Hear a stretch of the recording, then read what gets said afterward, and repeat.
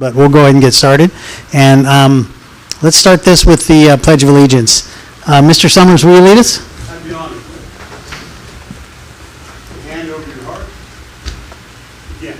I pledge allegiance to the flag of the United States of America and to the republic for which it stands, one nation, under God, indivisible, with liberty and justice for all. Who's going to run this one step? Okay. All right. I'm going to turn this portion of the meeting over to Dr. Thurman. Good evening, everybody. Welcome. We want to get started. We have Dr. Casey Blochek. Blahoviak, thank you. I get it wrong every single time.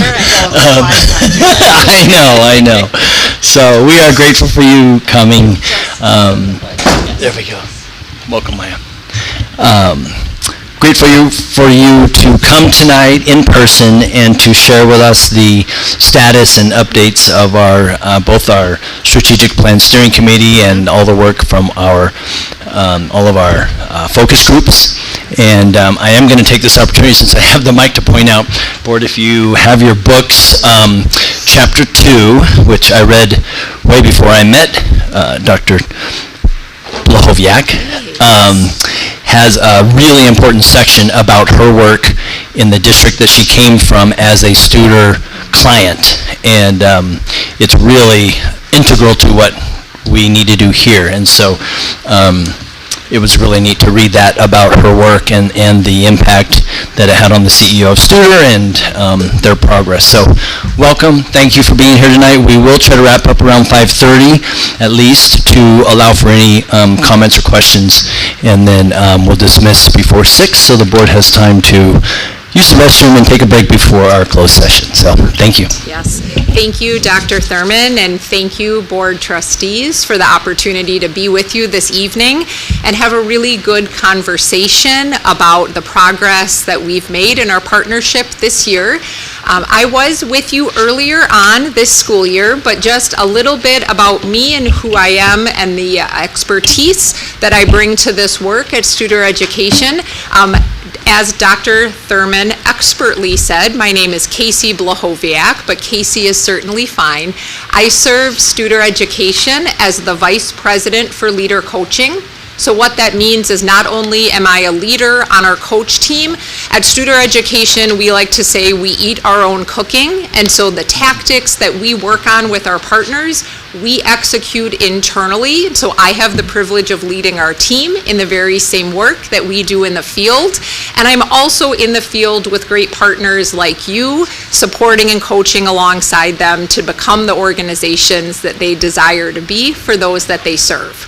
And I come to this work with over 20 years of experience in education. I was an early career leader and ended the portion of my career in public education serving as an assistant superintendent in an early and long-time partner district. And so the work that I'm honored to do alongside you and other partners, I've done in the field. I've worked with organizations around the country of varying sizes to do this work, and we're really honored to be with you tonight. And again, just have a really good conversation about your feedback and the status of our work together. So in the time that we have this evening, at Studer Education, we always begin our times together with something called a connect to purpose. And tonight I have a question for us, just for me to get to know each one of you a little bit more and really what your goals and desires are as we think about the Ramona Unified School District and what we want others to know in terms of the great things that are happening here. And then, as Dr. Thurman said, we'll have a really good conversation then around what's been occurring in the development of your strategic plan that's currently in draft process. It's really important to us that we use tonight as an opportunity to capture your feedback around the draft as it's currently developed. And we have a couple of reflection questions we'll pose to you and capture your insights on that as we move forward. And then we'll end our time together with a summary of what's happened in our partnership this year and provide a peek around the corner to those priority outcomes as we plan for next year. So it'll be robust, so let's get going. As we gather tonight, I'd love the opportunity to just continue to get to know each of you as a board trustee. If you would again share your name and just to help me understand the length of service you've had on the board, and what's one celebration about the Ramona Unified School District that you wish was more widely known? Something that's really a celebration that maybe isn't widely known in your community. Who wants to go first? I'll go first. For a small rural school district, our students and organizations go out into the United States and the state of California, and they compete with other school districts from across the country, and they win. They win national titles in a variety of different subjects, whether it was the marksmanship national championship that we just won, whether it was a dance program where we won, cheerleading kind of thing, whether it was the CTE building trades competition that we frequently win. And if we don't win them, we come in the top, top three. And for a small rural school district, we must be doing something extremely well to compete on a national level. Thank you, Mr. Summers. How long have you served on the board? I'm in somewhere between 3 and 4 years. Excellent. In that neighborhood. In that area. Thank you for sharing that. Hi, Casey. We've met before. We have. Nice to see you again. Nice to see you. I'm Dawn Perfect. I've been on the board since 2008, so 18 years. Not the most veteran board member here, so you'll find that out. And what I would want people to know that I think they don't know is just how much we really care about every single kid. Every single one. Excellent. Thank you. We'll go to you, Roger. I'm Roger Dome. I've been on the board for a little over 19 years. And the one thing that I think that's important, is especially down the hill, is that people know that we are a very, very tight-knit family community. And I think that is really important because people are looking for that and they don't really understand that. And they try to find that in other districts and they can't obtain it. But they can obtain that here. And I think that's a huge selling point. Thank you. I'm Maya Phillips. I've been on the board for about 4 years, but also I think we made those introductions already when we first saw you and your colleague many months ago, Yes. and I think you took notes back then, and we'll answered all the questions that were sent to us. I sent an extensive email back in January that I conveyed everything I wanted to say, so I hope Jennifer Markin forwarded that email to you, with all my answers? It's part of our focus group materials that have been so gathered. You know everything already. Good. Thank you. Super.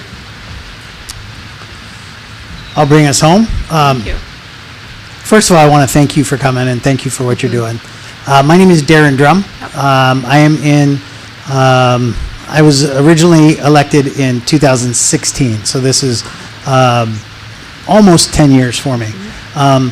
And I'm going to relate this to a story that I read yesterday, which there was a tragedy in Oklahoma where somebody walked into a high school with a weapon. And that principal of that school immediately rushed that person, disarmed that person, and was shot in the process. And I was reading that story, and I looked over to my wife and I said, we've got hundreds of employees at our district that would do that. Hundreds. So I'm proud. Yeah, as you should be, right? As you should be. Thank you all for sharing that. It helps me continue to get to know you, what you value, why you do the work that you do. Certainly you could be a lot of other places this evening and on many other nights, but you continue to commit to making this the very best district that it can be. And that's really what we're committed in our partnership alongside you, is to come alongside your leaders, to truly be partners in this work. And much of the work that we have been doing this year has been focused on developing the strategic plan that's currently in draft form. And so what we'd like to share with you is a deeper process update to what's been occurring, and then look at those priority areas and seek some feedback from you on what better might look like with those. So the why behind the work that we do, particularly around the development of a strategic plan, is to help us more deeply align the arrows in an organization. You've likely seen this as we've shared in the past, right? We look at it almost every time we're together with our partner leaders in organizations. You have amazing folks on your team here with great skill and expertise. And many times when we start working with organizations, we're that picture on the left. Folks are making the best decisions that they can in the environments and teams that they work with. But absent that pause to create very clear direction, we're making a lot of random decisions on where to focus our efforts. So this year has really been the opportunity to start to become that larger dark blue arrow as an organization. And to not do that in isolation, but to deeply engage in environmental scan, in opportunities to connect with folks in your community, to understand what they value as we start to define those priorities that will help us align those acts of improvement. And to really get to a place where that can cascade in an organization, we start with the development of a strategic plan. And that's where we're at right now in one body of our work. What that's going to set us up to do as we move towards the spring, summer, and next year is to get really clear on the cascading of goals from that strategic plan. Your input as a board on what measures we should be tracking of all the things we could measure. Your input on the things that matter most will help us set up those short cycle improvement plans that cascade to schools and departments, that lead into the work that individual department teams and teacher teams do, into the classrooms, and ultimately down to each individual student. Because when we look at data points, it's a student behind each one of those. Okay? So as we've been working so far this year, as it relates to the strategic planning process of our work, we've worked through a number of steps in this process together. We've started by defining the scope, developing a work plan, giving you as a board earlier on this year a peek around the corner to what would transpire as we moved through the year, and then formed an advisory committee or a steering committee that was and continues to be that touch point of the work as we've moved forward. We've been able to administer experience surveys, hold focus groups, bring that information back to the steering committee, and have been developing draft plans or a draft plan based on all of that in a very iterative process with that steering committee that's really gotten their hands into what's been developed. And now we are really at objective 4 and 5. We're in that place where we have a draft and we're seeking feedback on that draft. And tonight is your opportunity as a board to provide that to us. And so that slide looks very little, and I apologize that the screen is probably quite far away from you, but if you were seeking the particular details about the dates or the cadence of that work, you'd have the opportunity to peek into that slide. We started our planning alongside your executive leadership in early October and have moved through since that date 3 meetings with the steering committee here in Ramona. We've had 2 opportunities to be on site holding focus groups. We are about 3/4 of the way down to, on the chart tonight on April 16th doing a board workshop. Next up will be a community survey on the draft priorities to get their input and agreement or feedback. one more opportunity for that steering committee to come back together and then bringing that plan forward to you as a board later this spring. So we've been busy in the time in between when we last met. And so what we want to give you a peek into this evening are the different areas that have led into the development of those priorities. Part of the very first steering committee meeting, that group of representative community members was asked for input around who we should seek to involve in focus groups. And what you see on this slide are all of the different areas of community representation that the steering committee indicated would be key for us to talk to in this process. And so alongside your leadership team here in Ramona, we worked to bring those folks to the table and create an opportunity to sit down and talk with them about what we should continue doing, where there are opportunities for us to get better, what we should know about, what we should drive to for improvement. And so in that work, we were able to hold 12 different in-person focus groups, 8 virtual focus groups, and received 4 written submissions from folks around their input, and in total interacted with approximately 140 participants, and you can see the bar chart there in terms of the number of folks from each of those groups that we were able to talk to.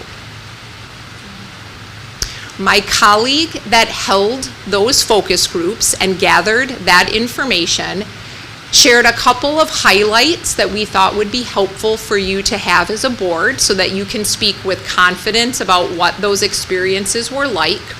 When we look at the representation that was provided from the steering committee of voices for us to seek, we were able to have at least one voice from every one of those particular groups present as part of a focus group. We have to invite folks in, and so the opportunities went out, and then we interacted and engaged with folks who said yes to those opportunities. The members that participated in those focus groups participated in what was described as a really authentic manner, and the students that participated expressed a lot of gratitude for being involved in the process, which is, of course, wonderful to hear, as well as the other members of your community expressing that same thing. As we then worked in that mixed methods research, where we're looking at your academic data through the environmental scan and the themes that were coming out from those focus group conversations, some really clear themes emerged from those as we interacted with more and more members of your community. So I want to pause in terms of the process before we take a peek at what's been emerging for the actual priorities themselves. And I believe, Trustee Perfect, you sit on the steering committee as a representative of the board. Yes. Thank you for confirming that. Absolutely. Appreciate it. Questions? So, what do you guys want to know? Well, I think we're just talking about the process. So do you want to know about the steering committee? No. That's the only thing I could talk about. Yeah. Oh, I just want to talk about the process. So Okay. for me, what's missing is that we should have some accountability from Studer at every single board meeting. You should be coming and giving us an update on where the process is so that we're very familiar with what's going on. Because at this point, I couldn't tell you. And if somebody was to ask me, I would have no way of even answering that question.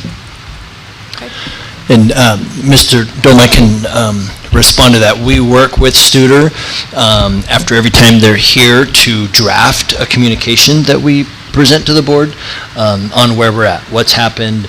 I just remember the one when we were developing the focus groups, calling people for the Strategic Plan Steering Committee, all the different pieces.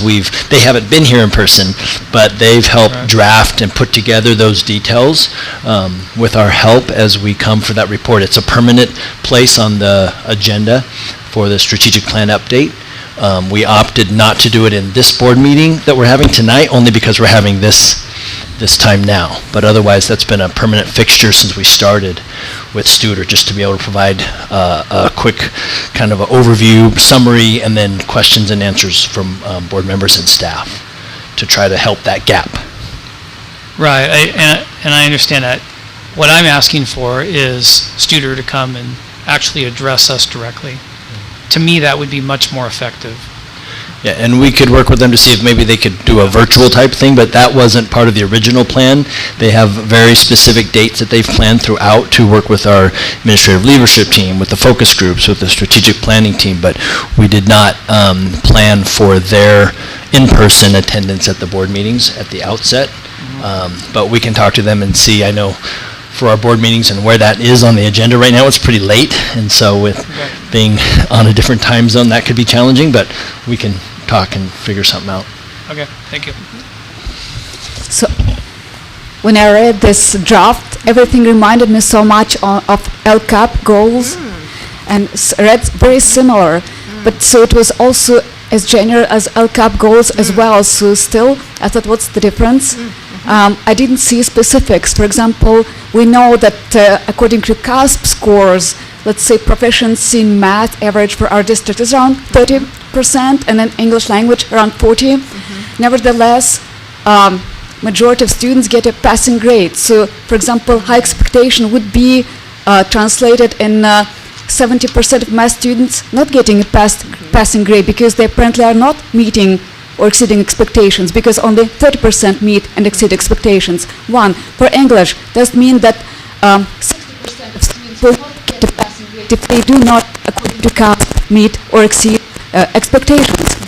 Also, what I heard from teachers, I don't know if you can help with that, to implement something like this. I heard from teachers that the major obstacle for them and the major objective for teacher is to eliminate distractions from the general education classroom. That's what I shared in my email with your colleague. And make instruction as smooth and effective as possible for mainstream students, so they complain about distractions the most. Distractions from the minority of students. And teachers should be able to focus exclusively on general education students without being drained, distracted, or stressed by IEP students, behavior issues, or English learners. This approach benefits students, teachers, and overall academic outcomes. Is it something you would be able to accomplish, help us accomplish as well? Absolutely, and so what I'd like to be able to do, if it's agreeable to you all, is I'd like to be able to offer a couple of questions similar to Trustee Phillip, what you're beginning to share with us tonight, where we might need to make adjustments to the draft that's currently developed, and really have a good conversation about, from your seat, from your deep knowledge of the community, what might be missing and what better would look like in the current draft that we're bringing to you this evening. And so if you're agreeable to that, what I'd love to do is create the opportunity to have that exact conversation on the draft that we've developed. Okay. All right, so, Darren? Yeah, sorry, go ahead. Yep, absolutely. I think what I would like to hear, because there is a significant cost attached to this, is a progress report. We've launched, and we're not right in the beginning. We've launched. We've made some progress. But I would like to have a timely, updated progress report of what specifically our accomplishments are. I'd like to hear that. It doesn't require that, Casey, you come out here from back east to give it to us. You could simply do a progress report to the superintendent, and he can share it with the board.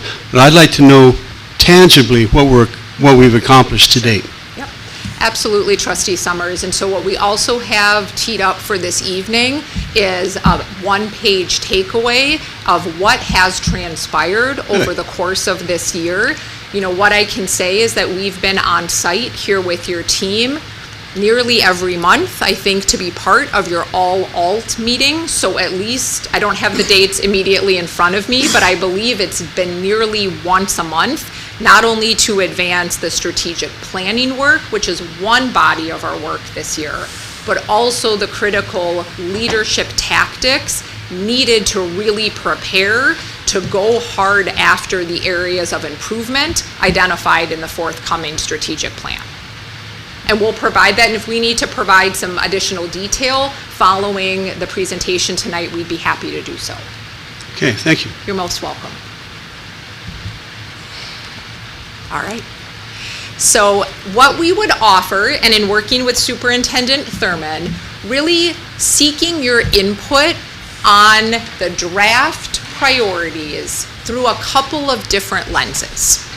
We don't have to stick in each question exclusively, but these are the types of things that would be very valuable for us to understand from your deep experience as a board member.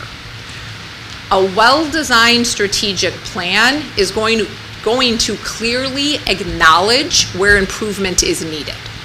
And so from your perspective, your experience as a member on the board, where are we hitting the mark on the draft? Where are we really addressing those areas where you know improvement is needed? And where is it missing in the draft that we'll go through tonight? We also definitely want to have a conversation and capture your feedback on the metrics that are critical for this plan to help us move. As you well know, in a school district, there are thousands of metrics that we could track and seek to improve. Which are the ones that are most critical? And do we see a place where those are clearly attached to the plan? We want your feedback on that. And then finally, as we look at the draft strategic plan, we really want it to represent your community. It is not Studer Education's strategic plan, it's Ramona Unified School District strategic plan. We are simply here to facilitate this process alongside you and your community. Do we see that uniqueness of Ramona Unified School District represented? And if not, what adjustments would better represent our community? And so what you were provided with in the materials for this evening are the 6 draft areas that have come out of the environmental scan around the academic needs, as well as the conversations from the community members in those focus groups. And as we've pulled all of that information down, imagine a research funnel where we're looking at the academic needs, we're looking at the comments and the conversations with folks. We've worked that through a funnel and also had the opportunity on 2 occasions to work this language right alongside the steering committee members. So it has gone through a couple of iterations with folks deeply connected in your community to bring forward what we have tonight. And so what I might offer is a quick peek at each one of those and then an opportunity to capture your feedback as board trustee members. President Drum, would that be agreeable? Okay. This is your guys' Okay. It's about meeting your needs as a board and really making sure that we have a good conversation. So I don't want to take valuable conversation time if you feel prepared to engage in those questions and provide feedback, but I'd also be happy to spend a little bit of time and create a pause for folks to review those before we provide feedback. What's the will of the board? May I add something new that I have been reading to add to your plan? Sure. I'm reading more and more research how removing Chromebooks from the classroom actually contributes to higher grades and better academic achievement. Not only removing cell phones from the classroom, but also Chromebooks as well, because they do provide distractions. So there's more and more research that's being published that comes to my attention, and it seems like it's working in places where it has been implemented, where academic achievement does improve significantly when Chromebooks are removed, and because somehow there's connection between how thinking and studying is being processed when the kids have to read from paper and write by hand. There's something to it that's so much better in learning and remembering things than reading from the screen or typing on the computer. Could it become also part of your plan? That's something new. So I think that's probably a question that would be better directed towards staff, and that's, in my humble opinion, a little too far down in the weeds. We have staff to keep up on that research, engage in that conversation, and bring recommendations to us. So I think that's probably, in my opinion, a little bit outside the scope of what we're trying to accomplish here today. I wouldn't, my encouragement for you would be to think about your best feedback to us might, and I'm displaying it on the slide, this might help us. Not so much on the exact ways in which we will accomplish those goals, but are they, coming back to these questions, are these the right areas? When we think about all of the vast number of areas that we could focus on, are these acknowledging where improvement is needed the most? Do you see that represented there? When you think about the metrics that you need to and want to move most for the community that you serve, do you see a connection to those categories? So to simplify it, I've often said this: we give the what, they do the how. And they is the superintendent and staff through the superintendent's direction. So I appreciate the suggestions and the comments, but that's I don't know that that's a decision that the board engages in without staff's recommendation, without staff's bringing this to us. Hey, this is what the research is telling us. This is what we're going to do unless you guys overrule us, kind of conversation. So I like the high level that you're trying to keep the conversation at. Thank you. You're welcome. I think number 2 is important metrics. CARS, I think, in my opinion, is the most important because it reflects objective knowledge of the students as measured by the state standards. Also, 30 or 40% is a failing grade, so objectively, we don't have to be perfect, so we don't have to be an A, not 90% probably, but getting to 80%. Why not? It's a B, between 80 and 90%, meet or exceed expectations. We could raise that bar, raise our CASP scores to between 80 and 90% proficiency in both math and English language arts. That's specific metric. Yep, so what I'm hearing you say is CASP scores, are very important, and particularly math and literacy or reading scores. Yes. Okay, thank you for Thank clarifying. Yes, absolutely. What else? Okay, I guess I'll chime in. Maya already said it for the first area. 3 metrics. Obviously, one of the metrics needs to be academics. English language arts and mathematics are probably the 2 areas that we want to see increase the most. But of course, all areas. And for me, there's only one goal, and that's 100%. The one thing I will say is, if you look at sales, you look at Amazon and everything. Their sales are based upon some simple ideas, and that is, if you set a goal, you're going to make at least 33% of that goal no matter what. And so, but you have to put all your effort into it. So if we set a goal that's only 1%, we're going to at least make, a third of that, which isn't very much. And that's why I'm saying is we have to have lofty goals.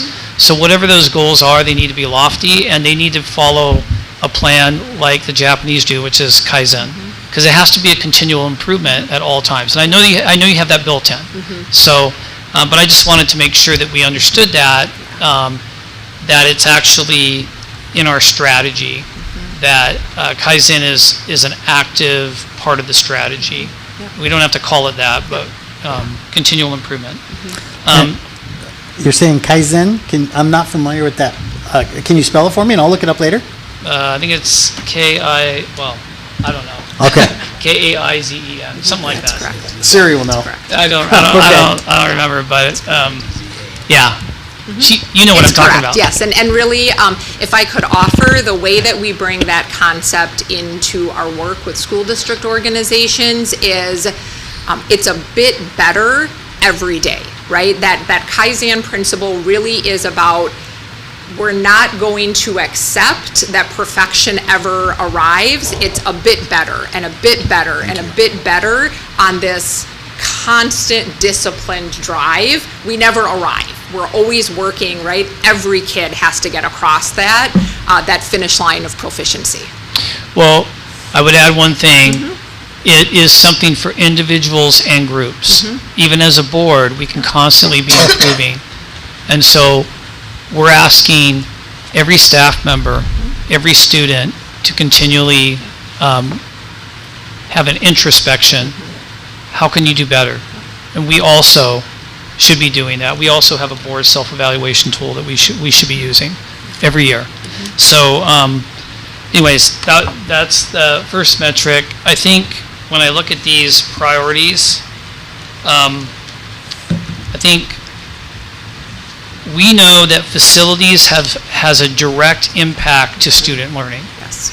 So it's super important that we work to not only improve, but make our facilities a place that is conducive for learning. And that's not always easy to do, because our facilities are constantly aging and we have to improve them. I think that with what we have, we're doing an okay job. It's hard to do this when you only have a finite amount of money. I totally see this. It makes it very difficult. And I'm asking for a miracle when I say this. I realize that. But I still think we need to say it, because we've seen this. We have evidence of it. Every district that builds a new facility and kids go in it, they improve. They just do. And so I think that there's something about that. So that's one thing I wanted to add. And I don't know how to do that. And that's where we rely on staff. And then the other thing is we need to have the other metric, and I'm not sure how exactly you measure it, but I think it's very important that we provide an environment where we're empowering everyone. And so what does that look like, and how do you measure it? Well, first off, that goes to the innovative opportunities. How do we foster innovation through students? How do we foster innovation with staff and provide that environment to do it? And how are we measuring that? So I think that those are kind of critical areas. Poway Unified, it has a high, what am I trying to say? It's been acclaimed for many things, right? But it wouldn't have turned into the district that it is if they didn't have a superintendent that relied on empowering people to create innovation. And I remember this early on, because he was there, and that's all he did. I mean, well, that wasn't all he did, but he really focused on that. It was like a big driving thing for him. And that literally shaped Poway Unified. And so I think that also is something we know that is proven that works, that we need to focus on in our metrics, because it's typically not something measured. So how do we do that, and how do we measure it? If we can figure out how to measure that, especially now that we have AI, which could be useful in that, I think that we could really see gains that we haven't seen before. Have a question. But may I ask just follow-up question? Yes. Because we want to get this right for you. So my goal is that I leave with really great information and it hits the mark. So when, if we go back to your first contribution around the academic metrics, is it CASP that matters most? Is it something else? Of all of the things that we could seek to improve, what do we value most? Okay, so we have a lot of tools that we use to measure, even Yes, AP sir. tests, right? Yes. So to me, I'm just going to flip the page. For example, strategies. Now, it's not my role as a board member to tell you how to do to tell you or to tell staff how to do it. But when I read the first statement, high expectations for all, the first thing I think is, oh, we just lost the mark. And the reason is because it should be establishing unified high expectations for all. Because if we're not unified together, what does it really mean? Sure. And so when you ask which test it is, to me, it's all tests. We need to show improvement in all tests, and we need to practice Kaizen so that they're just increasingly getting better all the time. And we need to come up with a plan to do that. And so if we establish a culture, a unifying culture of high expectations throughout the students, and everybody is talking with the same language all the time, which is, I know, is what Studer, teaches us to do, then that will work. That we'll see a change right away. I know that works. So to me, it's not CAFS, it's not AP, it's every single thing. Now, what do we have that we measure probably more on a continual basis to show students improving? Because some students will come in at a low level, one will come in at a high level, but they can both increase, right? So we have maps that can do that, but we have other tools in the high school too. So,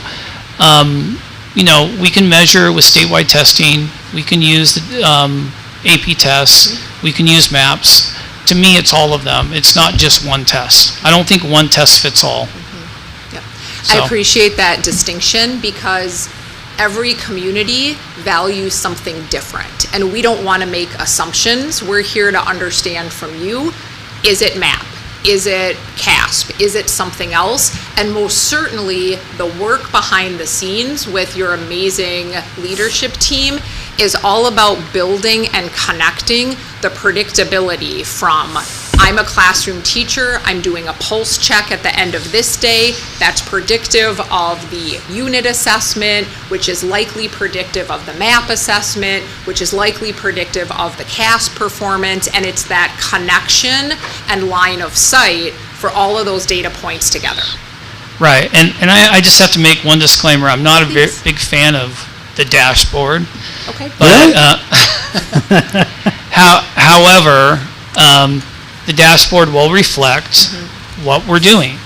And so, but when we get to a point that we see very, very small gains, the dashboard won't really reflect that with us. And so that's why I think it's important for the other testing, because students judge themselves by those tests, especially in high school. They look at those tests and they see, how am I improving? However, the CASP, do students judge themselves on that? No, they could care less about that. But the AP test, that matters. So we have to create a culture where those other tests matter to kids and explain to them why it matters, and also to parents and why it matters. And I think the more that we do it, the more we communicate, then, like I was saying, we have this family environment, which not all schools have, not all districts have. And so by doing this change, we can be able to communicate that, and people will want to come because they'll say, wow, I'm continually changing and growing, which I'm not really receiving that at the other school. I'm just trying to get good grades to get into college, but it's not enough. I'm not retaining anything. I'm not improving myself. I'm not growing. I'd like to hear staff's perspective on, I think we've been, correct me if I'm wrong, group, but I think we've been pretty vocal about academic improvement. What, in your opinion, because I'm not a teacher, I'm not an administrator. What, in your opinion, is the best measurement of academic improvement? And I'm not sure I accept the premise that we just need to do everything better, because we eat an elephant one bite at a time. And this is what we're asking staff to do, is eat an elephant. So if we just say, do it all better, I'm not sure that that is giving specific measurable goals to staff. I'd like them to tell us, what can we do better as a district, and truly take on one or two projects at a time and nail them, and then take on project 3 and 4 and nail them. This is not something that we're going to turn the ship on overnight. So, I got you, brother. What would that measurement look like? What would be the best measurement of academic improvement? Yeah, we do have lots of measures, and we've seen growth with some of those measures and lack of growth in other measures. One of the standard measurement tools that is consistent across our state is the norm-referenced CASP system. It's had several iterations over the years, but that really levels the playing field. That is standards-based. We know that. We've got a lot of really, really good program strategies, ideas in the district moving forward. And I just, as I've heard us talking, was referring to the book where it talks about Dr. Blahowiak's work in Menominee Falls, and the idea there that this topic was about 8th grade math scores, and the goal, and maybe you can give us a few minutes summary of that, was to find out what the math scores were what they call a major pain point, but the challenge was trying to find the root of the problem. And the staff that she was working with, her staff at the time as the 8th grade principal, went right to solutions. Here's what we need to do, here's what we need to do, here's what we need to do. But she remembers slowing the conversation by applying the 5 whys approach to lead the team to find the root cause. And just from my own work, and Dr. Blahowiak and I have talked about this, going through processes that we felt were great, they were thorough, we hit our targets and goals, but it had little impact on achievement. So it was going back to that and taking a solid, honest look and saying, oh, we missed the boat on rigor in my situation, and had to change it. And I was telling her today how the staff hated it. We all did, because we had just done work for almost 2 full years and had to change it. But that was the critical piece, because our scores increased significantly. So I don't know if you want to touch on this experience that you had with that, but I believe, to answer your question, President Drum is really trying to find out what the root cause is that Studer will help us with, and our Ed Services team has done great work for a lot of years. I've heard about it, I think, starting 2018. So there's no question that we've got expertise and systems and procedures in place. I think as we get down to the root problem, we will see those standardized scores come up. And then I would also add, from my own experience, when you do that for your significant subgroups, it moves the whole train forward, rather than focusing on one particular group or the regular ed students. You know, when you're focusing on our significant subgroups, it does tend to move the whole process. So are the CASP scores, ranks that are publicized, are those weighted towards subgroups? No, they're not weighted. They're just, they're put out the scores for each subgroup. So I knew that answer. Right? You know, and if what we're looking for is overall CASP improvement, yeah, we have to work with our subgroups, but that's not going to get us big CASP improvement. Well, right? let me tell you, but I don't think so.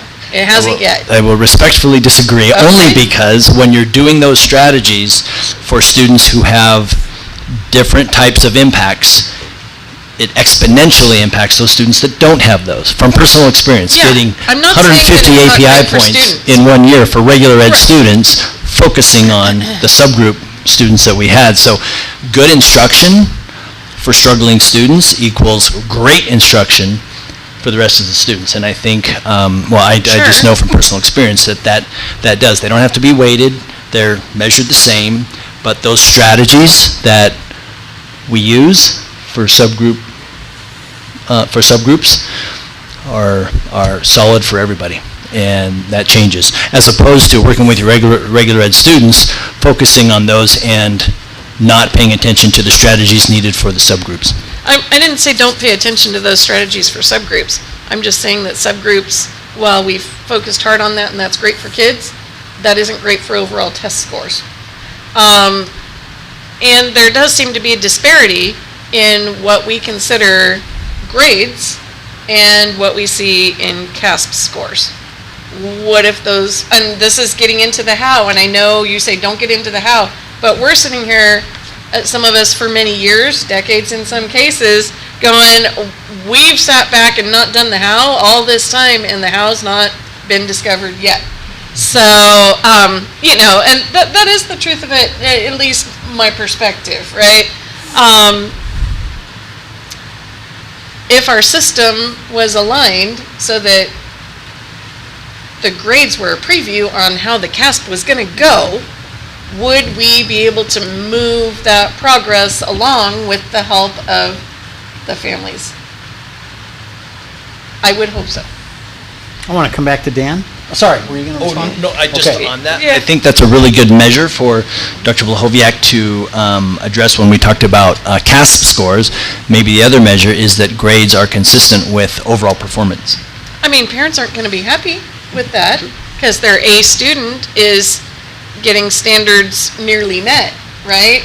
And so that A student may not really be an A student if we were to more closely align grades and CASP. I'm not saying that grades come after CASP, but if grades were a realistic reflection on how prepared your student is for grade level competency, might stir things up a little. Might motivate them. Might stir things up a little bit. Dan? Well said. Thank you. Dr. Blochowiak, She said we could enough. cover Casey. how am I doing? You're at 95%. All right, how about Dr. Casey? That's on your CASP, not your And I bet grade. I'm not the first guy that suggested Dr. And Casey. just Casey is fine. All right, sir. Dr. Casey. Okay. And this is on your draft priorities. I'm Yes. very happy that academic excellence is number one, right where it should be. That's right.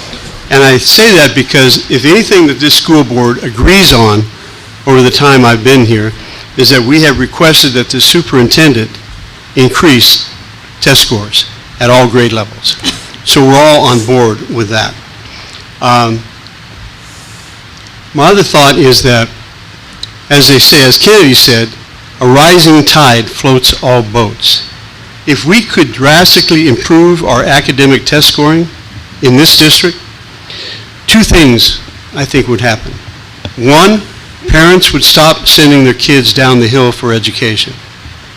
And that's a wound that is open. And two, we're 0 for 7 on school bonds. 0 for 7. And that explains our facility woes.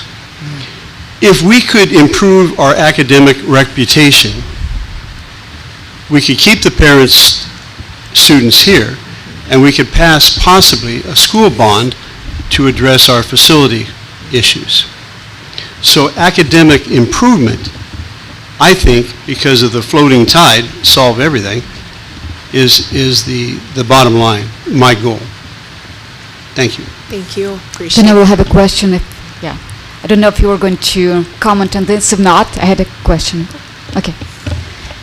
Piggyback on what Dan said, of course, academic excellence is very important, but there is a next word that says accountability. And I would like to know, how do you see accountability for low-performing students and for low-performing teachers? Of course, for students, for them, life will be a natural consequence for low performance.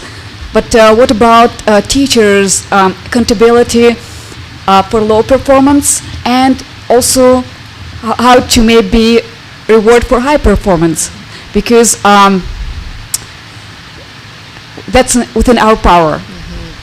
And so what I'll offer is that is the expertise of your leadership team here in the district, but I'll make one connection that our coaching alongside is really designed to do, is bring that priority focus from the district level, whatever that academic metric is, be it our ELA CASP or our math, really thinking about that clarity and alignment of how each school's individual goals drive towards whatever matters most. And then as a building principal, I'm then working with the team of teachers on my team to really support of all of the things we could be addressing. These are the pieces that matter most. And that's the development of your team as leaders that comes right alongside the development of the strategic plan and continues to build their skills in that performance management way. So support is your way of addressing accountability. So our role as a student education is not to directly address accountability with your team.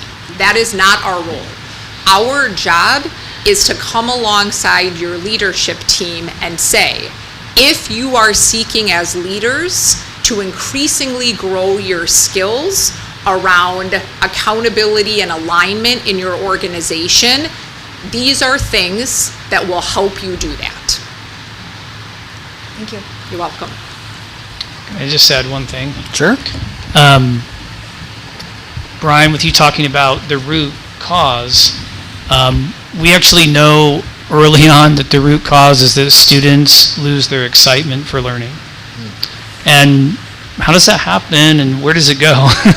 And I would say the same thing, that teachers, when you say that there is a poor teacher, they lose their excitement for teaching. And so where does it go? And so I think if you can focus on that, you might see some changes. But I think everybody's been trying to figure out how do you get that back, And I don't think that's a simple answer. I think I would know how to do that. If schools were run as a business, then you just keep the best teacher and don't keep the worst performing teachers. But in school districts and government organizations, we can't evaluate teachers based on performance. It's not one of the metrics. So this way we can't operate as efficient as private businesses would. So that's why government entities like school districts are so inefficient in providing good results, producing good results. Yeah, I understand the logic there. If we had all the best teachers here, or whoever identified the best teachers, then we would be the only ones that have all the best teachers. So I'm not sure that actually would work. So we need to figure out how we can bring everybody It would work. We just can't do that. Right. It would work. It would work for some, but not for all. That's the problem. You mean for students not in our district where we would have all the best teachers? What I'm saying is it would work for some schools, but not all schools.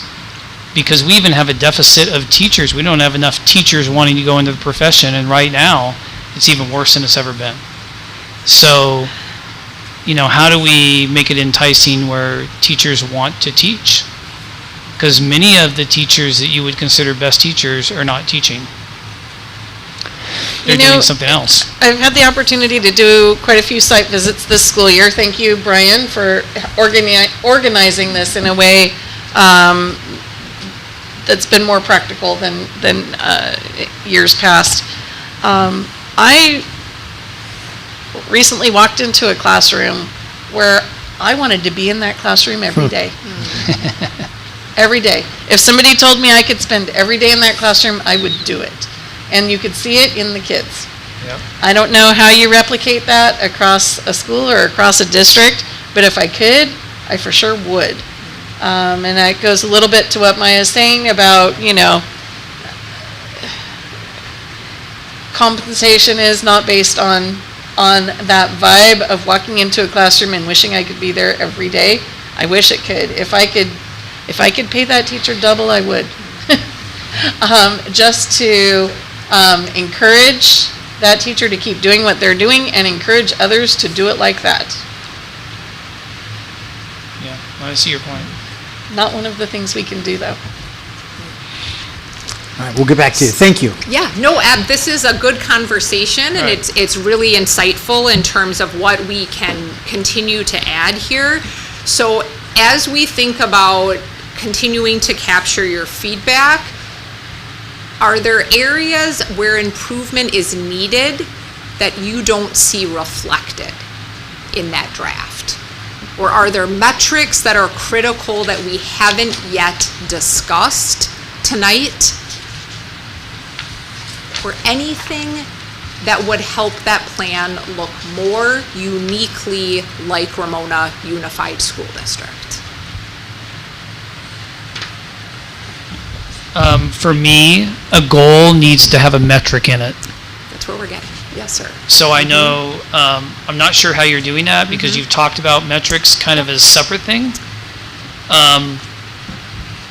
So the goal statement, is it going to actually have a percentage or an amount in it in the end? Yes, sir. And what we are seeking your input on tonight, along with your skilled executive team, is because where those goals have come from has been the work of what folks have been talking about, right? Okay. That's how folks in your community, when we say, what would better look like, right? They use, Right. oftentimes will describing that in words. They're not bringing metrics to us to say, this particular thing should increase by this particular number.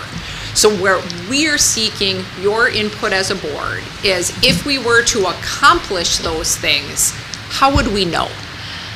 Right? And what I'm hearing you all say is, whether it be our CASP scores or really other measures of academic achievement, maybe it's grades, maybe some of our departments or teams are looking at their AP participation and 3 or better. Right. We sometimes see schools, particularly secondary schools, as they're looking at progress measures, start to look at percent of core academic classes that are, let me back up a half step.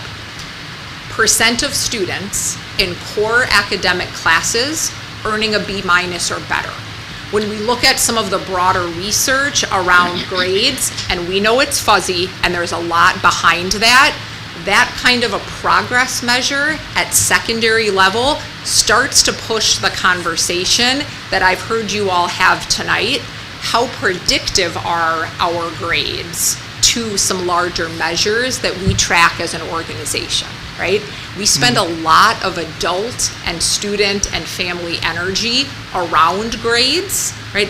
This kind of work can help us increasingly get better informed at how predictive they are to some of those bigger measures. So we're seeking that input from you. What should we look at? How will we know we've accomplished that goal? What's the metric? Okay.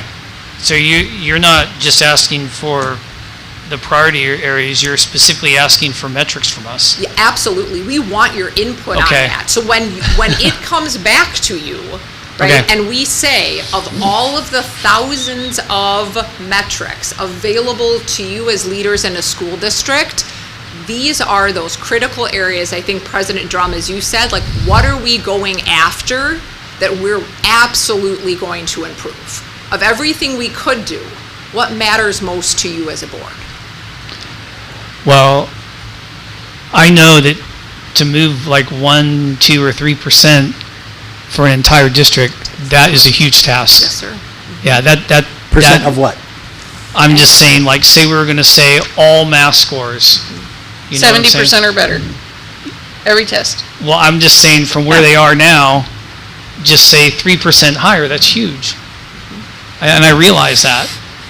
But the other thing I realize is, and I'm sure the staff would probably agree with me on this, if the staff members that are doing the work, the teachers in the classroom, if they are not 100% sold on whatever the percentage is, whatever they're going to do, and believe it, then we're not going to see any results. They have to own it. So we can decide something here, we can decide a number, but until they own it, it does no good. So how do we get them to think it's their idea? May I offer a? No, that was just a It was just a general question. Yeah, I already know that you have an answer to that, but I will reserve my answer then, and let the rhetorical question hang. yeah, just let that hang. That's kind of my point. So I think we kind of have two things going on is, like, what is this board, like, how much do we think is realistic? And then what does the staff think is realistic? I don't know if those will align. So are you saying from 30% proficiency, 33, adding 3 would be huge? Improvement? Wherever we are, adding 3% across the board in whatever it is will be huge. Like if you say 6th grade math, we're going to increase 3%. That's a huge number, don't you think? Am I making that up? Significant, especially if you can do that every year. That's significant. Yeah, because whatever we decide, we're talking every year to increase that. It will take 40, 50 years to get to 80%. I want a bigger number. And remember I said like in sales, if you work super hard at it, you'll always get at least 33% of your goal. But you have to work really hard at it. Also, as an employer, you said teachers have to think it's their idea, but as an employer, aren't we expected and supposed just to impose workplace requirements on employees? It doesn't matter what they think if it's their idea or not, and they have to fulfill workplace requirements, including goals. Well, if they don't, then they don't can't handle their work duties. I'm just telling you, it's better to have people empowered than it is to force them to do things. Every work forces employees to do things. I have a question. It's related to what Roger's saying. I agree with what he's saying. If the clerical staff, not the clerical, the certified staff does not buy into the SUDA program, we have a problem. My question is, what does SUDA do to help the certified staff buy into the program? So what I would offer is it's not so much the certified staff buying into the STUDER program, it's how this, I'll use your term, the STUDER program helps your leaders increasingly create the conditions where their staff is empowered. So for example, I pulled this slide back up to just come back to this and maybe help us pause and see what we're aiming to accomplish through the strategic plan and your input on the metrics that matter most. We're identifying for staff of all the things that we could go after. We're going to need your input on how do we move this reading proficiency number higher. You are closest to the work. You are in the classroom every day, right? Coming alongside with the wonderful the pedagogy and expertise that your leaders have to say, these are the moves that we need to make. What do you need as a classroom teacher to best accomplish that? What's getting in your way of doing that? Let's get that out of the way so that you can execute on that best possible universal instruction. You're setting the guardrails and then deeply engaging with your teams to understand what's making it easy, what's getting in the way, and that's true leadership, is getting those barriers out of the way for folks so that those classrooms where the bright spots are happening can increasingly exist across your organization. Some of those barriers still exist, and we know what they are, and we are mandated to keep them, like distractions in the mainstream classrooms by the minority of students, like I said earlier, that create huge burden and distraction for teachers. and we can't remove them from mainstream classrooms, and that's an obstacle, and that's what teachers are the most concerned, how it would improve, help them improve their performance. But teachers can guide students to put them away and take them out when needed. Take what away? I was just talking about Chromebooks or whatever. Well, I was it talking is. not about Chromebooks, I was talking about distractions for mainstream teachers like IEP students, English learners, and students with big behavior issues. We can't just separate them in a different classroom, but even 1 or 2 or 3 of those students are impacting in a big way the remaining mainstream students. So I think our teachers understand a concept that I know Dan's familiar with. You do the most good for the most number of students. And our teachers absolutely understand that. There are some students that bring so much baggage to our classrooms that we're never going to reach them. That doesn't mean we don't start trying. But the baggage that they bring is a block wall between instruction and that student. But there's a lot of kids in that class that they can reach, that they can have successes with, that they can absolutely influence in a positive fashion.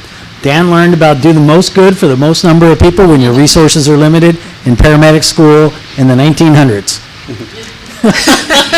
Okay, so, I guess I'm having a little trouble articulating exactly what the goal would be and how to measure that. I have a lot of educators in my family, and we also have some realtors around our crew as well. Friends, family, okay. And what I hear is, well, the Great Schools rating isn't very good. You guys have heard me mention that before, right? So while I've been sitting here, I'm looking at, okay, I can't do a deep dive into how the Great Schools rating is composed, but in a nutshell, when you ask how good are schools in Ramona, California, this is the Google, right? Above average compared to the rest of the state, an overall grade of B+. Okay, that sounds pretty good. But key academic performance, general ranking, public schools in Ramona have an average ranking of 6 out of 10. That's not very good. Right. And it says placing them in the top 50% of California public schools. Also not very good. Reading proficiency. Approximately 49% of students are proficient in reading. Yeah, not very good. Math proficiency. Approximately 30% of students are proficient in math. Also not very good. Student-teacher ratio looks okay. It gets into each of our specific schools, but Google prompted me to ask a different question, which was comparing us to a couple of neighboring school districts. So I did that, just here while we're sitting. Obviously we don't shape up great compared to our neighboring Poway Unified. And while I'm not one to air my dirty laundry, this is the time, I guess, where we get down and dirty with it and look at what these numbers really say. Overall grade for Ramona Unified B+, Poway Unified A+. Reading proficiency, Ramona 49%, Poway 75%. Now, if I'm a parent and I'm deciding where I'm going to live, yeah, there's a lot of factors, crime, affordability, all that, but reading proficiency at 49% is not very encouraging. Math proficiency, 31%. Poway, 65%. I don't need to read more unless I'm really super into learning about Ramona Unified and what makes Ramona great. I have to dig hard to find a reason why Ramona might be better. The Google does break that down. Ramona offers a small town atmosphere where teachers and families are often closely connected. Poway is a massive suburban machine with 39 schools, which can feel more anonymous, but provides more specialized resources. Yep. College and career readiness. Am I going to go for that small town, or am I going to go for the massive machine with a lot of resources? Now, we can't be the massive machine with a lot of resources. But I think there are things we can do to match up better when somebody does a basic search like this. And this is what a parent who works down the hill and has an incoming TK, this is what they're doing, right? They're looking at, do I take my kid down the hill with me and get them into school in a different district where 71% of the kids can read, or do I keep them in Ramona where only 49% of the kids can read? We know there's a lot more behind these numbers because this is our bailiwick, right? But parents and families and community members, this is the search that they do. And this is the result they see. I'd like to see something more favorable. And I'm not saying we have to stack up against Poway. We know that's stiff competition. I can do the same thing for Escondido. I could do the same thing for Valley Center, right? Mm-hmm. But the parent who's just trying to figure it out, they're not digging that far. So what can we do to get these results better? I can tell you because I'm very aware. So Yeah. the difference is the culture. Yeah. There is such a culture doing well on grades, doing well on tests. The kids will actually skip their practice, skip a sporting event, talk to their coach and What? say, they do. No way. It's the craziest thing. I've never seen anything like it. Craziest thing. Yeah, but that actually does occur. Or they will ask, can I take the test early? Can I retake the test? All these things are going on just to improve their grades and to improve their learning. So it's embedded, and I don't know. I mean, I would have to say that all happened in the early 90s when the whole focus was you're going to college. I mean, Roger, That's really what this happened. comparison was not much different even back when you and I were in school. No, And it was the I know same my then. parents did the same comparison back then. It was just harder to get the numbers. Poway's had that culture for a long time. Do I want to be Poway here? No. No, I didn't say that. But no, and I'm not suggesting that you did. But I would like to stack up well when parents are deciding the right place for their kids. So And this big fish, little pond only goes so far. well, I'm just saying, we have to change the culture with students and parents. It's not just the staff. There's accountability with For sure. students too. Well, remember Oh. earlier on I mentioned, could we have grades correlate with, anticipated CASP results? I don't know. Maybe? Does that get us there? I don't know. I honestly don't know the how, right? I Right. just, when we're asking for what the metric is, what's the goal, what's the metric, how do we measure it? Here's how I want to measure it. I want to go on here in 18 months and see a different result. I know in the early 90s at Poway High, our numbers were very low. And the principal unified the staff and said that we're going to increase our scores, but we all need to be unified in what we're doing to do that. So there was some unification. He also said, which was extremely unpopular, he said, kids will bond with the school if you do at least 2 hours extra or something every day. And he said, I know the union's not going to be happy with me, but he said the truth is, if you do a sport, if you have a club, if you open up your classroom during lunch, then the kids will feel connected to the school and they'll do better. And then the other thing is, he reached out to the students and explained why the test scores mattered and made sure that the environment changed when they took the test, and became a champion and encouraged them on the all-call every single time, getting them ready to prepare, make sure that you eat something before you take the test, and like all this stuff, like energizing, getting them excited about it, and letting them know that they can do a good job. And we saw test scores rise.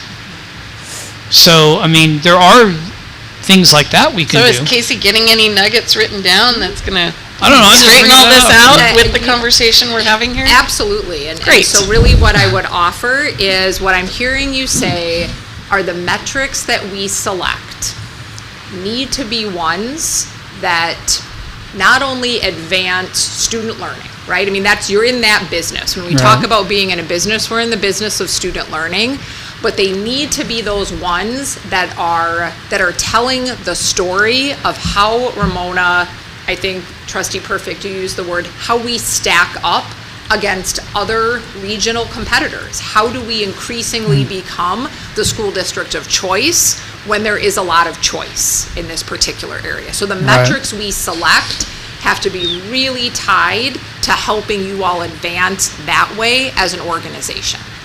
And if we can bring that tether back, would that hit the mark or get us closer? Casey, I have a question. Are we Yes, at a point in time when we could hear from one of our staff members? Absolutely, Our yes. teachers and one of our community members and one of our parents? Yeah, it's your Mrs. Scahan, if you would come up. Oh, do I need to step You guys aside can here? sit Oh, next to each okay. other. I sorry. think that's okay. Hi. Where are you teaching now and what grade? James Dukes, kindergarten. I've been there for 20 years. I know where you were, but you were in another role For at James 18 Dukes, years, correct? 18 years I was what's now called ESN, Extensive Support Needs. Okay. Prior to that, I taught 4th grade in Long Beach for a couple of years. Oh, okay. Anyway, I've just been sitting here listening, learning a lot. I appreciate it. And I have to agree with a lot of what all of you are saying, little bits here and there. But I've just been taking some notes, and I just wanted to offer from a teacher's live perspective who is living in it. Just in terms of metrics, I want to comment that the reality is CASP starts at 3rd grade. So I would just propose that maybe we consider our current DIBELS assessment that we're doing, which is K through 2. DIBELS, to me, we also do MAPS testing, which is optional in kindergarten, but some teachers elect to do it. But I would interpret that with caution, because that's used to measure growth, and it's K2, and it has a lot of, I've perused the test questions as my kids are taking it in kindergarten, and it is hard. And it doesn't really align with the standards that they are being taught. So I value DIBELS tremendously more. But I will say I have seen a shift, a tremendous shift in the family makeup of a lot of the kids that we are getting. I have a huge number of students who come from trauma, divided households, feuding parents, and I think that has a direct correlation on what we're seeing as well. Just in the last month, my principal has called law enforcement for these matters on numerous occasions. That being said, focusing on social emotional well-being of staff and students. I've been spending a lot of time in CPI lately because I took the training and I was chosen as by my administrator as one of the people to disperse the information with my staff. And I don't want to brag, but I feel like I'm one of the teachers who is on fire still about teaching and is on fire about always improving myself. And my husband would be proud, the engineer that you mentioned, Kaizen, because he prides himself on that also. But anyway,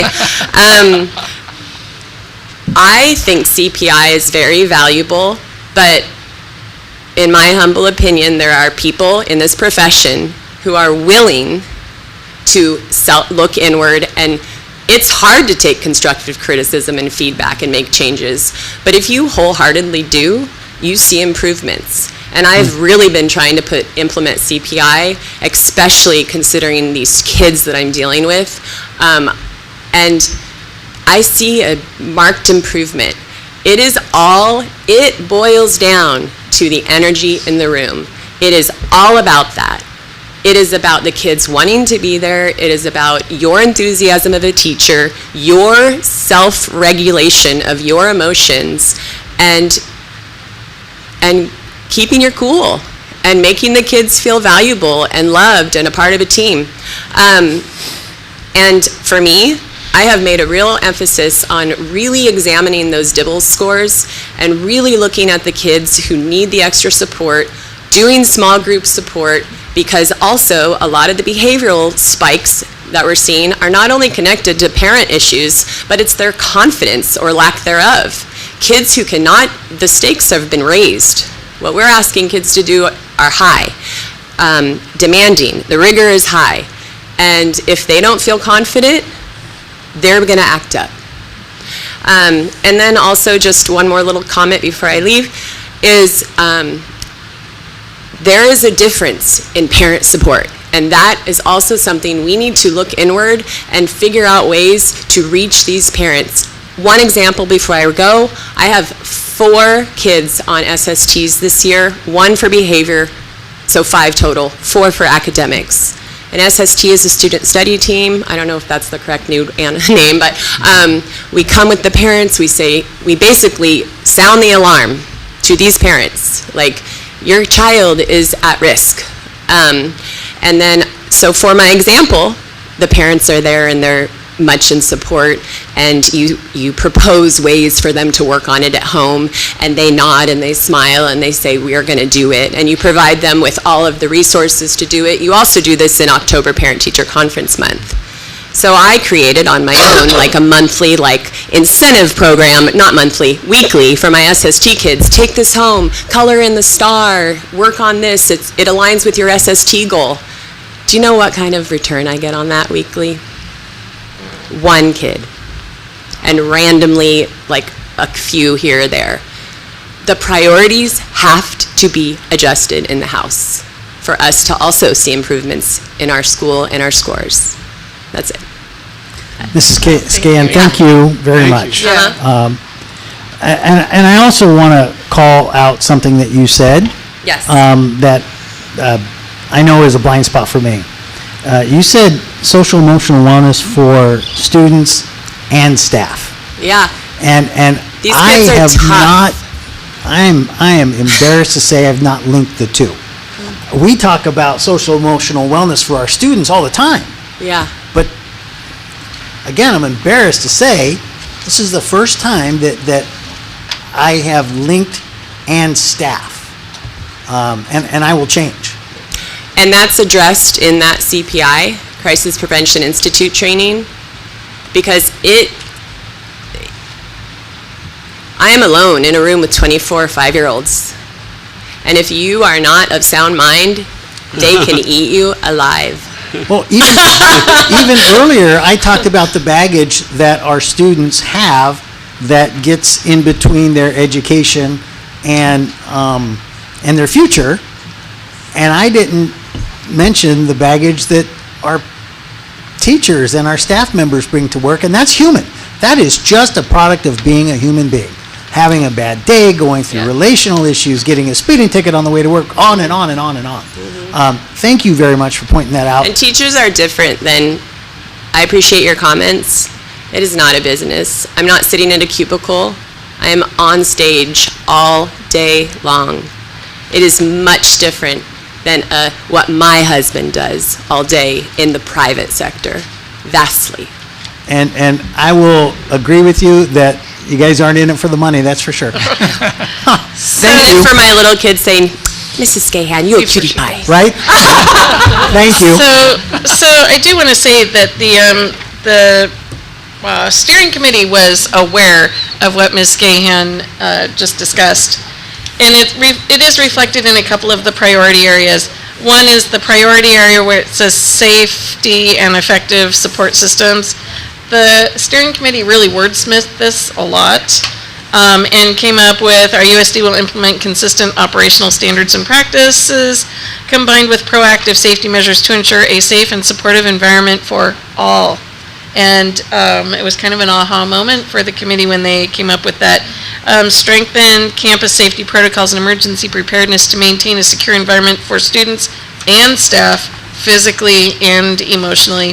And then again, in the priority area with community and culture, specifically bullet point 2, support the professional growth and well-being of all employees, recognizing both classified and certificated staff as vital to student success. And the last bullet point on that page, facilitate parent education opportunities, recognizing family partnerships are key to student success. So the steering committee did some pretty good work with Jen, but also amongst themselves. There was a good mix of talent and experience in the room, and I think they keyed in a lot to what Ms. Scahan shared about things happening in the home and things happening with our staff. Thank you, ma'am. We have closed session at 6 o'clock, just a little housekeeping kind of thing. Are we comfortable with a hard stop at 5 minutes to 6, at 10 minutes to 6? You guys tell me, and I will ask Casey to, sorry for the first name. I'll ask Casey to try to be done by then, because this Either is one. valuable. 5 to 10, I'm good. Dan, yes, sir. So is that okay with everybody? At 5 minutes to the hour, we'll ask for a hard stop? That's fine with me. Okay. Dan, you're up next. Thank you. Just before our teacher came up to make her presentation, I was thinking that we've talked a lot about staff and we've talked a lot about students, but there's a third player in that equation, and that is the parents. And I'm speaking with a broad brush, but the parents of the 60s and 70s held their students, their kids, accountable much more than, say, the parents of 2026.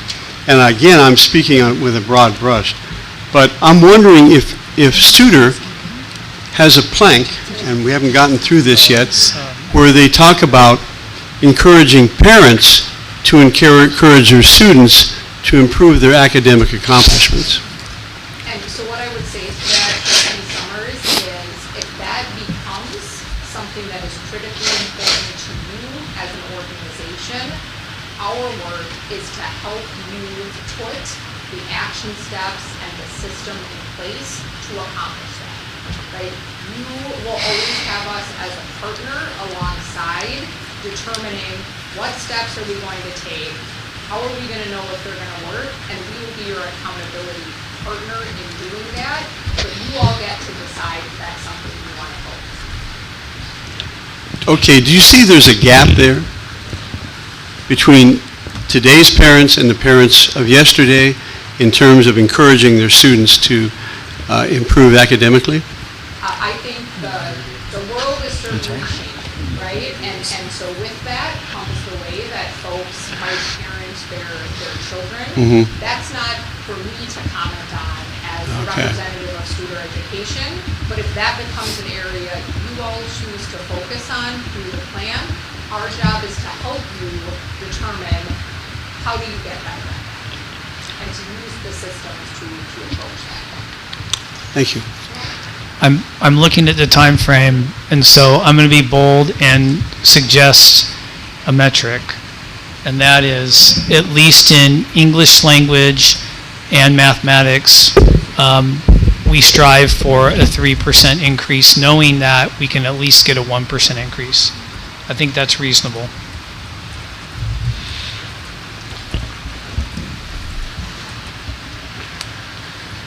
Each year? Correct. I think it should be higher. I think with the effort we're putting into this. Well, I don't disagree, but my concern, we have to have buy-in, and I think when we start it, when they see success, then they might want to increase as we move along. But to start out, I think if we have such a high number, and if they fail, some people don't see failure as an opportunity to improve. So I don't want to discourage people out of the gate. Dr. Thurman? Yeah, I just want to bring us back around. Part of what Studer's going to help us with is identifying root causes. It's easy for us to point the fingers and this, and the other things. The board remembers my first 4 or 5 weeks here coming about some of our facility issues that were really challenging. A district that was mentioned tonight has had $492 million in bonds in the same time that we've tried. We've spent about Exactly. We've put about $4 million into roofs alone. They probably haven't spent a single dollar of general fund money on those things. It is a challenge. I would just say that a root cause at times, not all the time, the times that I've seen was specifically in raining situations with, you've heard me say 10, 15 containers to catch water in a single room, and those are challenges. However, I would propose, and I don't know if Dr. Blahovic can just do a summary of how you helped identify a root cause and were able to put checks in place to assure that that root cause was being addressed. Because when it's being addressed, as we're talking about the metrics here, those metrics go up. And it's easy for us to talk about all the other people, but there are some things that this board, that us as board members, and we are the furthest away from the classroom, all of us in this room. But there are things that we can do that are in with our locus of control to change that. And I think after we talk about some of these root causes, and as we get further down this process, and we can bring some of those root causes to you, and the goal is to show you the growth in those root causes, there's going to be things surface from that, like that are going to say, this is beyond an individual classroom teacher's locus of control, and they're going to need help from us in those areas, and we'll have definitely a more robust conversation around those things at that time. Yeah, absolutely. So very high level, what I'll share is that our belief at Studer Education is to use the simplest improvement tool to help us solve the problem. There are very simple tools that we can use, and there are very complicated tools that we can use to improve that you might learn about if you become a black belt through Six Sigma, right? And we have the range of all of those tools. The simplest tool that can help us understand the root cause, as Superintendent Thurman indicated earlier, is something called the 5 whys. It is an elegantly simple improvement approach where we bring folks together that are closest to the work. They are the ones doing the work with whatever it is we're trying to improve, and we engage in a process that is as simple as asking, why are our reading scores in 3rd grade at X percentage proficiency, right? And we understand from them what they say. Then we ask another why question. Well, why is that the case? And we really listen intently, and we ask another why question, and we ask another why question. It might be 3 whys, it might be 9 whys for us to really get to the root cause. But what we determine by slowing down and trying to remove some of our preconceived notions is we have a better understanding of what we have to address in our action steps. And that's what we align those short cycles to. If this is the root cause, what are a few 3 or 4 steps we could take that if we could accomplish them in the next 90 days would have an impact on this particular thing? Not only doing something, as Dr. Thurman indicated earlier, but how will we know it's had an impact? That's what you can count on alongside your leadership team in our coaching. That's the disciplined type of coaching and improvement work that we're blessed to do with this team.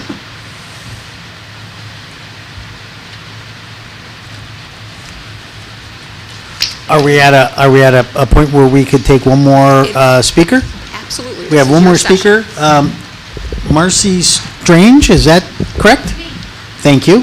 Thanks for coming.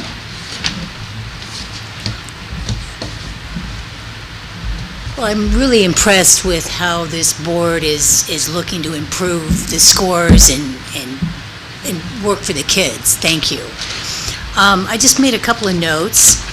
By the way, I'm also the chair of Taxpayers Oversight for Parents and Students. So I go around to basically a lot of the school boards in Southern California. And I'm not clear on how to measure success working with Studer. That, maybe I missed it, but I wasn't clear about that and the time frame. I see it's 25 to 26 or 25 to 27, but will you be measuring like, quarterly, semester, half year? I'd like to see that nailed down. And Dawn, you're right about how parents view school districts. We all do it. I'm also a parent. And we look at, those numbers. So I do feel that your priority should be on getting those numbers up, more than social emotional learning, other stuff that I know that the state requires, but I would really be focusing on academics. And you're right, teachers, I hear this all over the place, that teachers have a real challenge disciplining their students. And I realize that that's not something that Studer is involved in, but one of the things I've seen is you might want to take your top teachers, pay them a little extra to teach the other teachers how they do well.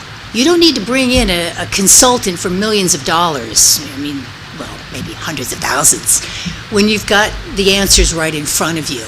Like, she's not here, but this kindergarten teacher that was up here, she'd be the perfect candidate.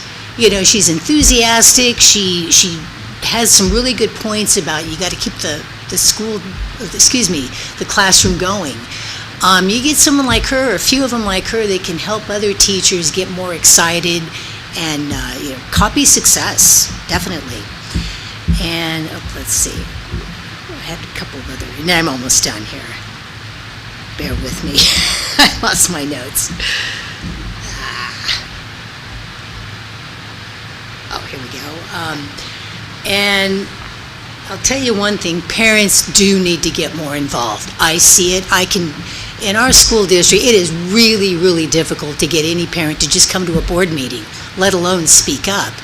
And I get that they're busy. They're, mom and dad are both working jobs. They got curricular activities for the kids. They're trying to, get dinner on the table, so on and so forth. But what about the grandparents?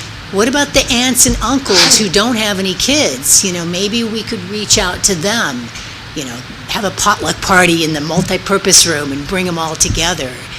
That would be more community-oriented as well. I'm just, trying to brainstorm on things that are cost-effective and especially effective. But yeah, it's hard to get parents involved, but it's not impossible. I'm always hammering them. And let's see, I think I just about got everything covered here. Oh, one last thing that, just a little tidbit that you might want to pass on to your teachers if they're not already doing it. We took our kids to one of the best school districts, elementary school districts here in California, Solana Beach School District. And I remember every single teacher from kindergarten through third grade told us parents, your child's homework is to read 20 minutes a day. And I'm like, that's it? Read, 20 minutes a day. Well, we made our kids read an hour a day up to middle school. And they're all straight A students. They do really, really well. But I had never heard that before when I was in school. I mean, I read anyway, but they were really pounding it. This is one of the best school districts here. So that is something you might want to pass on to your elementary school teachers. That's it. That's all I have to say. Thank you for your time. Thank you, and I can tell you that when my kids went through school, that was a focus, and my youngest is now a freshman, and that was the focus of their teachers in the homework assignment. So thank you very much. Casey, can you wrap us up and bring this home in 4 or 5 minutes? Yes, sir, I can. Thank you, ma'am. Absolutely. And so what we want to, first of all, thank you for all of your vast and critical insights offered tonight around the metrics. That will give myself and my colleague Jennifer Mara Keen some really great opportunity to dig into, to bring back to the steering committee, and then to bring forward to you in a few short months here, a recommended strategic plan with those metrics attached. So as we conclude tonight, what I briefly want to provide you with is an update on what has been transpiring. When we look at what's changed in your organization, what work have we done alongside your leadership team this year to show some of that return on investment as your leaders are engaging in development, both in cultural and in strategy tactics. Throughout this year, we wanted to provide an overview of what that work has looked like. So we have obviously worked through the strategic plan development that we've been discussing for much of our time together this evening. We've also done the administration of 4 experience surveys, 1 district support services survey, 1 for your students, your employees, and your parent and caregiver. Those become the starting point for a conversation about what better looks like We're creating action plans behind those, and that survey itself becomes the year-over-year metric for how are we improving the experience of those that we lead and serve. So those 4 have been administered. We've also worked alongside your all-alt team on 2 critical strategies that are all about building culture with your team, putting deposits in the emotional bank account so we can ready to do that deep improvement work and lifting. One of those is reward and recognition, and the other is something called leader rounding, where every leader, your certificated and classified managers, are conducting those leader rounding conversations with folks that they supervise to better understand what's working, what's getting in the way of their work, and who should be recognized for their contributions in the organization. So those are pieces that have all been moving. We've been part of monthly all-alt conversations, and the peak around the corner to how we organize our work for next year in our partnership centers on not only advancing and hardwiring those tactics from this year, but operationalizing the strategic plan. We will introduce something that's called a strategic bullseye. We will use the metrics that we determine in an organizational scorecard. You will be part of a reporting cadence throughout next year, working in those short cycles of improvement, continuing nuances of our leader rounding, and then continued administration of those experience surveys based on the action plans that we're putting in place this year. So lots of pieces and parts happening, and just really thank you for the opportunity to be with you this evening, to have a good conversation about how that draft is emerging and resonating with you. Thank you. Thank you very much. Any last items or questions that we'd like to throw Casey's way? Thank you very much for coming. Thank you very much for your presentation. My great pleasure. Thank you for what you're doing. Thank you. Thank you for your partnership. Appreciate it. All right, we'll come back here at 6 o'clock, re-adjourn and call the closed session meeting to order, and then head to closed session.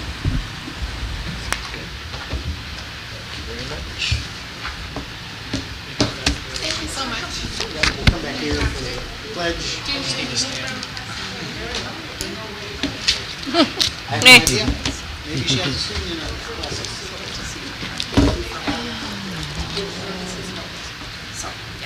Aaron, is this a little break time? Yes, sir. Yep. You have 4 minutes, exactly. 4 minutes. Good.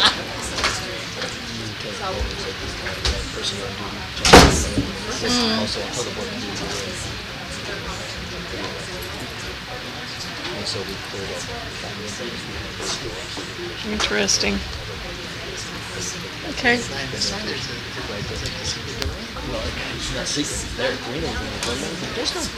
Do we know why we have a deputy here?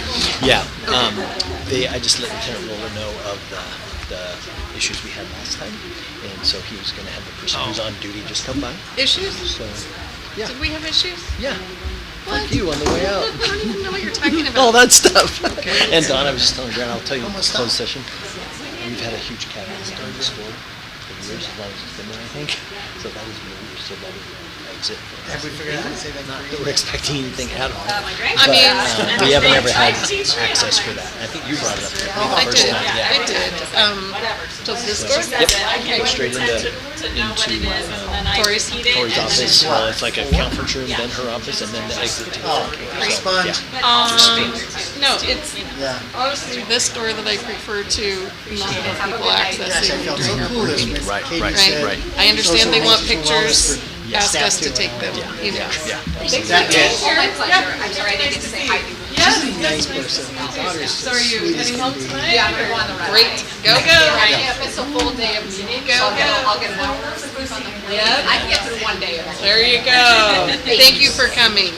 Thank you very much My for what you're pleasure. doing. This is a great team. Good. It's a great team. We can come here, we can come to any organization, but you all engage. You know, and that doesn't happen everywhere. You know, That's we can interesting come to hear and a little alongside sad. we can come alongside inside an organization, and it could be something that happens just when we're here, but that's not the folks who have Nah, we're in it to win it. So That's we're not a them. few steps ahead? We'll pick up the pace. Let's see. Oh, yeah, sorry, yes. Yes. No, I think we're good with, well, yep, we are. Tony's gonna be there. Actually, Tori's gonna be in there too for negotiations. Yeah, let's Piece, be. and then we'll be good. Well, Yeah, push that door. Oh, they closed it. I opened it. that's okay. We'll leave it But we can.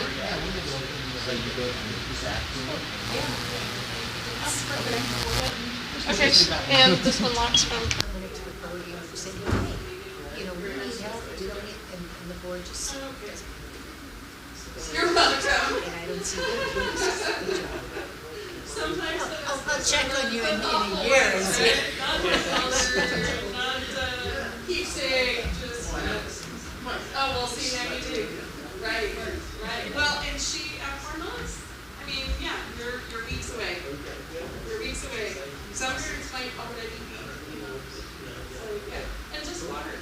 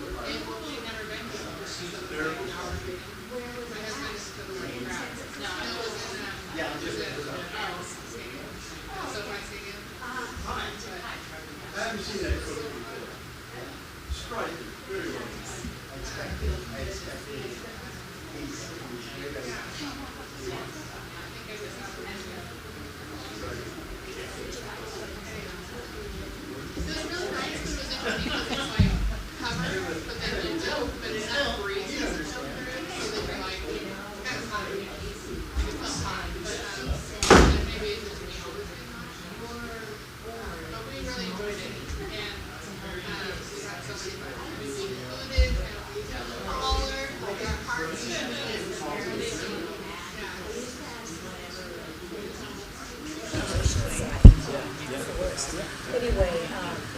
board, they don't care. At least they don't access, so, whatever. But you guys are all the same page. What I can. We try. Yeah, I mean, yeah. you're not always going to be on the same, I mean, We're all here for the right reasons. We are all We're here gonna, for the right reasons. we're gonna call closed session to order here. We're a few minutes late, so, Yes. all right. No, we leave. We leave. Yeah, we leave. Okay, good evening. We're adjourned the board workshop. Now we're going to call the next portion of our meeting to order. This will be for closed session. This is an opportunity where if anybody has an item specifically for closed session that they would like to address with the board, they may. I don't see any speaker slips, so Don Perfect, will you lead us in the pledge, and then we will adjourn to closed session. Please join me for the Pledge of Allegiance. Ready? Begin. I pledge allegiance to the flag of the United States of America and to the republic for which it stands, one nation, under God, indivisible, with liberty and justice for all.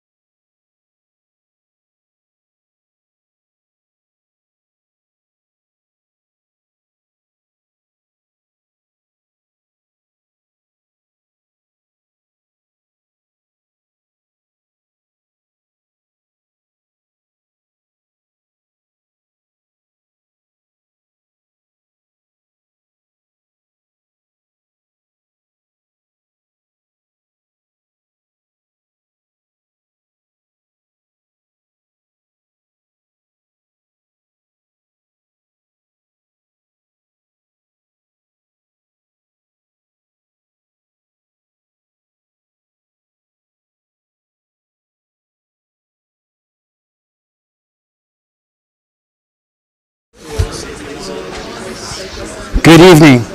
We're going to call the meeting to order this evening.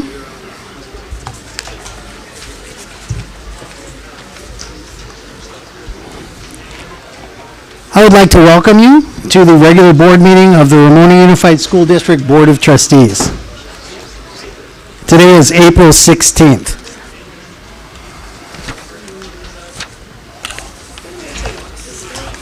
We are going to start this meeting with the Pledge of Allegiance.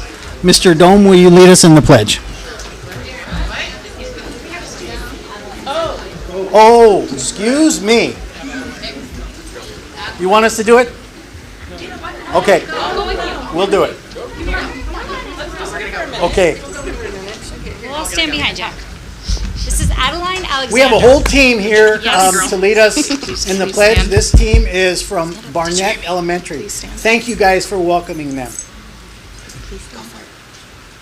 Stay ready. 1, 2, 3. Please stand. Put your right hand over your heart. Ready, begin. I pledge allegiance to the flag of the United States of America and to the republic for which it stands, one nation, under God, indivisible, with liberty and justice for all.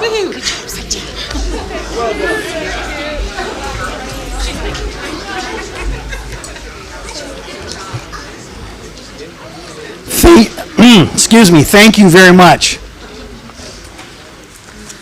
Next item on the agenda is to establish a quorum. Please let it be recognized that the entire board is here tonight. We have one readout from closed session.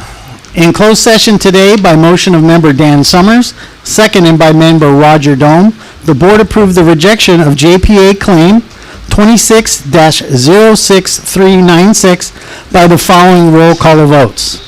Those in favor were Roger Dome, Dan Summers, Don Perfect, Darren Drum, and Maya Phillips.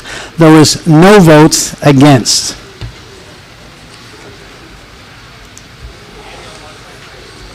Next item on the agenda is item C5, which are instructions for addressing the governing board. The Ramona Unified School District welcomes your participation in school board meetings. To help meetings run smoothly, please follow these guidelines. Complete an orange request to be heard card to speak on an agenda item during the public comment. Speakers are limited to 3 minutes each, with a total of 15 minutes per item, which means you cannot concede time. That's not allowed.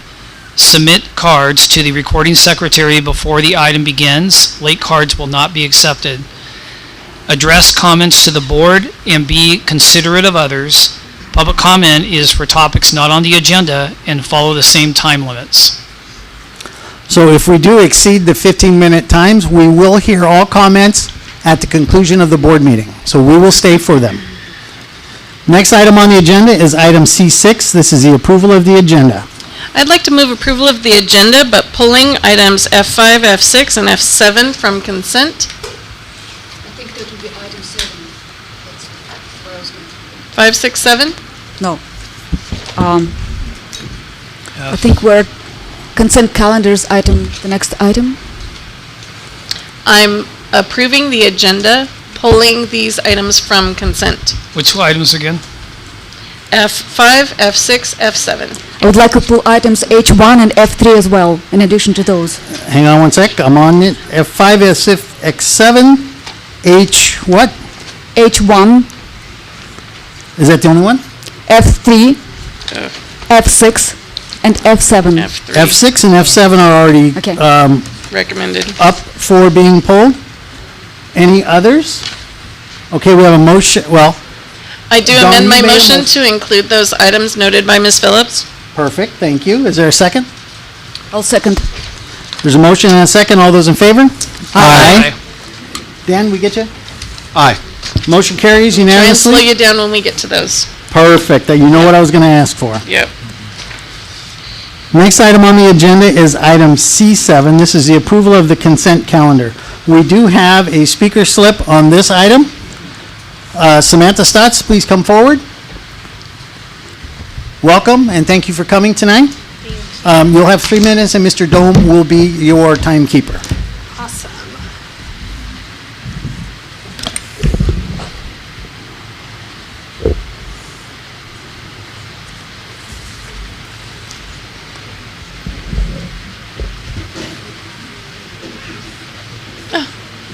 Wasn't ready.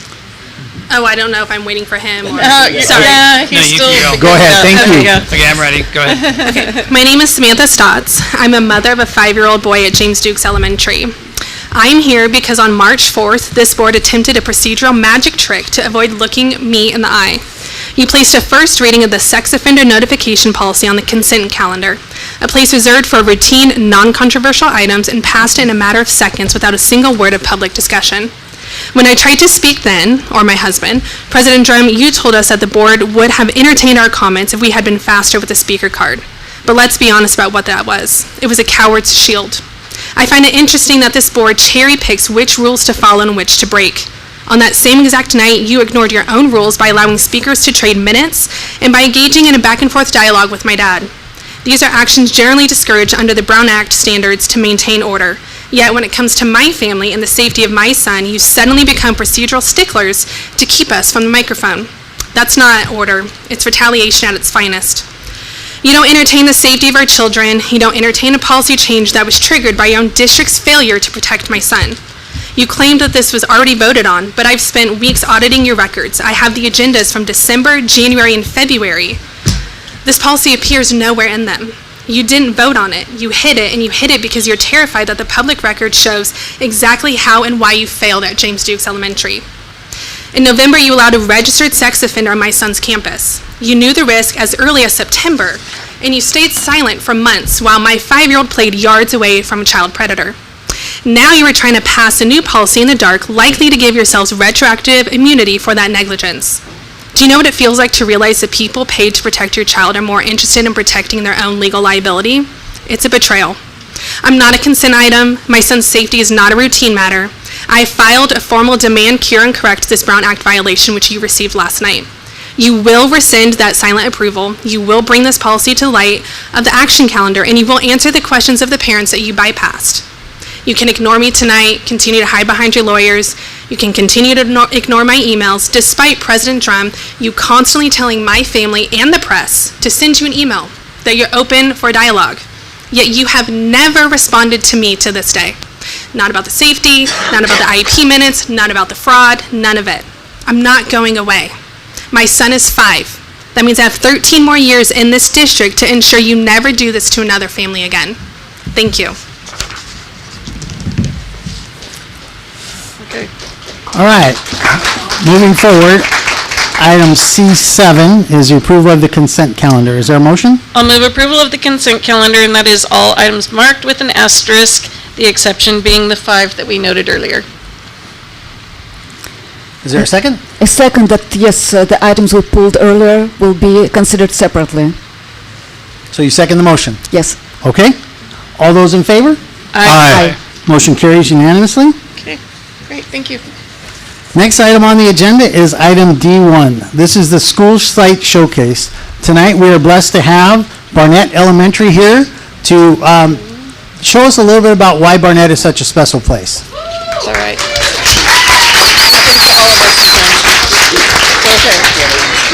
That's okay. It's all right.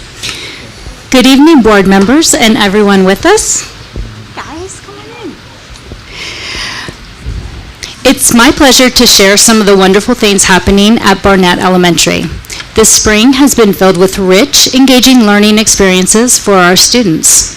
Our upper grade students recently brought history to life through colonial days, where they explored early American life by studying agriculture, trades, and daily living. Then they created interactive booths to teach younger students, turning learning into authentic, student-led experience. Our 6th graders also completed Greek days, diving into ancient civilizations through projects, presentations, and collaborative activities that showcased their creativity and depth of understanding. Across campus, we continue to see a strong focus on student engagement and school culture. Our Bobcat Bashes celebrate student achievement in areas like attendance, character, academic growth, helping reinforce our core values of being kind, safe, respectful, responsible, and productive. We are also excited about an upcoming screen-free week, which is designed to bring families together through meaningful, unplugged activities like family bingo, a glow run, a literacy night featuring masked readers, and a community barbecue. These events reflect our commitment to strengthening connections between school and home. I'd like to take a moment to recognize the beautiful artwork on the walls. These pieces were created by our Barnett students under the guidance of our incredible art teacher, Karen Riedler. Karen brings a truly unique perspective to art instruction and holds our students to a professional level of creativity and craftsmanship. We are so fortunate to have her at Barnett. I'd also like to introduce Miss Tammy Youngdale. I want us to highlight a special opportunity for our students that has become a meaningful part of our school culture, our running club.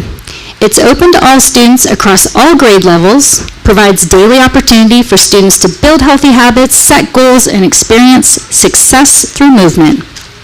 It's been incredible to see students encouraging one another and taking pride in their progress.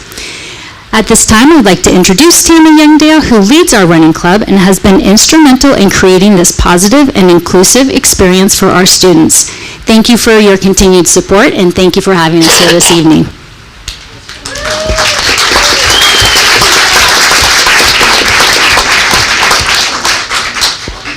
Hi everyone, my name is Tammy Youngdale. I'm a third grade teacher at Barnett, and I'm the organizer of this year's amazing running club. I was so excited to bring running club back to our school, and I'm so proud of all of these awesome runners. Our running club is held every single morning before school, and these kids wake up early and they show up daily. They earn certificates and shoe charms for milestone miles completed.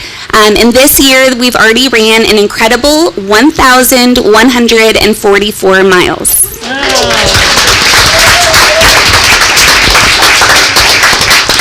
I just wanted to highlight our top 10 runners. Everyone does an awesome job, but our top 10, and then if you can give a little wave, because they're all here.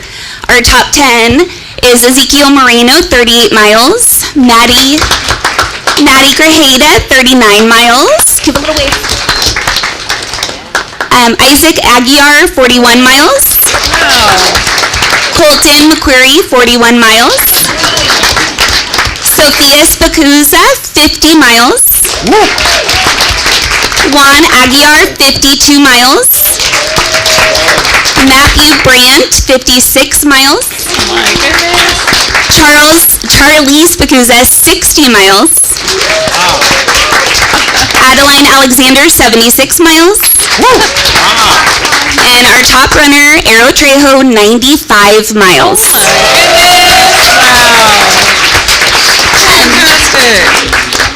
Some of our awesome runners would like to say in their own words why they like running clubs, so I'm just going to let them say their...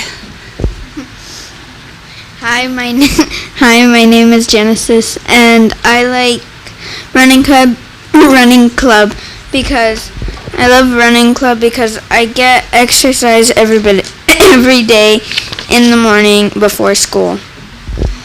Hi, my name is Madison. I love running club because it helped me for playing soccer. Good job. Hi, my name is Addie, and I like running club because it gives me really good exercise, and every single 10 miles we can earn shoe charms. Hi, my name is Gianna, and why I like running club is because I get to run with my friends. Hi, my name is Colton. I like running club because I like the exercise, my friendship I've built, and getting to see my friends even every day because they aren't all in my class. Good job. Hi, my name is Aero Trejo. I love being in running club because running is good for our health. It makes our hearts strong and keeps our bodies healthy. I have an athlete's heart. That means my heart is strong and also beats slower because I run and stay active. Running is good conditioning for our hearts and body. I also like running with my friends in running club. Hi, my name is Charlie. I like running club because it's important because it keeps my body strong, makes me faster, and I think it's fun. Hi, my name is Matthew Casey Brandt, and the reason I love running club is because I get to run and get my energy out with my friends before class so I can stay focused, and I like beating my milestones. Hi, my name is Ezekiel, and I like running club because I can run with my friends, and it's a great exercise. Oh. And that's our running club. Oh, nice.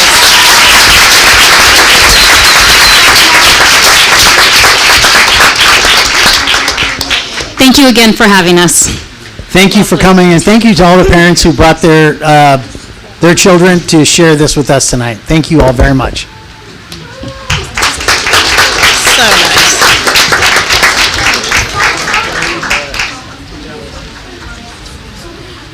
nice. Principal Dodds, thank you so much, right here. Thank you so much for coming in tonight and for hosting us at our site visit a few days ago. It was a really great morning. Thank you. Nice to have you and really nice to get to talk more. Absolutely. Thanks for coming in. Yeah, absolutely. Next item on the agenda is item D2. This is the recognition of 2026 Model Continuational High School and 2026 California Distinguished School honorees. You want to... Who's going to tee this up for us? You get to go first. Oh, I get to go first? Yes. Fantastic. Would you like to sit next to me? Oh, thank you, yes. Oh, you're so simple. Of course. Thank you. Hi, all. Good evening. Thank you for coming and welcome. Thank you very much. Happy to represent Ramona High School. I first want to give a congratulations also to Antoinette, the former principal. She had a lot to do with this award, California Distinguished Award from Ramona High School, and being selected. Her team did a great job setting us up for success, and we continue to look at ways that we can continuously improve and to kind of make those like incremental changes so we can feel like we have the tidal wave going and it's momentum continuing from year to year. So very proud of the award, the students, the staff, Antoinette, and us, you know, we're happy to accept the award and to really like highlight the good work that we currently are already doing. Thank you very much. Thanks for coming tonight, and please congratulate the staff and the students for this award. Absolutely. We're always looking for ways to incentivize the students, and they'll take full advantage of that. You know, they're really good at that. They'll hold us accountable. Yeah. Believe me, it's fun. Yeah. Thank you, Mr. Jaume. Thank you. Dr. Maravich. Hello. I'm going by a new name now. I'm Dr. Candy. I don't know if you guys heard. I got married a couple months ago, and I'm Congratulations. so we're all adjusting, and it's C-A-N-D-Y. But I'm here to represent Montecito High School. We are very, very proud to have won the Model Continuation High School Award this year. One of 59 continuation schools in the state who applied. It's a pretty robust application. It looks not just at academics, but at how we are serving the whole child, what services and supports and ways, or what are things are we doing that are innovative to make our school a welcoming, safe, and academically rigorous place for our students. Thank you all for participating alongside us in this process. I know several of you came out for Model School when the visiting committee came, and then we doubled down and had WASC, which was like Model School Application Part 2 this year. But just such an honor to be awarded Model School. It's a distinction we get to maintain for 3 years. We'll get to fly a flag. And in 2 weeks, Mr. Jordan, Mr. McCrowan, and our school social worker, Dahlia Valencia, will be attending the state conference to accept the award on behalf of school. I unfortunately will be attending college graduation for my child, which is a great thing, but to have to miss for. But we're just really, really excited. As part of being a model school, it means other schools get to come visit us and see the good things that we are doing. It's part of the responsibility of accepting the award is agreeing to be a model for other schools and open our doors anytime anybody wants to come. So it's a great honor. It's just such a lovely way to shine the light on all the amazing things that we all know happen in Ramona on a bigger scale. I'm just really proud to be principal of Montecito and to get to work alongside all those awesome educators there. So thank you. Very nice. Well said. Are there any questions of Dr. Candy and Mr. Jaume? Well, as Dr. Candy knows, I had the opportunity to participate in some of the preliminary steps for achieving that award and the WASC accreditation. And the good work being done there is just incredible. And, we had a workshop earlier today when we talked about what Ramona does well and what we want people to know about Ramona, and that is how much we care about every single child that we have. And nothing demonstrates that more than what the two of you are doing. I got a little emotional over there at Montecito's talking about it because this is a big deal for our students. So thank you both so much. Very well. It's a special place. Yeah. And thank you for what you do at Ramona High School. You're very welcome. Thank you. It's Thanks a for coming pleasure. tonight. Thank you. Yeah, very We're nice. just going to stay here. We'll Just hang out. Yeah, just hang out. Oh, you guys are up next, huh? All right, we'll move on to the next item on the agenda, which is item D3. This is a Skills USA recognition. And Dr. Candy, is it Candy? C-A-N-D-Y. Okay, thank you. All right, if Mr. Jordan and my students could join me, they're out in the hallway. There's a large crowd of Skills USA participants out get 'em there. in It's here. pretty awesome. Scully's on it. I'm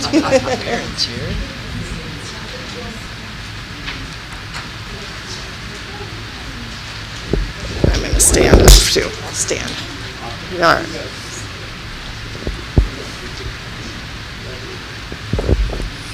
All right. Well, you all know Mr. Jordan. Oh, go ahead. Sorry. Yeah. Welcome, and thank you all for coming tonight. You all know Mr. Jordan. I'm going to really quickly introduce our students. Tony Cruz, Austin Leggett, Liam Lawless, Roberto Bautista, Caden Jackson, and Roger Martinez. And they are 6 of our 9 competitors. 3 were not able to make it this evening. This year we had 2 teams of 4, the Teamworks teams where they do a small build, and then 1 individual carpenter, that would be Liam. We have the honor of having here in our presence the silver medalist in individual carpentry, Liam. He is the 2nd best carpenter in the state of California. And our other 2 teams had an excellent showing. They worked really hard, and Mr. Jordan and I are super proud of all the work that they put in this year, and I would just love to let him have a quick word. I'm super duper proud of them, and I forgot to introduce Norma. Ms. Norma Preciado, also our assistant in the program. Thank you, Dr. Candy. Thank you, everybody, for having us tonight. It means a lot to me. I just want to give a couple shout-outs to all the staff at Montecito High School. It takes a village. It really takes a village to put all this together. So thank you, Dr. Candy. Thank you, Norma. I also want to say a big shout-out to Dr. Thurman for showing up on a Saturday, and he's there at 7 a.m. and was there for the whole day. So that really means a lot to all of us for you to go and see all these kids in action. Also, Miss Scully and Audrey was also made the trip up. And I also want to say thank you to Mr. Grace. Mr. Grace has been a very great mentor for me for these last 11, 12 years I've been working here, and it's sad to see him go, but I just want to give a shout out to Mr. Grace because he's been such a great mentor for me and guiding me along the ways with Skills USA, and I want to say thank you to the students. All your hard work and all the after school hours and putting everything forward and leaving everything on the table really means a lot to me. So thank you.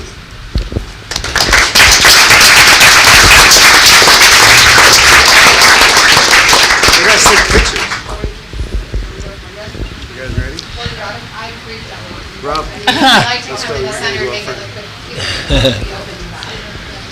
While they're doing that, I just want to thank all of you guys. Hard work. I heard you were up late the night before. Mr. Jordan was talking about reviewing the plans and just going through everything. I got to watch you from probably this distance while you guys were working. It was amazing. But Mr. Jordan, just your dream of this and taking it on and really only having a couple years with the students versus all the other teams, which is so different. Just amazing things happen up there. So thank you very much. And introducing me to all the big players in the CTE world and all that stuff at the event Saturday. You guys represented Ramona well, so thank you all so much. 1 second. One second. Are there any questions from the board for Mr. Jordan or these amazing students? Congratulations on the program. Yes. So I saw something online about a Teacher of the Year contest of some sort, and you look like a contender there. How's that going, and how can we help? I haven't checked on that in a minute. So yeah, teacher. It's America's favorite teacher. Yes. So I think the closing. I think I came up short on that, but maybe we'll try again next year. Yeah. You were way up there though. So good job. Thank you so much. People love you. Thank you so much. Thank you. Congratulations to the entire team, and Mr. Jordan, thank you for your continued dedication to these students. Yeah, I just want to remind everybody why I got the mic here. We are the only continuation school competing in Skills USA. And I checked on that for a fact. That is a fact. We are the only continuation school competing, and I love that we are always the underdogs, and we bring it every year, so I'm very proud to be part of Montecito High School and bringing it every year. So thank you. Maybe that's your secret strength.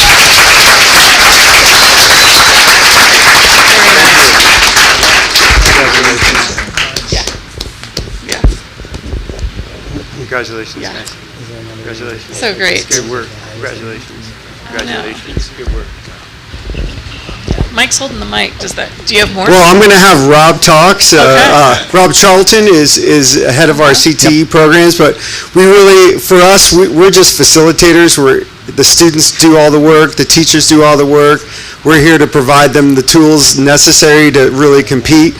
We're really excited about how we finished and how our kids placed, but I'm not going to say it. I want to hand it off to Rob. Rob's going to talk a little bit, and then our teachers are as well, and you'll meet the District Teacher of the Year as well, so we want to put that out there. So it's always fun for that. So, Rob. All right, thank you. It is my pleasure to be the CTE coordinator for Ramona High School. It is great to see this program. I think it's one of the crown jewels of the entire district, and so it's not me that's the showcase, though. The showcase is going to be the students that you're going to see and all the work that they do and how awesome they are or what they do. I know that the teachers are going to come up here and they're not going to say anything about themselves, so I'm going to talk about them a little bit because they work extremely hard. If you don't know about CTE takes more than just showing up and teaching classes. It is putting a whole pathway together. It is weekends. It is nights. It is talking to the industry partners. And for the contest you're going to hear them talk about, I mean, they put in hours after hours after hours to prepare the kids and work with the kids. So the teachers do deserve all of our accolades, but they are not the showcase. They are the secondary to how awesome our students are. So I'm going to start with our District Teacher of the Year, Mr. Robert Grace.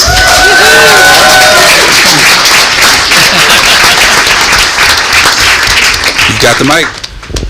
Mr. Grace? Yes.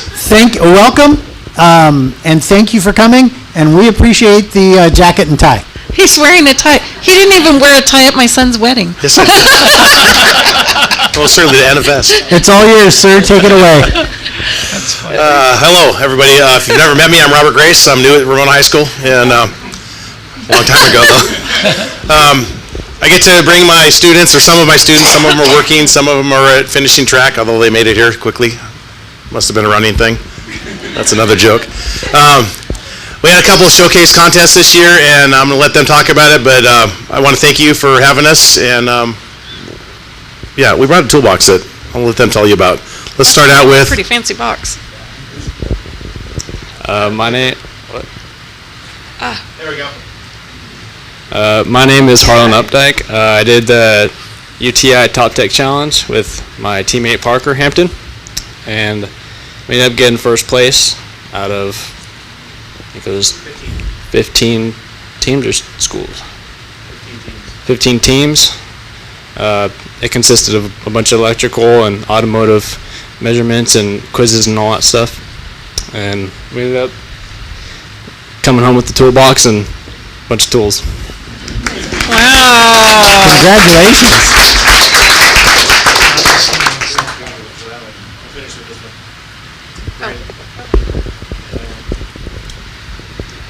Yeah, it was a good experience.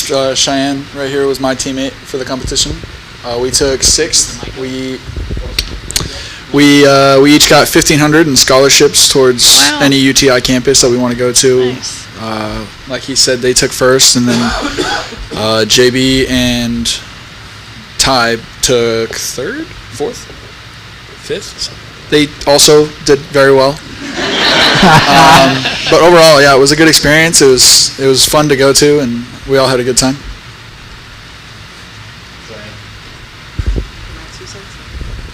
Anything about UTI? It was my first year going, so I didn't know really what to expect, but it was a good experience, especially too this year. They did 3 different competitions. Usually it's only the top tech, but this year they also did a welding in a different competition for students that don't have like automotive classes at school. But it was really cool just to have the experience and see like what it would be like to work in an automotive shop. Okay. Our next one is we went to Skills USA. 96 hours ago, it looks like. Sunday. Dr. Thurman, thank you for coming up and visiting. And we took 25 students this year. I want to go through the slides here in a second. Yes. Oh, I don't need that. I yell. You're up. Talk about that for a minute. The trip overview. Well, first, hi everyone, I'm Taylor Patterson. The trip was a great experience. First year going to Skills, I had no clue what to expect. Mr. Grace gave me a rundown. I'm like, okay, trust you. We'll see where this trip's going to go. We took some vans up, and it was multiple competitions over about 3 or 4 different days. I competed in job interview, and that consisted of the first day I dropped off my portfolio, and then the next day I had a job application to fill out. It was 3 pages, and I had a certain amount of time to finish that.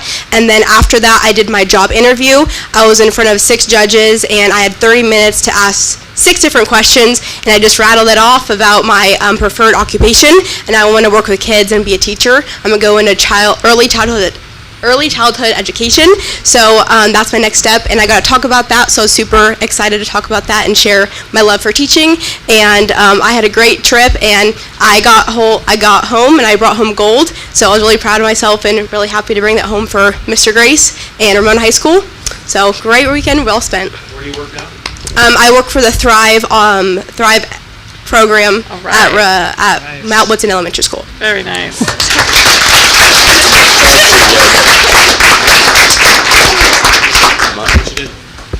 I'm Travis Fall, and I went for the motorcycle service technician, and it was my first year. I didn't really know what to expect, and Mr. Grace gave me the rundown of what was going to go on, and overall it was pretty cool experience. I honestly wish I would have done it 3 more years ago, but what's up? Yeah. But yeah, it was overall it was awesome to go and compete for our school, and yeah. Very nice. Oh, I brought silver. Oh, so, yeah. Very nice.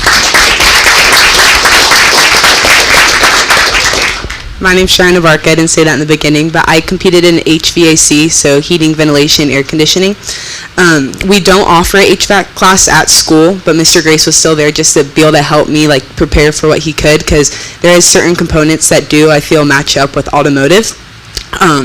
But there was 8 different stations, from just like job interview to explaining the refrigeration cycle to actually working on real units, which was really cool.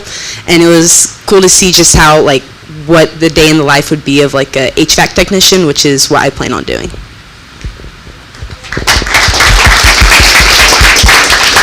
There's a list of all the contests that are up there on TVs that we competed in at Ramona High School.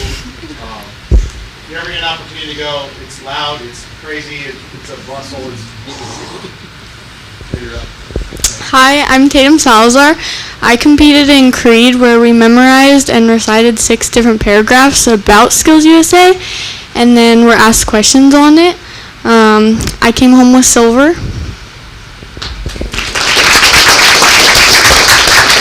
Hi, my name's Sam Butenbach. I brought home gold. And I also recited the Skills USA Creed, and I just thought it was a great experience, and I really enjoyed talking to people that I never thought I'd even ever encounter ever in my life, and I made great new friendships and great new relationships with people, and I really enjoyed the opportunity of going, and I'm so glad that Mr. Grace was by my side pushing me through the whole thing.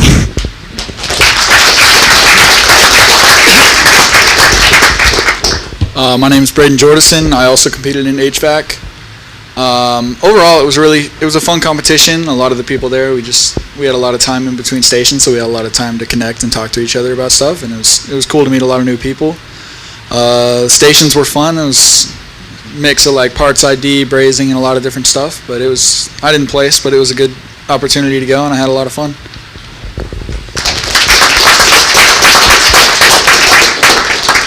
Hi, my name is Cash Jordison. I competed in welding, and we went through 6 stations, I believe. It was 4 welding processes, cutting, and a test, along with another one that I'm forgetting.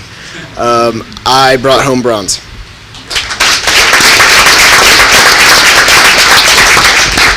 Did you win a prize? I did. I won a Indian Viking welding hood. Oh, nice. Nice. Awesome.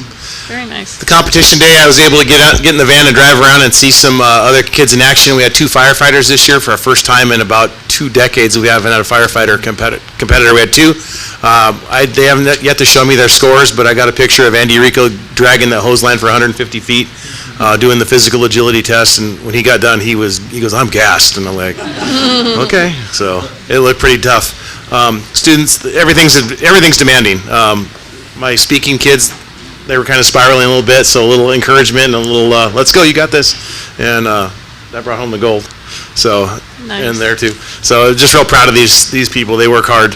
So pretty pleased with them. There's our little collage of pictures. I have a laser, because right there is, where's the laser? Doesn't work. Anyway, you can see all the girls in the top right above the screen. That's how you get your screen displayed, your name. When you get a medal, get called to the stage. That's kind of a neat thing, but they're all standing there, and then in the middle of the left side, they're doing their TikTok. So they have time for fun, and we went out for a couple family dinners, went bowling one night, and I just had a great time. So thank you for the opportunity to let them go out, and always your continued support for Ramona High School and the CTE programs for all of our schools. It's a lifetime of opportunities for them and memories, I think. Yeah? Yeah. So thank you.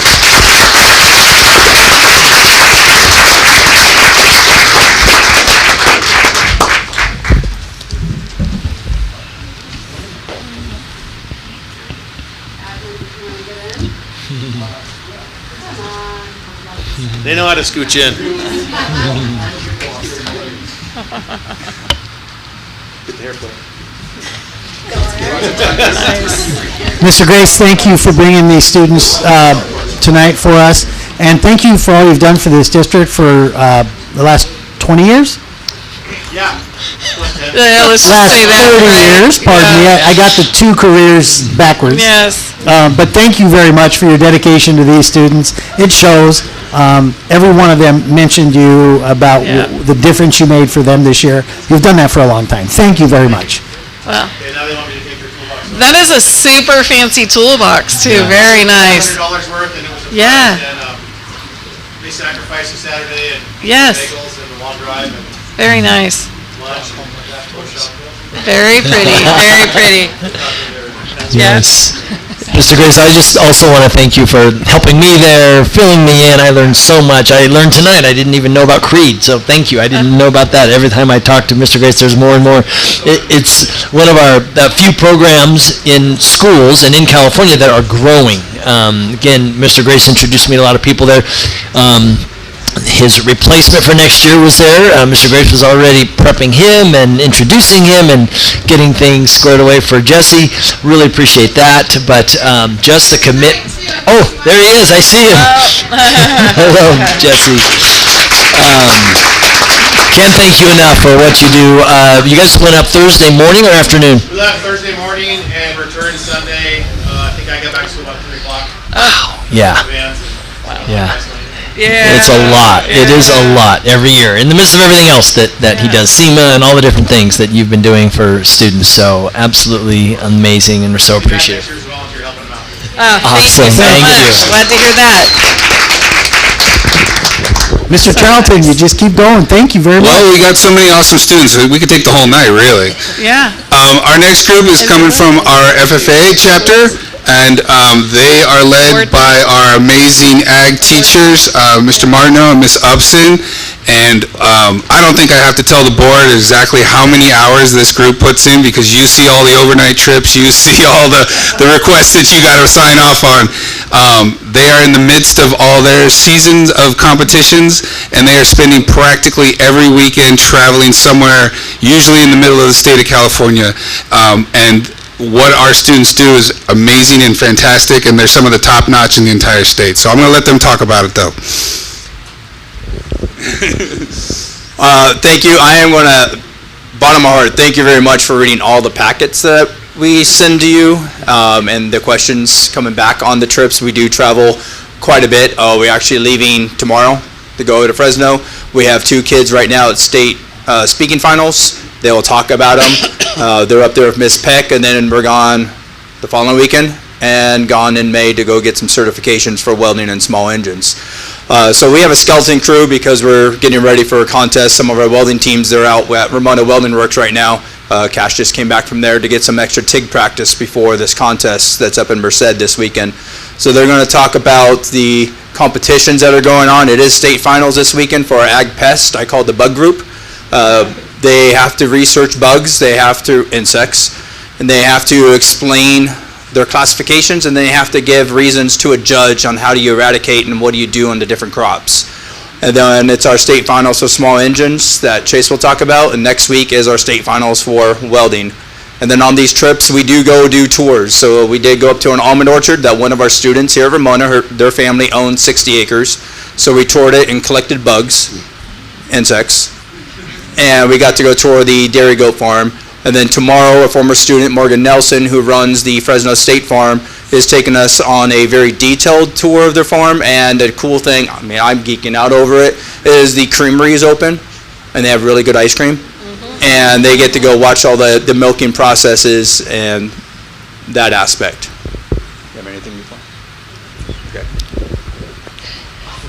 Yeah, Danny, last Real quickly before we start, we have a couple flyers we would like to pass around. I can start over there.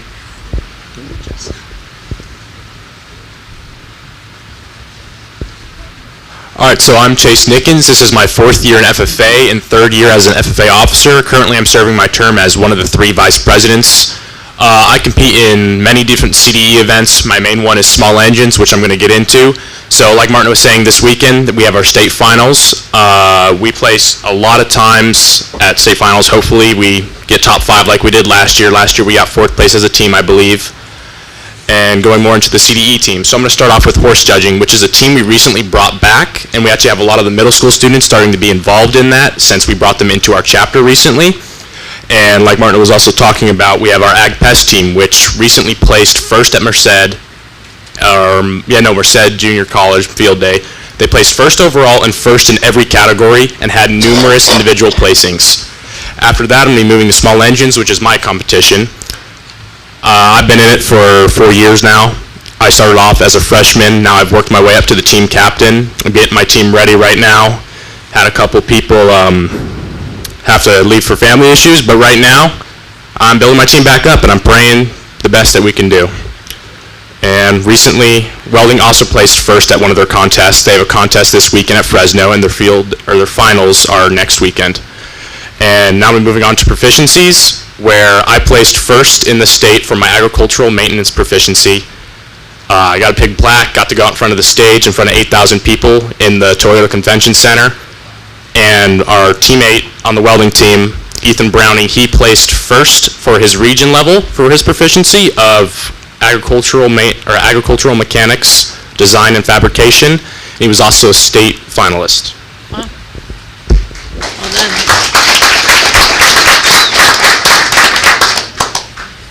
Hi, my name is Lila Chase. I'm a freshman at Ramona High School right now. This is my 1st year in FFA, and I'm currently running for section officer and chapter officer.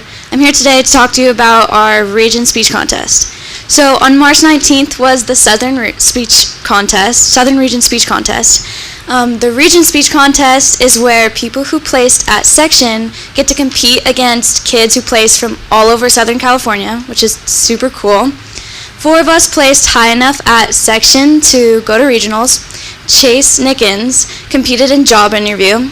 I competed in FFA Creed and I got 5th. Caitlin Peck competed in prepared and got 4th. And Maddie Kennedy competed in impromptu and got 1st.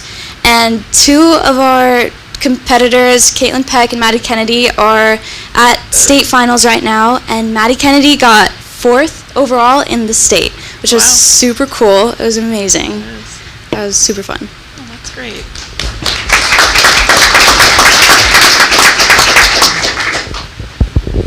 Hi everybody. My name is Sherlyn Sanchez. I am currently a senior at Ramona High School. This is my 3rd year in ag. I am our chapter oh my goodness.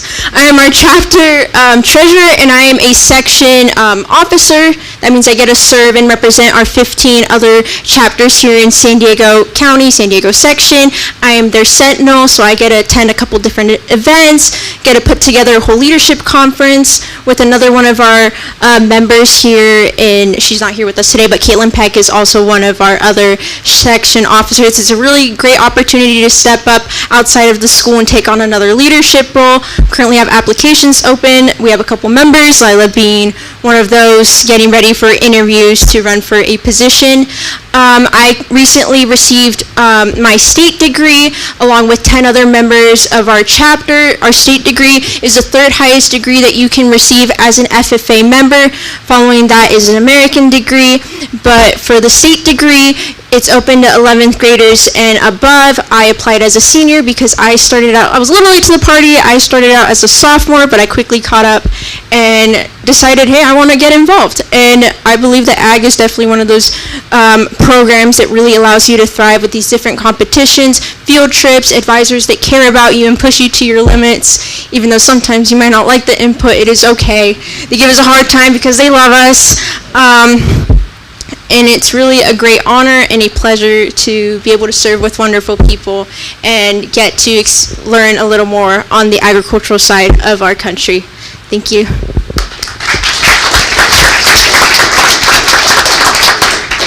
Hi, my name is Cash Jordison. I am doing welding competition for FFA 2.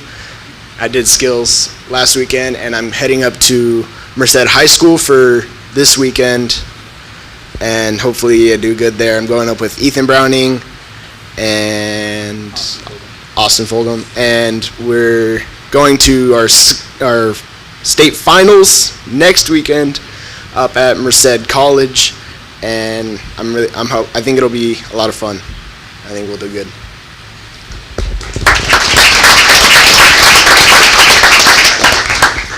There's a few things I want to explain a little bit more on them. It is hard to explain FFA from the inside, and it's hard to understand FFA on the outside. For the state degrees, only 3% of the state receive their state degrees. And for the American degrees, we had 6 last year, and only 1% received those. They have 3 years outside of high school. So when they graduate, they still communicate with the 4 ag teachers. We keep them on the rosters, and we have to help them with their books. They have to have 50 hours community service. They have to have $1,000 income or $2,500 as a loss. And they have a lot of other things they have to do. On the proficiencies for Chase, he is very modest on this. This was hard. This is 4 years of record bookkeeping. We have to do depreciation value. We have to do current costs, non-current costs of all the equipment they use. For mainly Ethan, because his was entrepreneurship, his was placement, keep track of every single paycheck, taxes that go into it, all that has to go into it, a big old spreadsheet. It takes about 30 hours per application, so his application is due May 1st to go to the state of California to our board, and they have to really rip it apart so we can reapply in June, and hopefully he will be a top 3 or top 4, and then we get to go to Indianapolis for him to be on stage there for that.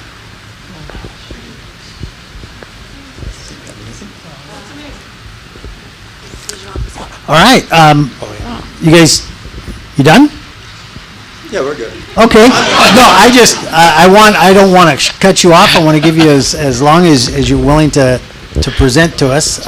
Are there any questions from members of the board? Congratulations to each one of you.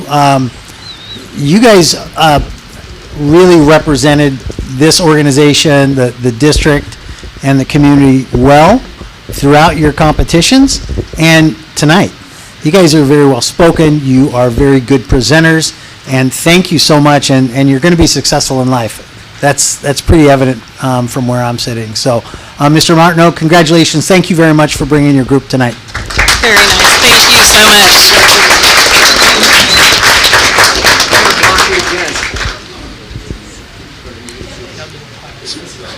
Yeah.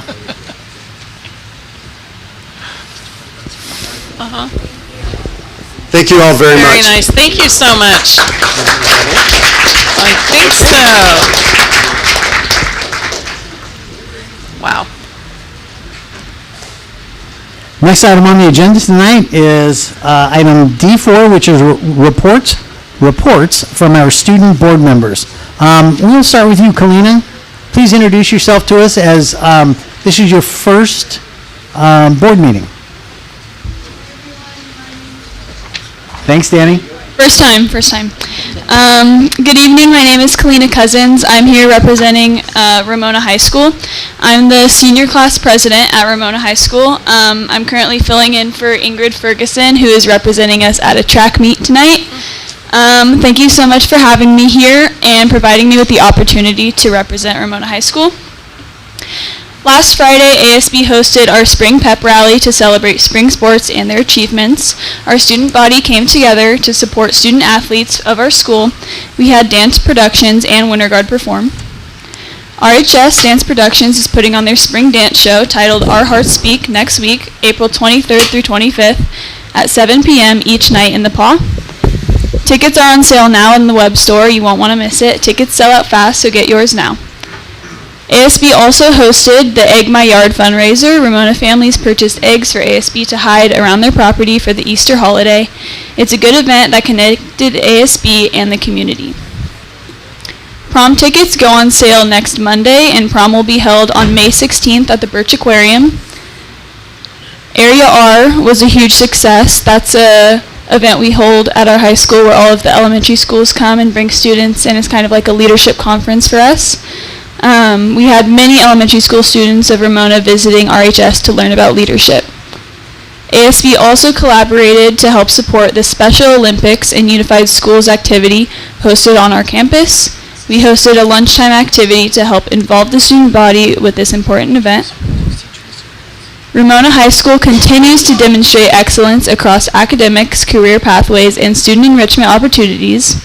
Recently, 38 RHS students competed the ASVAB with top scores of 96, 95, and 90, an impressive reflection of their academic preparation and problem-solving skills.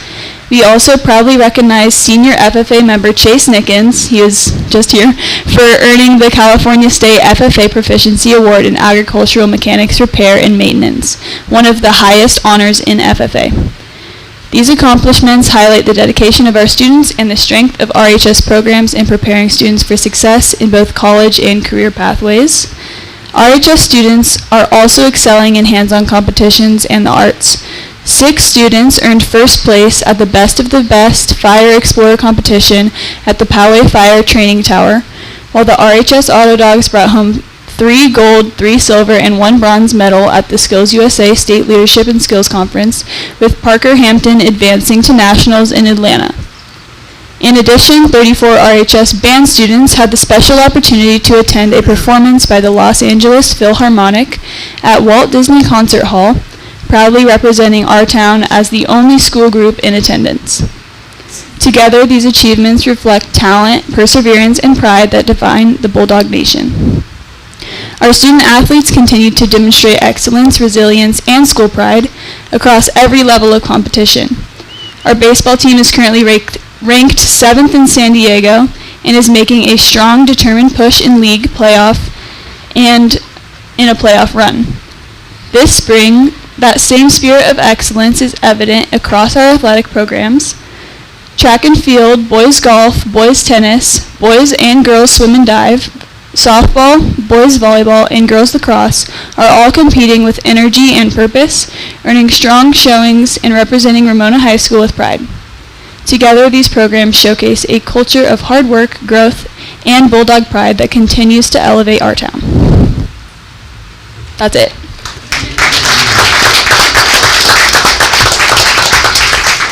Well done, Kalina, and welcome, and thanks for coming tonight.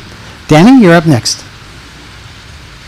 Hi, board members. I'm representing MVA, and I'm going to start off with our state testing is being conducted pretty soon from 3rd grade all the way to 11th. We just wrapped up our PE testing, which is from, I believe, elementary to 9th grade. We have a middle school dance this Friday for 7th and 8th graders. Hollywood themed, I think. We are combining our art walk and our PTS Day fundraiser on May 1st on our campus. There's a high school dance on May 8th coming up, Princesses and Princes.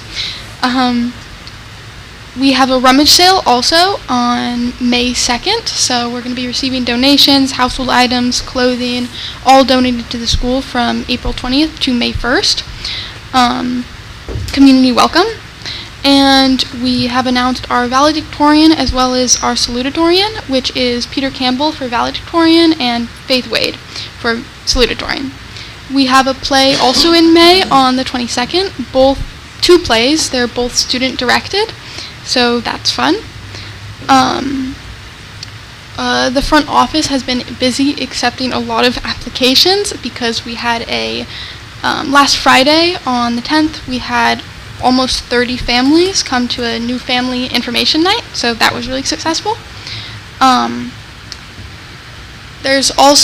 would also like to discuss an important club. I'm president of MVA's GSA, which is Gay Straight Alliance. We've been discussing the recent alleged policy that was publicly announced both online and at a last board meeting, regarding the privacy of transgender students and whether or not teachers would be mandated to report transgender students to their parents, as well as the negative consequences that potential policy could have for that population. As a club, we want the board to know how ideas like this make students feel invisible and worthless to administration, because it seems that they have no regard for our safety. Thank you.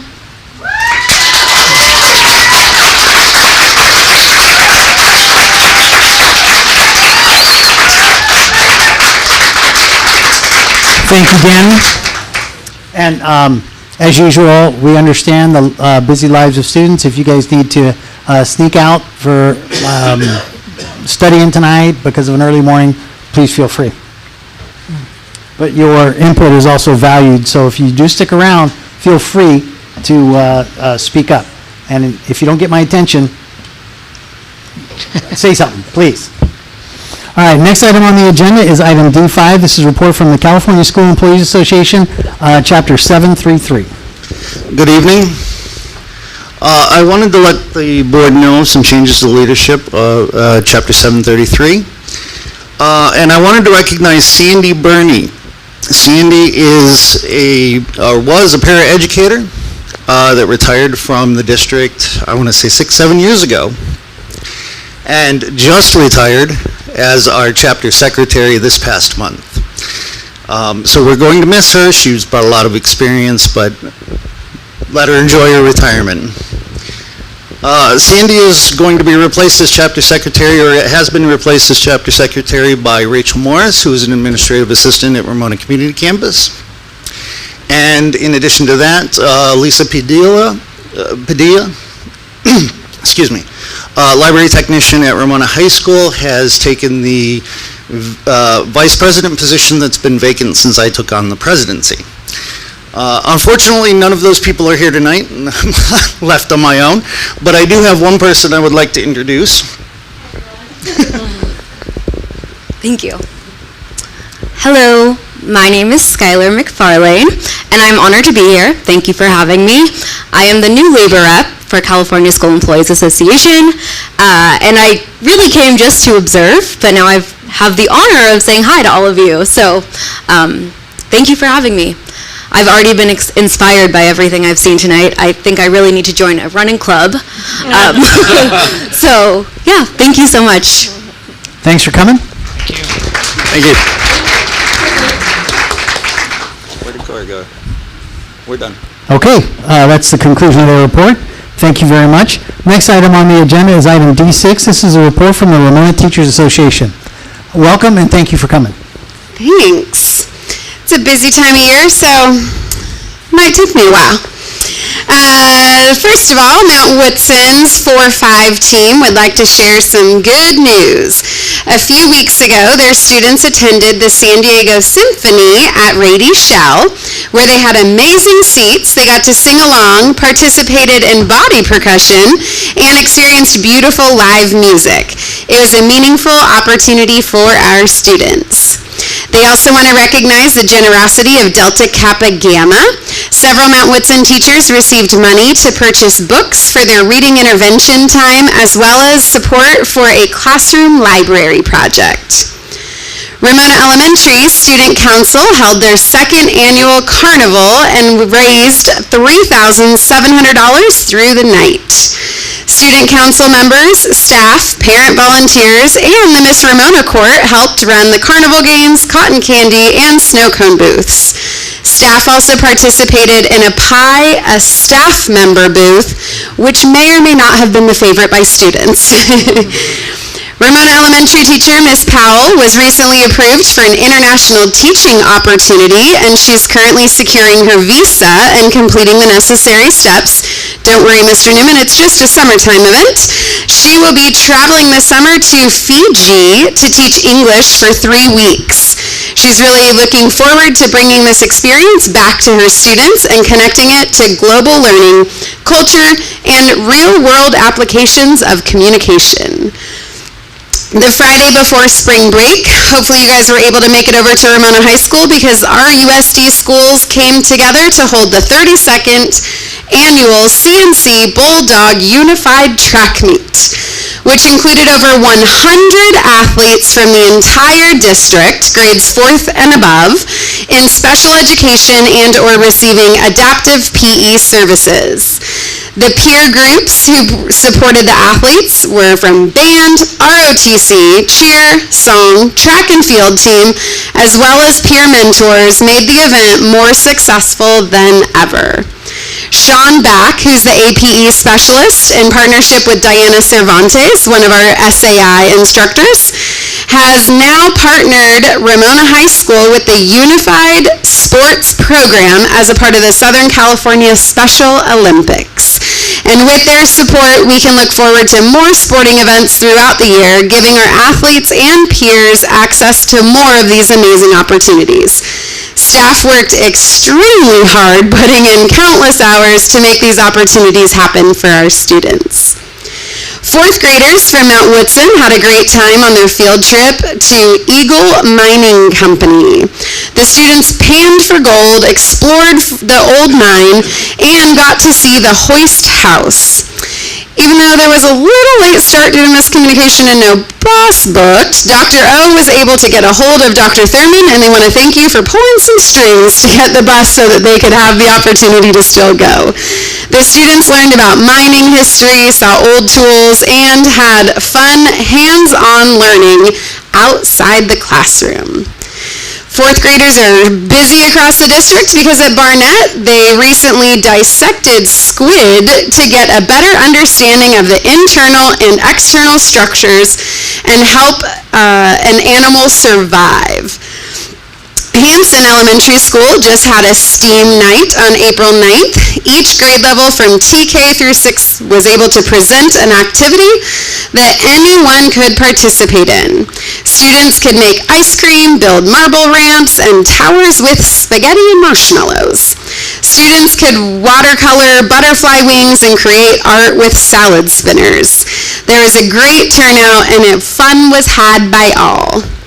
The Hanson 5th graders are preparing for their annual Colonial Day. They are learning about colonial times, what trades people did, and what everyday life was like in the 16 to 1700s. They will be dressing in period clothing and teaching visitors all about the trade they researched. The Colonial Fair will be presented at Open House on April 30th, as well as the following day for the 4th grade students. MVA held their annual March Madness, composed of fun outdoor competitions between the classes. And RCC enjoyed a nice music assembly of Peter and the Wolf. RCC staff and students enjoyed watching a mother duck build a nest and sit on her eggs for a few weeks in the quad. The ducklings hatched over spring break. The RHS Auto program, as you saw tonight, has sent 24 students to Skills USA. I think my number was off because I think Mr. Gray said 25. They brought home 3 golds, 3 silvers, and a bronze. Unfortunately, this year, Nationals is actually the same day as our Ramona High School graduation. So we do have one student who chose Nationals. So Mr. Grace, for his final graduation, will not be in attendance because they will be competing at national level representing Ramona. RHS NJROTC placed first and second out of 24 teams this past Sunday at a drone competition, and Ramona had 4 teams participate. And lastly, in partnership with the local 2 Create Gallery and the Art Center of Ramona, OPMS, MVA, RHS, the RHS teachers, Ms. Shoddy and Ms. Moran, would like to extend to you all an official invitation for each of you to a special evening celebrating some of the very talented and hardworking visual arts students at Ramona High School and across the district. This annual art show is a collaborative event and an exciting opportunity for our students to showcase their artwork in a local art gallery alongside working professional artists. The opening reception is Friday, May 1st from 5 to 7 p.m. here in Ramona at the 2 Create Art Gallery at 438 Main Street, and the students would love to see you there to support. Thank you so much. Thank you very much. Next item on the agenda is item E1. This is public comment. These are for items that are not specifically on the agenda. We'll remind you of the previous instructions that Mr. Dome read. Having said that, I'll turn it over to Mr. Dome. He'll call you up, and he will be your timekeeper. Okay, I divided all these up based upon your subject matter. So we're going to start with Bill Adelson.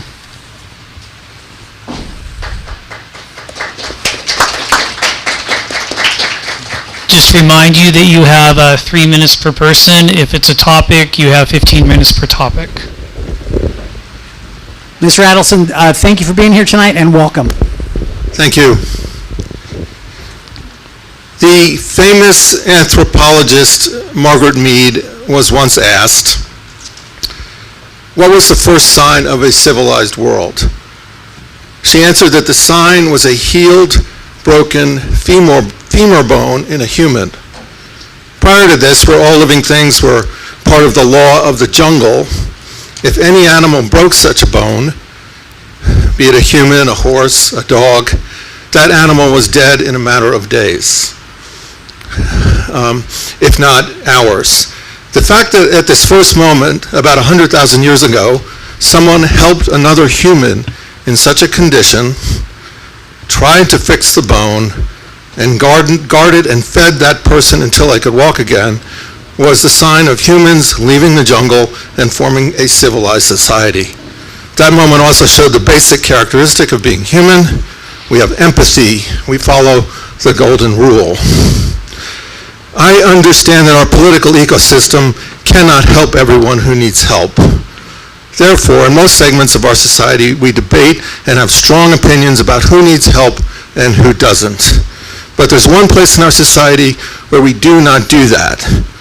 And that is in the places where we take care of our children, where we teach them to be productive adults, where we attend to their safety, and where we plan for them to have a better future. There is no condition in our school environment where we put empathy to the side and say, things may happen, and that would be unfortunate. That is not acceptable language in our schools. It is not the way we think about our children. Free public schools is not just some fever dream of Thomas Jefferson or the great achievement of Horace Mann. It is the foundation of who we are as humans, and the history of humanity began with empathy. Thank you. Thank you, sir.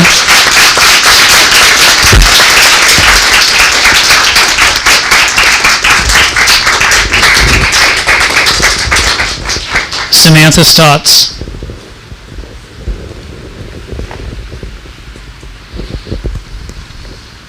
Mrs. Stotts, welcome and thank you for coming. Member Perfect, you have built your reputation on being a champion for Ramona's children. So I'm asking you, mom to mom, if you found out the highest risk sex offender was documented on your child's campus as early as September 4th, proof that I now have and hold in writing, yet the district chose to remain silent for months, would you find that acceptable? Today marks 84 days since the incident that forever changed my family's sense of safety at James Dukes Elementary. 84 days of asking for a safety plan that has yet to be provided. 84 days of being told that the transparency I'm seeking is somehow not in the public interest. I want to be very clear. The incident involving my 5-year-old, remember we're talking about a 5-year-old child and an adult man who's 50, was entirely preventable. The district has admitted to knowing about this offender in his court orders in August, yet they chose not to act. If you were told that your child's safety records didn't exist, or that your request for the truth was an administrative burden rather than a public priority, would you accept that as an answer? Or would you fight for the truth the way I am? Member Perfect, I'm asking you today, what would you do? And what would you expect for your own family? Because as a mom who has currently experienced that exact situation, I am left not knowing what to do, except for fight for the truth. I expect a heck of a lot more of action and accountability from this district, from the elected officials sitting here today, and from the site leadership who oversee my son's safety and education 5 days a week. My son deserves to be safe. He deserves to be educated. In this community, everyone sitting behind me deserves a district that puts children over cover-ups. I am so deeply disappointed in each and every one of you. You should all be ashamed of your lack of action, your lack of transparency, and your lack of plan in regards to the situation. And I sincerely hope you all look inward and figure out if you're the right people who should be leading us. From your unhinged comments, Maya, Roger, your investigation, the word salads I get from everyone else, the only person who has shown me a lick of compassion is you, Miss Perfect. You should all be embarrassed. I'm embarrassed that you're our leadership.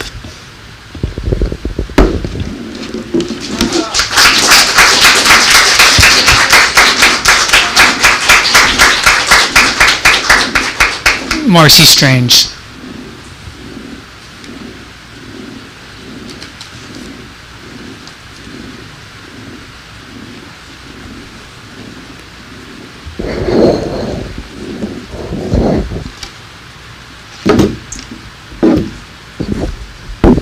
I believe there's been a misunderstanding.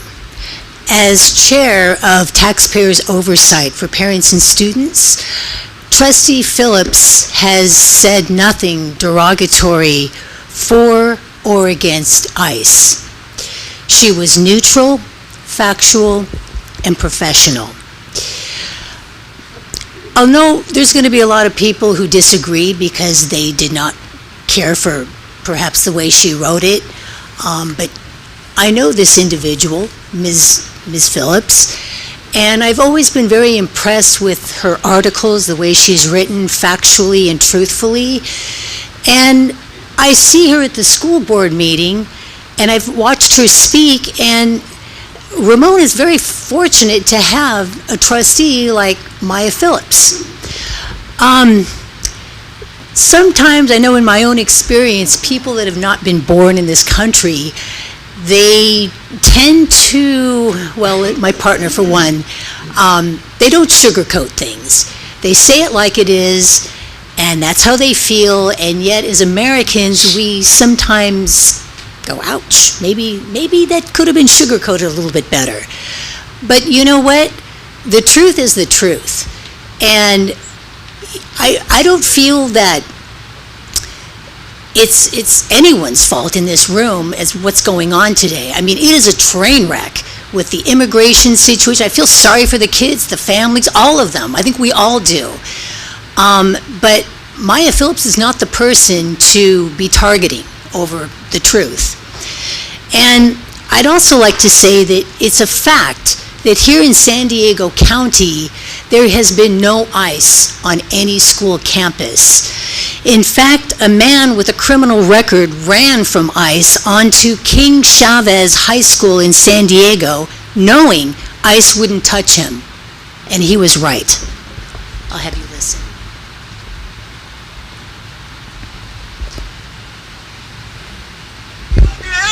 They're trying to grab me! He's running into a school now. Can you just back off? I need to keep kids safe. Yes. You guys, ICE just chased me into a school, and I'm hiding. Unintended Excuse me. Bottom line, these are unintended consequences, and I blame the governor of California and his cronies that are making these types of decisions for all school boards that is creating more danger for kids.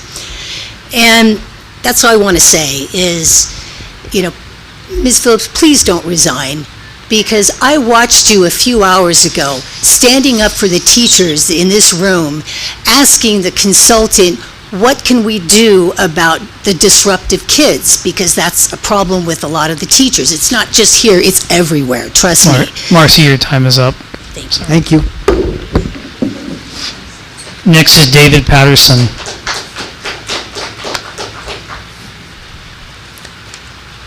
Mr. Patterson, thank you for coming and welcome tonight.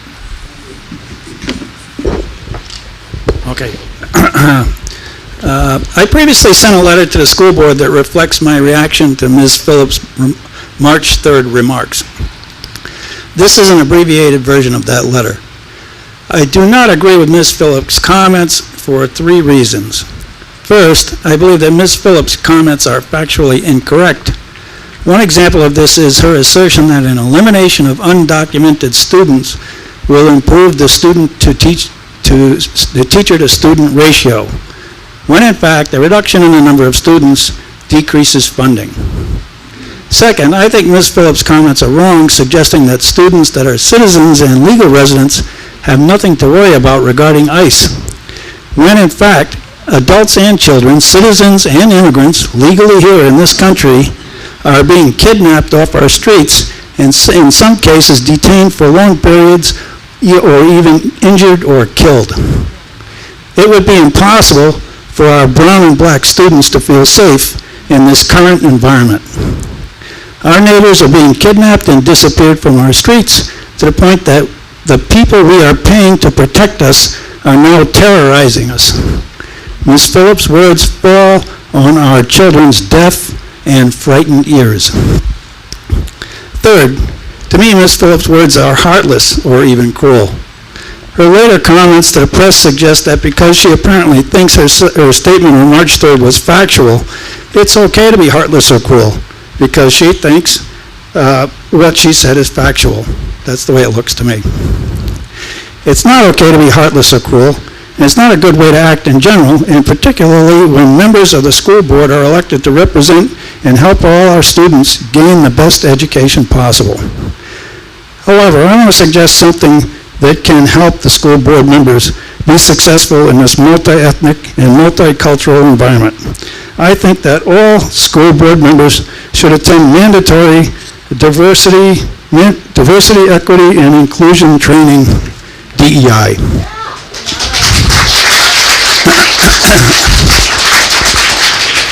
Now, this suggestion is not facetious, and I don't take this training lightly because 55 years ago, when I was in the military, we all had to attend rigorous DEI training to make sure we could all work together. My experience was that DEI training was incredibly successful, creating a cohesive and constructive group of people from many different cultures and ethnicities. DEI training can teach us all how mutual respect, sensitivity, and constructive language can help us be better people. Please consider mandatory DEI training for all school board members.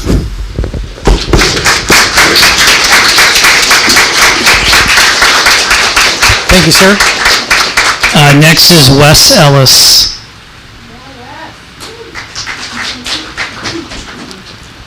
Mr. Ellis, thank you for coming tonight and welcome.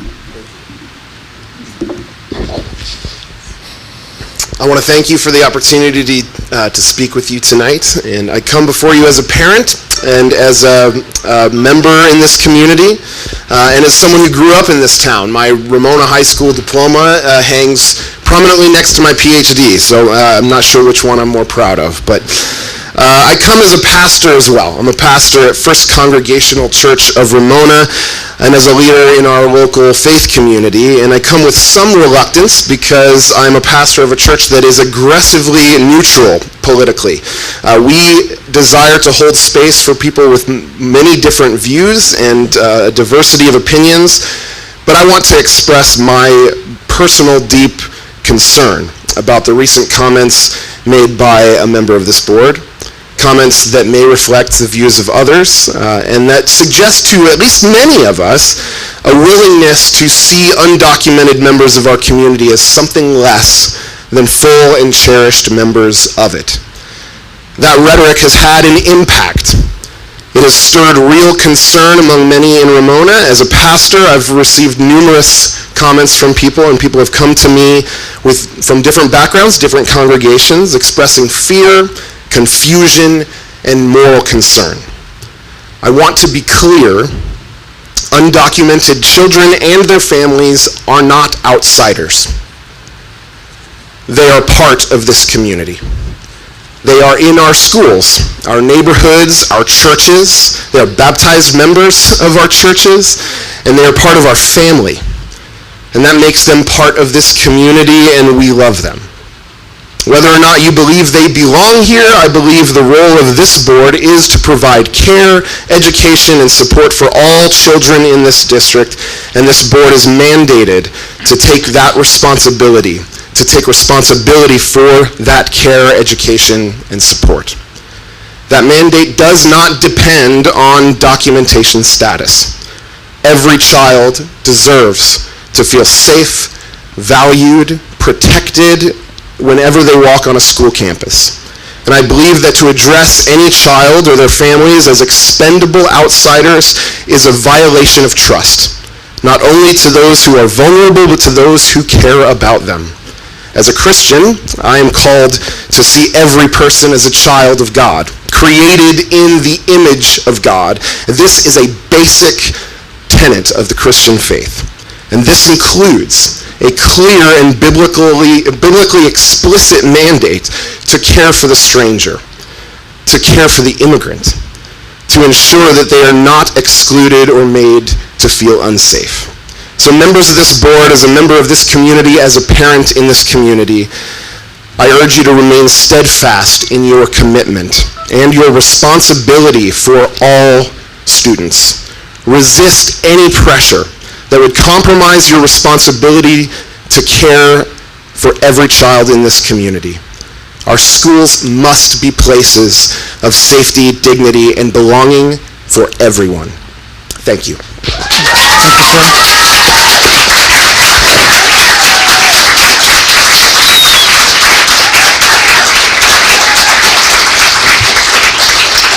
Next is Michael Walker. Mr. Walker, thank you for coming tonight and welcome. So those undocumented innocent children and their well-intentioned parents are victims of conflicting state and federal law, period. Not Maya Phillips. Of course, children need a safe space, but not to be coddled.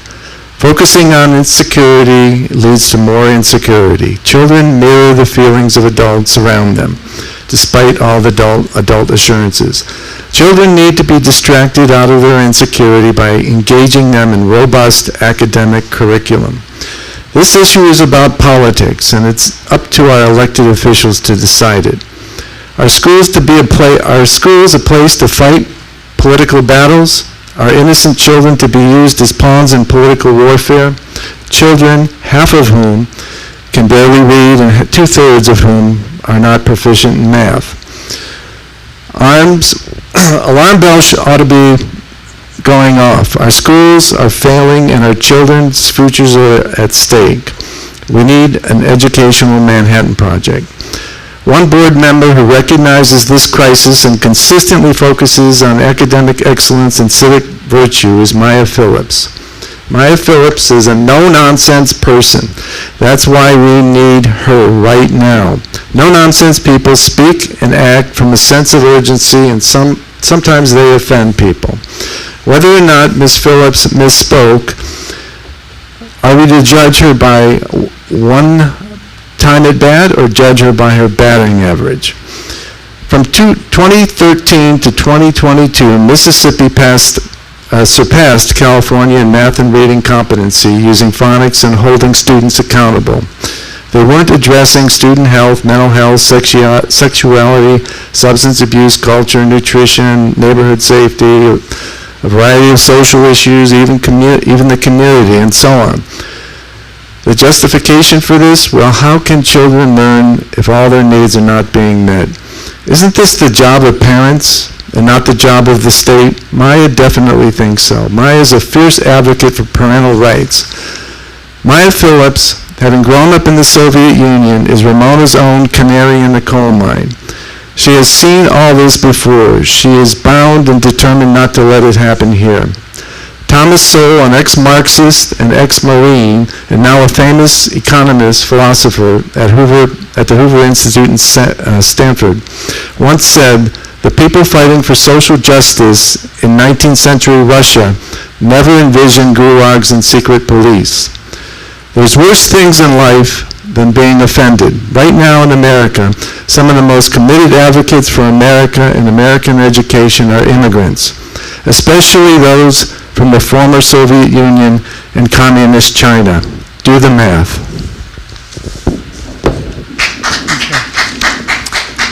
Thank you. Thank you. Next is Marcy Laws. Marcy, thank you for coming tonight and welcome.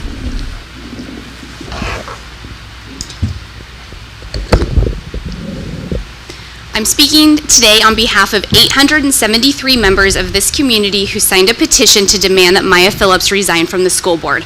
Ironically, Maya only received 836 votes in the last election. To be clear, more people have expressed that they wish to have her removed from the school board than actually voted for her. Our position is simple but firm. Maya should resign. Resigning is the dignified thing to do, the fiscally responsible thing to do, and honors the wishes of the majority of this community. You would be much more respected for stepping down than staying in a role where you are a lightning rod of division and unnecessary conflict in a district that needs to focus on educating children. This petition comes as the capstone of years of divisive and often odd rhetoric from Maya regarding district policies, Maya inserting her personal belief system into school district business, and Maya not having a basic understanding of how the public school system works. For years, teachers have been frustrated that someone who knows so little about public education is making decisions that affect their classrooms. To take a line from my favorite Dr. Seuss book, Marvin K. Mooney, will you please go now? The time has come, the time is now, just go. Go, go, go, I don't care how. You can go by foot, you can go by cow. Marvin K. Mooney, will you please go now? Maya, this community strongly believes it's time for you to leave this school board.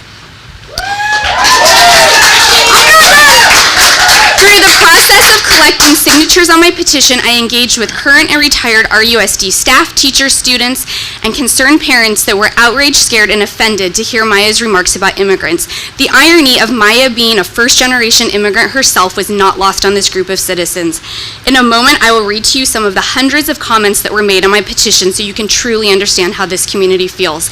My kids have been asking me why I'm attending these meetings. I told them, you must stand up for those who cannot speak for themselves, even if your voice shakes while you do it. Roger Dome, I'm sure you don't mind this controversy that Maya's caused because it takes the heat off the fact that you're continuing to serve on this school board while you're under investigation and on administrative leave from your teaching position at Poway High. Don't you worry, I will be back next month to address that. I hope in the meantime you will seriously consider stepping down as well and refuse to be compensated by our school district while you're not permitted on the campus of a neighboring district. If you have good moral and ethical character and care about the fiscal state of our district, the right thing would be to step down from this board. You're costing the district money due to the time they have to spend addressing your controversy. I'll see you next month, Roger. A mis amigos hispanos de esta comunidad, por favor, perdón mi español. Esta comunidad cree que todos los niños deberían sentirse seguros en la escuela, y Maya no habla en nombre de la mayoría de nosotros. Ustedes son amigos, vecinos y familia, y son una parte importante de Ramona. What I was trying to say is this: to my Hispanic friends in this community, please forgive my Spanish. This community believes that all children deserve an education, and Maya does not speak for the majority of us. You are our friends, our neighbors, and our family, and you're an important part of Ramona. Sorry to Miss Badia, I should have paid more attention in Spanish too. And now I will spend the remaining time reading comments from the community. Perla, your time is up. Oh, that's okay.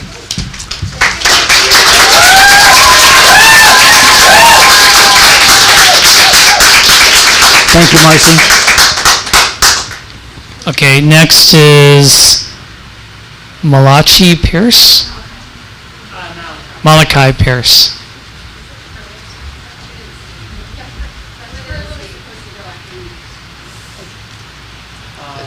It's fine, you're here. That's, Next. okay. Perla Martinez. He's already up here. Let's go with him, and then Perla will be more than happy to have you. She can speak. You're up here, Malachi. It's fine. We want to hear you all. Yeah. Malachi, welcome, and thank you for coming. Thank you. And go ahead. May I start? Dear members of the board, at the last school meeting, Maya Phillips announced her intention to put forth a policy requiring teachers to out-trans students to parents, and more recently doubled down on this on her Facebook. This proposed policy would put children in danger. One of the main arguments in favor of this policy is that being trans is associated with higher rates of depression. However, teachers are mandatory reporters and must report to CPS if they believe there is a problem. Students, especially by the time they're teenagers, also know whether or not their parents are safe to tell that they're trans. While ideally all parents do what's best for their children, their intentions and their actions don't always line up. Conversion therapy has been proved as harmful and yet still exists in the United States. One of the most egregious practices of conversion therapy was electroshock therapy, which I'd hope I don't have to explain why that's bad. Children also get kicked out of their homes for being trans, including someone I know personally.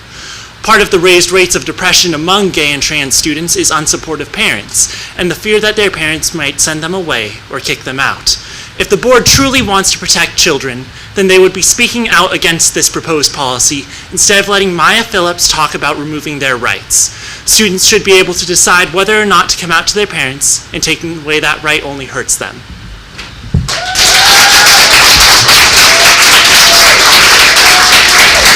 Thank you, Malachi. Okay, Perla Martinez. Mrs. Martinez, welcome, and thank you for coming. Thank you, everyone. I am a community member and a parent of Ramona Unified School District, and I am going to read a few of the comments. I have 21 pages, but don't worry, I'll only read a few left on the petition that Marcy talked about first. Yes. I am a retired teacher who has believed Maya doesn't represent her constituents, just her own personal agenda. Please forgive my voice shaking, I get nervous. You're doing a great job. Thank you. As a parent looking to enroll a new student, comments like this are really discouraging and really make me question if I should enroll my child into the Ramona School District. The comments made by this person are completely against what my own values and beliefs are. Her comments are divisive, not based in fact, and do not reflect her zone and representation in Ramona that is majority Latino. What she said was extremely wrong and sickening. As a parent, I expect the leaders of our school district to represent and respect all families in our community. Comments that undermine or marginalize families do not reflect the values of our schools should uphold. Our children deserve leadership that promotes respect, inclusion, and unity. The comments made by Trustee Phillips were not just inappropriate, they were morally reprehensible for someone entrusted with the care and education of children. School board trustees are entrusted to protect all the students when a trustee publicity suggests that some children are less deserving of safety or belonging. They violate that responsibility and erode trust across the entire community. She does not represent the values of education, inclusion, and care that our district should stand for. Every student in this district deserves to know that the adults governing their schools see them as worthy of protection, not as a problem to be removed. As a student hearing a board director say the more illegal aliens and children who are deported from Ramona, the better the student-to-teacher ratio would be extremely hurtful and disappointing. Students in this district come from different backgrounds, and we deserve to feel supported and valued by the people who are supposed to represent us. Comments like that make students feel like they don't belong. For that reason, I believe it would be in the best interest of the community and our students if she steps down. A person with this view of children should not be working for a school or its district. As someone who grew up in Ramona my whole life, this is disgusting behavior towards kids, especially coming from someone who is supposed to be a trusted member. In the current state of our world, this comment was both distasteful and concerning. As a Ramona High School alumni, if Maya Phillips had made these remarks during my time at the school, I would have seriously considered transferring to a school where diversity, inclusion, and empathy were valued. I learned to speak English and proper grammar during my years in school in Ramona, and the suggestion that legal status is somehow taken away from others' education is both insulting and ridiculous. Perla, your time is up. Okay, thank you so much for listening. Thank you, Perla.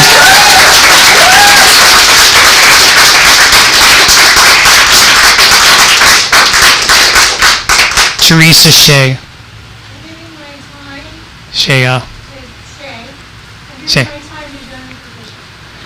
Teresa, we don't allow seating of time. We'd love to hear what you have to say. Thank you. Yeah, it needs to be heard. Welcome and thank you for coming tonight. Thanks for having me. I didn't know I was going to be up here, but I will read Jennifer Bishop's statement. At last month's board meeting, board member Maya Phillips publicly commented that fear of immigration enforcement is a self-inflicted issue for people who choose to come here illegally, and that removal of illegal aliens could have potential positive effects for American or legal immigrant students by improving student-to-teacher ratios. This polarizing, discriminatory comment comes from the board member that represents the largest immigrant population in the district. In her personal statements, Maya said numerous times that these were factual observations that she's researched. Here's some research so that you may be more well-informed about moving forward. Over 1.6 million individuals had their legal pathways or protections canceled in 2025, and those numbers continue to increase. More than 100,000 visas have been revoked. These are people that are having their legal status taken from them and forcing them into illegal status. Additionally, the term illegal alien, is widely considered derogatory, dehumanizing, and offensive across multiple entities. In fact, the state of California passed legislation to remove the term alien from its labor code, recognizing it as disparaging. And the Library of Congress announced it would retire illegal alien in favor of non-citizens or unauthorized immigrants. The district website notes its core belief of civic responsibility as promoting high ethical standards of integrity, honesty, kindness, equality, and respect for all. Maya clearly broke her civic responsibility. Maya's discriminatory comments were said aloud in a room full of other board members, cabinet members, educators, students, and members of the community. Yet no one has labeled her comments as such. Let it be clear, this is discrimination and directly violates California law, which prohibits discrimination, harassment, intimidation, and bullying in public schools based on actual or perceived immigration status. This is also a violation of the oath of office in which Board Member Maya Phillips swore to support the U.S. and California constitutions. She violated the California Constitution, Article 1, Section 31, which prohibits discrimination and preferential treatment based on race, sex, color, ethnicity, or national origin in public employment and education.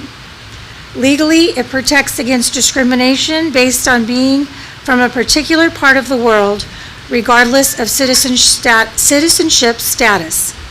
Teresa, your time is up. Which is why myself and all the many community members demand that she resign. Thank you.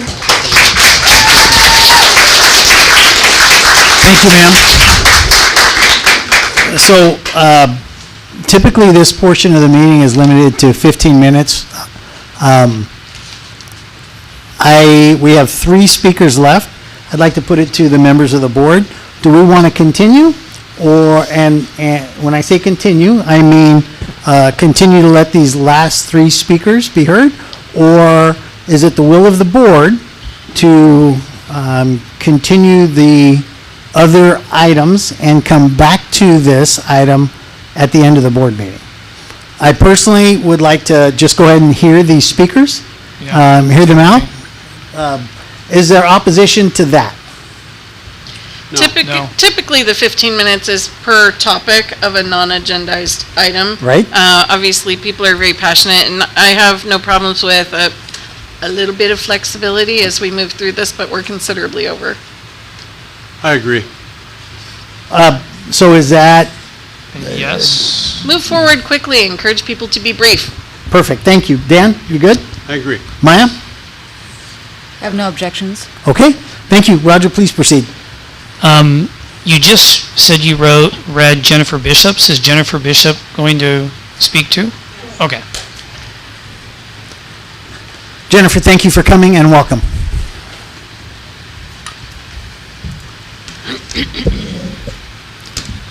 As a school counselor that has worked with a large number of LGBTQ students within this community, I have many concerns about the parental notification policy that Maya Phillips publicly posted a draft of to her personal Facebook account. First of all, board members should not publicly post drafted policies to social media.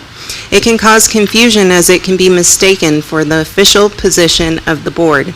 Disclosing draft policies or sensitive documents before they are formally approved and released by the board violates their fiduciary duty of confidentiality and loyalty. This is another transgression committed by Maya Phillips that is wildly inappropriate and more reason that she should resign from the school board. Maya has displayed clear discrimination and prejudice against certain populations of students. And her quick leap to propose this policy while California is currently in legal limbo and waiting to appeal the Supreme Court's decision is yet another display of her anti-LGBTQ agenda. Should the board pass this parental notification policy, it will be putting a number of students' safety at risk and possibly lead to devastating outcomes. Here are some local statistics for you to consider before making a decision on this unnecessary and harmful policy. Transgender youth in San Diego face higher rates of homelessness due to family rejection and discrimination. 53% of transgender youth surveyed in this region did not feel their home was an affirming place. 51% of transgender youth in the greater area reported experiencing suicidal ideation. Throughout years of serving trans students in this community, I can tell you that the issue is not whether or not parents are aware of their child's identity, it is whether or not that child feels accepted and supported. And in my years here, I have seen time and time again where students have not felt accepted by this community, have not felt supported at home. Instead, they have been targeted in the form of bullying, harassment, and physical assault. And sadly, this lack of acceptance has pushed many towards self-harm, suicidal ideation, and attempted suicide. I have personally witnessed the aftermath of students attempting suicide because they do not feel accepted. And if any of you experience this, then you wouldn't even consider passing such policy. Statistics don't lie. Should you pass this policy, then this community will see higher rates of child abuse, homeless youth, and child suicide. But then again, Board Member Maya Phillips may see this as a means of potentially improving student-to-teacher ratios. Thank you.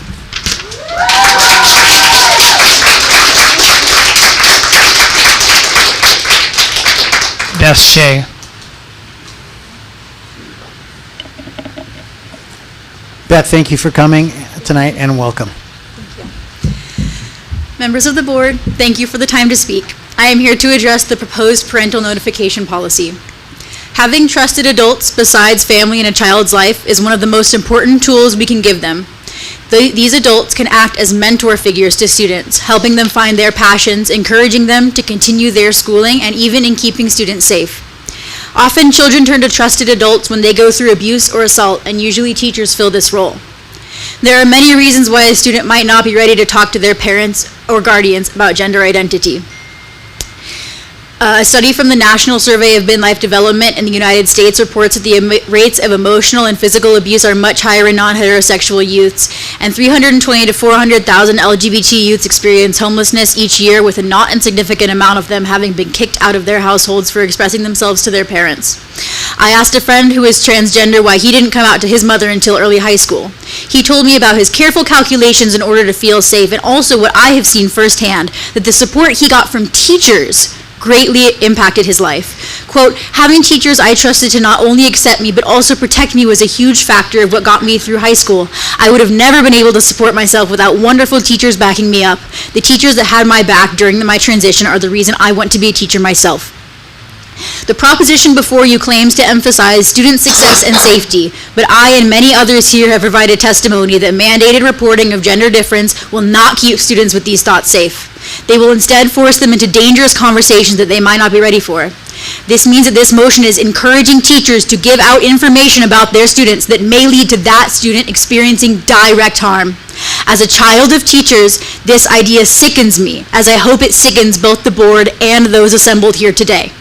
The best way to ensure that your child loops you into these conversations is to be the kind of parent or guardian that your child feels safe talking to, not to force teachers to become glorified spies. Thank you for your time. Thank you, Beth.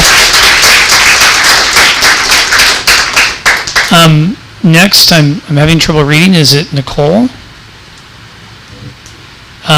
Ashbro? No comment? Okay.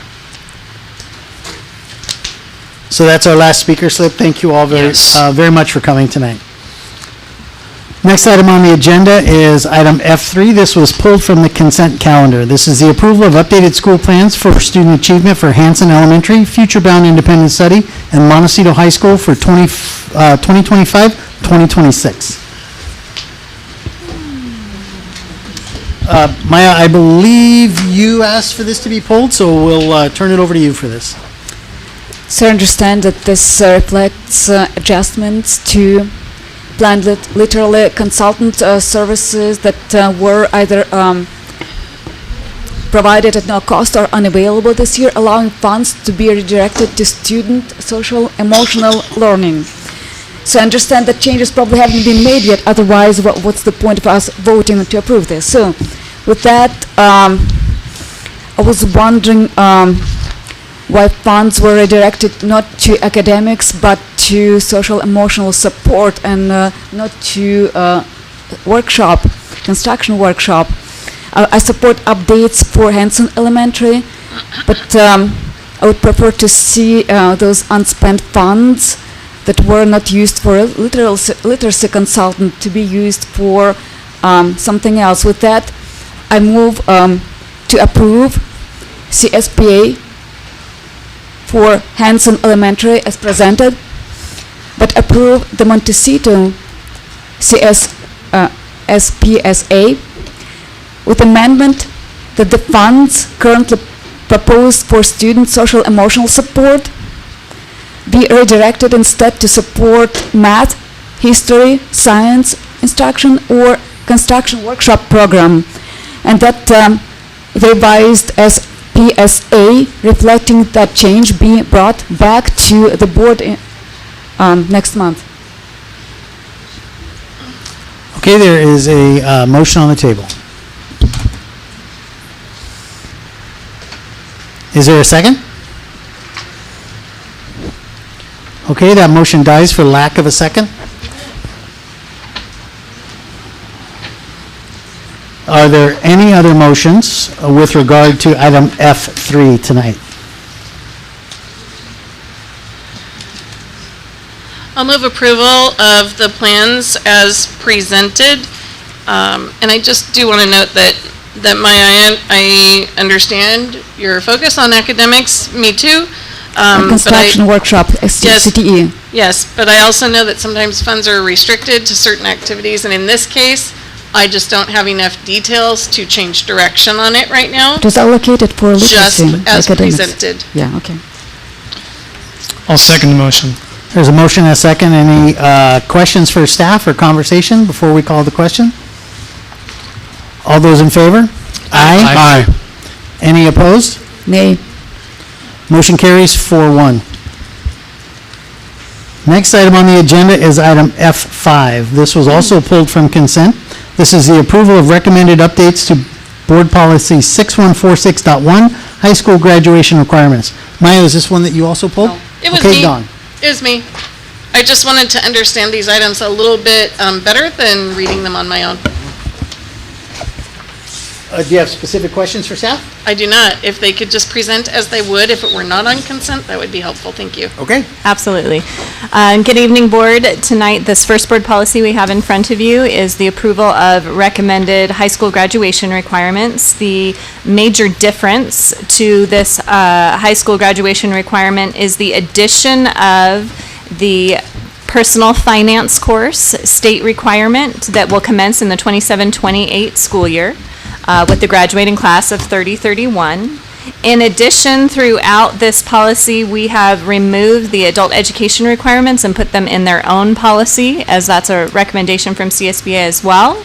And previously, we had a list of foster youth students experiencing homelessness, former juvenile court school students, child of military family, and migrant students who that language has now been replaced by highly mobile student. So every update to this policy that you'll notice is education code and in alignment with the CSBA policy, and really is just a reflection of those updates and in accordance with the laws. Can I add one thing? There is another change too that I think is actually really important. And that is, instead of 10 credits for visual or performing arts and foreign language, that also now includes for technical career technical education. So you now have 3 choices a student does to meet the fine art requirement instead of just 2. Our policy previous included CTE. The addition that we have right now is that the CTE course actually has to follow the model curriculum standards. So we allowed in Ramona that third, but we now have the requirement of the state that they have to follow the model curriculum standards. Did I also see in here about personal finance? Mm-hmm. Can you talk about that just a little bit? Sure. So starting in the year 27-28, and we actually have a course of study slated to come to the board in May or June, we will be approving our new personal finance course. It's a state graduation requirement. It's a semester-long standalone course, so it's not something that we can embed in any other course, nor can it be a course that already exists. There are specific components to what this course must include, which will be included in our course of study. Our current personal finance course is actually pretty close to what the state is expecting us to do, and which is great for us. And a lot of teachers are familiar with the standards or those expectations, and the content itself and the curriculum itself. What we're looking at currently to bring forward for pilot once the course is approved is open resources. It's free. So the personal personal finance course curriculum that's out there, it is not going to cost us anything. Very good. Thank you for that information.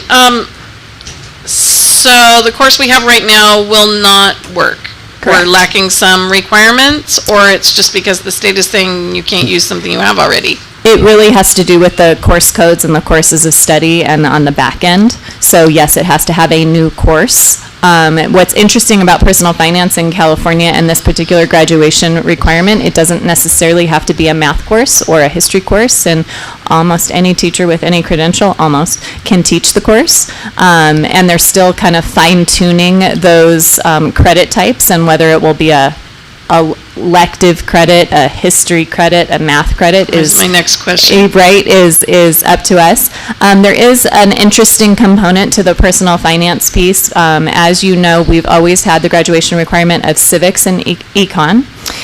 If a student, or when a student, not if, because personal finance is a requirement, when a student takes the personal finance course, they have the option after. It's not something that we can push or ask for, it's not something that we can say, oh, you took personal finance, you don't have to take econ anymore, but it is something that they can ask to waive. They will be allowed to ask to waive econ after they take personal finance if they choose. And that will fulfill the graduation requirement for the state. Wow. Why am I uncomfortable with that? Yeah. Since economics is the fundamental, basic understanding of how the whole world works. I love the personal finance class. I love it. We all need it. I could use that class. Why can't we have both? Well, we can. They can just waive. They can ask. No. Yeah. They can ask to waive. As it will be, as a course pathway will be set, they would be having both. They would have to ask to waive the econ class. I don't like them to have the option of waiving the fundamental, basic economic understanding of how the world works. I think that should be mandatory and not given the option to take something else. And now you understand why I pulled it from consent. Okay, Yeah. all right. So what I understand is they can ask, but that doesn't mean that the school has to grant that. Does that? Well, unless the board chose to make econ a Ramona graduation requirement as a part of our system for graduation, that would be the only way when we would have to, we could make them have that course for graduation. There's a lot of complications that come with not allowing that waiver of econ to a master schedule blocks, plenty of blocks. It's one less elective for a student, right? If I'm taking band or Spanish or any of those, and now I have to take personal finance, and I have to take econ, and I have to take civics, and So right? if I could respectfully cut you off there. Sure, absolutely. In the event that very item comes back before this board, we don't want to dive too deep into it tonight. It's an option. Do you guys understand why I'm trying to stop that conversation? If this does come back to us as an agenda item, and we have previously discussed it in a non-agendized setting, we would be violating the Brown Act. So it's an option that we could take in the future if this board chooses, or it is a conversation that this board could take in the future and a consideration for action. But if we go too deep into it tonight, we could poison the waters. I understand your concern, but I also think we're on solid ground here having the conversation as written in the agenda, which is regarding high school graduation requirements under a particular board policy. So I think we're okay, but yeah, it's a whole bigger issue that we probably need to have conversation about, so I'll shift gears just a little. Is it possible that this could be offered as an online virtual class? Could it be a zero period? Could this be something kids can take in addition to the other classes? Personal finance. No, personal finance would have to be during it, because personal finance is the state graduation requirement. It has to be during the school day, not outside. Now, they could take it through Palomar. There are other courses that where a student could opt to do it just like we do now with History 101 or English, through a dual enrollment course or something like that. The other thing to consider, and honestly in financial times right now, is if we are requiring both for all students, that is more FTEs. Right. And so that is also something for consideration when we're talking about master schedule. Well, I don't know about personal finance as a community college course. I just simply don't know, but I do know that econ is offered that way. So that is an option for some of our students, should they choose. Okay. Mr. President? Yes, sir. I have a little commentary on this topic that I'd like to share with the board and the administration. I'd like to share with you a test. I'm sure some of you have heard of this. It's a test from a while back, and it's a 8th grade graduation test. The topics here: grammar, arithmetic, geography, physiology, history, U.S. history, and orthography. This is a test. I'm going to choose the shortest one, which is arithmetic, that I'd like to share with you. Number 1. Name and define fundamental rules of arithmetic. Number 2, a wagon has 2 feet deep, 2 feet long, and 3 feet wide. How many bushels of wheat will it hold? If I had wheat that weighs 3,942 pounds, what is it worth at 50 cents a bushel?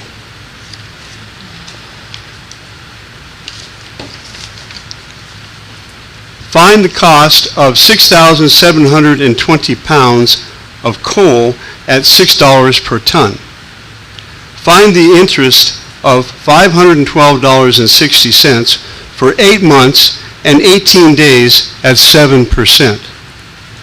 What is the cost of 40 boards 12 inches wide and 16 feet long at $20 per meter? Find bank discount on $300 for 90 days at 10%. What is the cost of a square farm at $15 per acre, the distance around which is 640 rods? Write a bank check, a promissory note, and a receipt. That is the arithmetic portion of an 8th grade graduation test in 1895 in Kansas. My question is, how far has our curriculum been diluted? And we're talking about dropping economics as a mandatory course, which is fundamental to the understanding of how our whole world works. I'm opposed to the dropping of economics. I'd like to see them both, personal finance and economics, included in our mandatory curriculum. Thank you, Mr. President. Of course. So Dan, at that point, I do need to agree with Darren that that is not the item before us tonight, but it could be at some point. So that said, I'd like to move approval of the recommended updates to Board Policy 6146.1 regarding high school graduation requirements. I'll second. All right, any questions for staff or comments before we call the question? All those in favor? Aye. No. Motion carries 4-1. Next item on the agenda is item F7. This is the approval of recommended updates to Board Policy 6200, Adult Education. Maya, did you ask for this? Okay. F6 as well. As per F6. I'm sorry, what did you say? F6. We are currently on F6. Okay. Yes. Pardon. So I skipped F6 is what I'm hearing. You tried. We just didn't let you. All right, I appreciate that. Next item on the agenda is item F6, the approval of recommended updates to Board Policy 6146.4, differential graduation and competency standards for students with disabilities. Maya, I'll turn it over to you. Just had a couple of questions. There are going to be some changes, and I was wondering, what does it mean specifically for our district? So what are we going to do differently if we adopt those changes? So the new state requirements include that these students would now have a diploma for meeting the state graduation requirements. They didn't do it before, didn't have it before. No, not an alternative diploma. No, they did not. That's the only change. They will get an alternative diploma, while before they didn't have that option. Correct. They will earn an alternative diploma. On their transcript, you'll still be able to see the difference between the courses that have been taken, so it will, that piece of it will look different, but they will have a diploma and participate in graduation, and but they'll be held to the state graduation requirements, not necessarily the Ramona Unified graduation requirements. With that, are you saying that state graduation requirements are easier than Ramona? There are less? Credits required for the state than there are in Ramona Unified, and so yes, that is meaning the load or the amount of courses that are needed for graduation would be fewer for those students. So it means more of them will graduate and sooner, and they will spend less time at school. With that, I understand that probably is going to cost the district less to educate those students because they will graduate sooner and leave our district sooner. Well, so savings.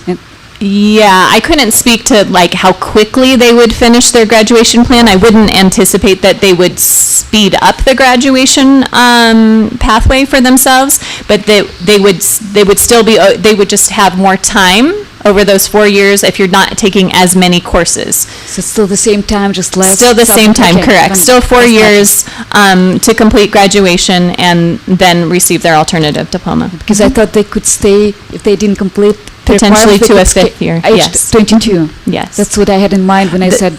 Yeah, that would be that's a different program, but yes. It's different. Okay. Yes. Just to clarify. Sure. Above where it says Certificate of Educational Achievement or Completion, it talks about how it's the district's responsibility to provide a free, appropriate education, and it's talking about those with IEPs. But the way that I read that is, as long as their IEP says that they have not received, that they haven't received their achievement certificate, that they have services until that's done. It doesn't talk about age here.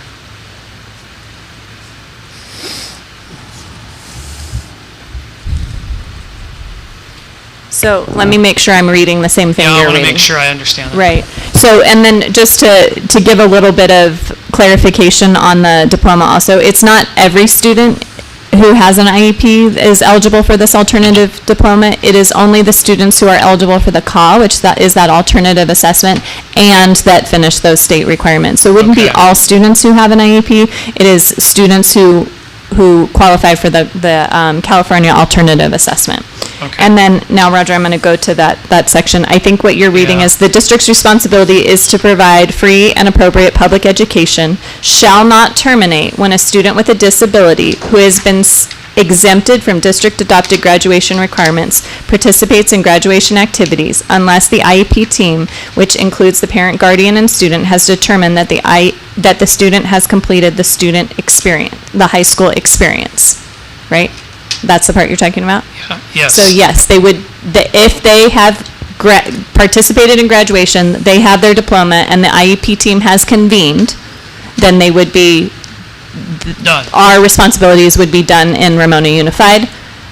But if they that's what don't, correct. Then there is no age limit. It's just when it's done. I think that then we're moving into the age 22. Okay. Is that what you're asking me? Yeah. Okay. Yes. The other plan. Yes. Yes. Okay, Then we move into adult transition. Yes. It doesn't say that, and yes. I wanted to be clear about what we were doing. Yes. Okay. That would be the after graduation. Should in this policy, should we actually state that? It might be good so it's clarified. That's my only suggestion, because it is kind of confusing. Is that stated in a different board policy that's already referenced? In the education code? I'm trying to read on the second page, reacquainting with myself with it. We'd have to check the ed codes and see. I'm wondering if that last ed code listed in there, the 56391 may, but I don't know the answer to that right now. Yeah, I would have to check. And I think that would, Usually is, yeah. I think that would be in a different board policy, to be honest. Okay. I just wanted to provide clarity in this policy that, Because we're then in adult education. yeah, okay. All right, That's- at this that's all point, I I'd have, like to yeah. move approval. I've got a motion. Is there a second? I'll second it. There we go. Thank you. Any last questions for staff or comments before we call the question? No. All those in favor? Aye. Aye. Any opposed? Motion carries unanimously. Next item on the agenda is item F7. Now we get to the approval of recommended updates to Board Policy 6200, Adult Education. Maya, did you pull this one? Yep. Me and I think, Don, did you pull that as well or not? Okay, I did. Okay. Okay, floor is yours. Also had couple of questions. Is it related to only adults pursuing high school diploma, or it applies to any adults who want to take certain course to develop academic and workforce skills? For example, like they used to offer adult construction class at Montecito, which I did take, and I did build a bench with Mr. Jordan in 2017. So it says for eligible adults. So I wonder what kind of adult education, what are eligible adults? Yeah, so if you look at kind of that first section, right, where we're talking about, you're looking at that first part where we're talking about the adult education piece, and then if you go down kind of to the center where we're talking about that upon recommendation of the administrator of the student's adult school or non-credit program of attendance. I think you're thinking of some of the non-credit program attendance, like we have ESL classes, and maybe so adults who may have already had their bachelor's or any kind of education. Correct. Those are the classes you're thinking of. This Yes. is this. It's not this. Well, you could be taking some classes. Okay. Correct. So adult education here, in terms of the diploma, is we're proposing that we have 175 credits, which Okay. you'll see are the state requirements, and including personal finance, and some electives, but what we're doing is, the major change here is we're reducing the number of elective courses that are required for our adult students to receive their adult education diploma. And you're talking about some of those different I courses. saw that, and I understand it's for adults who pursue their high school diploma. My question was, does this policy also apply to adults who just want to take a course? No, because this is talking Okay. about the actual diploma, correct, on for the high school, adult. okay. Yes, yes. And eligible adults, you determined they don't have a high school diploma, so who are eligible adults? Adults who don't have a high school diploma, who would want to get their high school diploma. And you just, they just say so, I don't have high school They diploma. just come to, they sign up for adult school and, yep. Thank you. Yeah. Any other questions for staff? Yeah. I'm wondering why we always reduce requirements. Has anyone ever added requirements? High school graduation diploma is a big deal.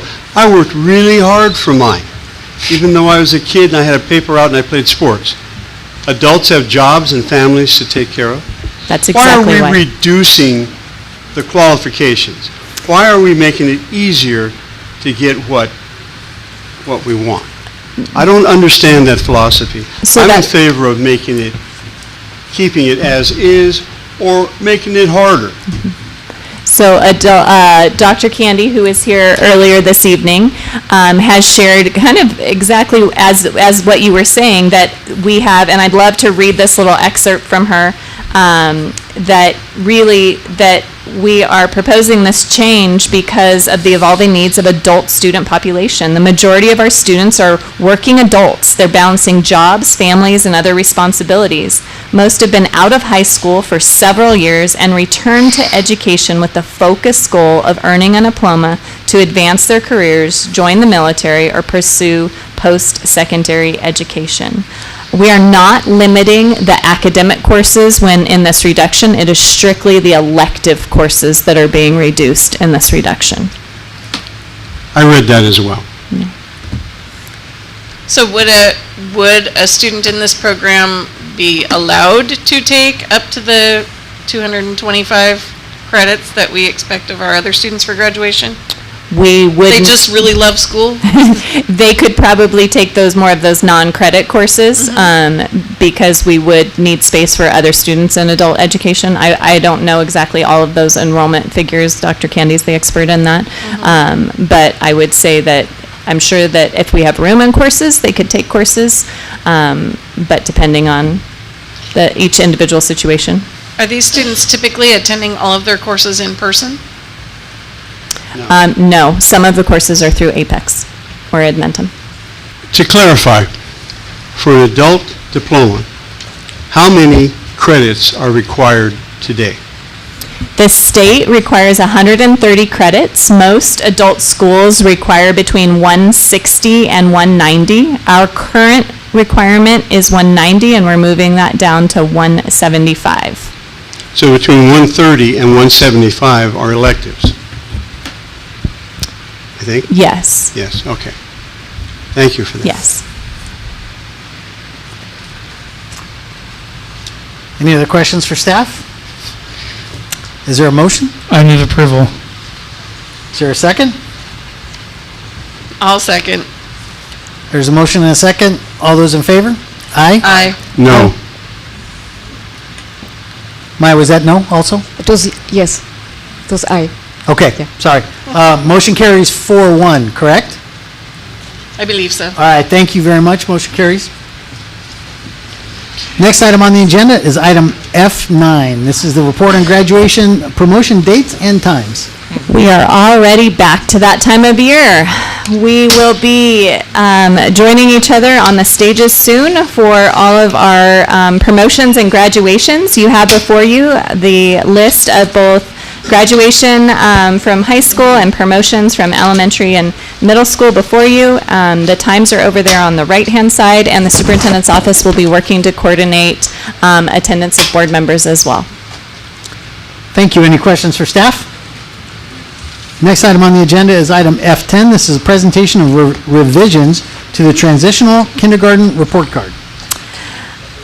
This is the highlight of the Education Services work tonight. We are going to bring up Robin Aaron, Director of Student Learning Support Services, and our TK teammates to share with you the incredible work that they have been doing in TK to not only in the instruction and in the classroom, but also to revise our TK report card to be more in alignment with our TK classrooms. Mrs. Aaron and your entire team, thank you for coming tonight and welcome. Thank you so much for having us. We are really excited to present to all of you some great results from collaborative collegial work throughout our district. So our TK team had an opportunity to revise our TK report card.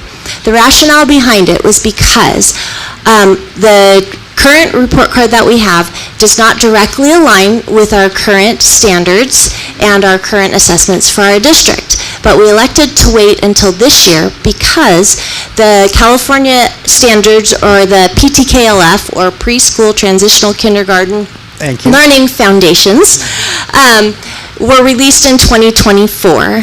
And then to catch up to that, the DRDP, or the Directed Results Developmental Progress Assessment, that was revised to catch up to the new standards. So now all of our standards have been updated from the state, and all of our assessments have been updated in the state. So therefore we wanted to update our report card. Our process was very, very methodical and intentional. So first, we started with a deep dive into the learning foundations with all of our TK teachers in October. And then we elicited one TK teacher from every school site throughout our district. In addition to that, we asked for an SAI to join the team, as well as a principal. And from that committee, we drafted a vision. This vision was to act as our guardrails for what we wanted to communicate and how we wanted what we wanted the report card to represent for our team, for our district, and for our vision for our youngest learners. We spent 3 full days drafting the report card, but before we did that, we looked at some drafts from San Diego Unified School District and Poway Unified, just as examples for what was out there and for to give us an idea of what we wanted. Then we took our drafts to our educational partners. So our educational partners included our other TK teachers. It included our paraeducators that work with our TK teachers and our TK students. It included all of our other SAIs and SLPs, our school principals, and then our school principals and teachers brought it to the school site councils at every school. We brought it to our DAC as well as our DLAC, and we brought it to particular parents. So we really tried our very best to make sure that we captured all of our educational partner input. Then, lastly, we actually tried it out. So our committee did one report card, in addition to the board-approved report card, of course, but we drafted one, and then they met with a parent to say, hey, this is what it currently looks like, but this is what we're thinking of. What do you think? Does it provide you with the information you would like to see? And we just gathered the input. So, this right here was the vision.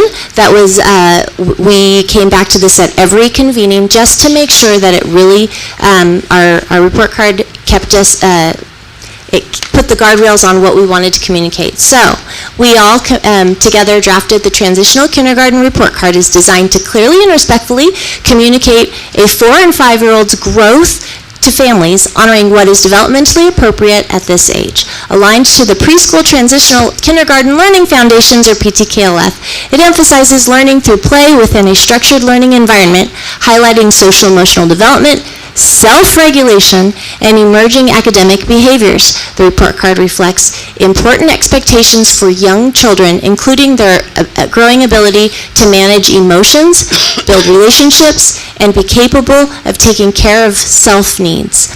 It values education as experiential and integrated, recognizing that play-based learning fosters curiosity, confidence, and love for school. Above all, the report card celebrates each child's growth, providing a strengths-based picture that supports a smooth transition into kindergarten. So at every meeting, we made sure that we were checking all of these boxes throughout our process.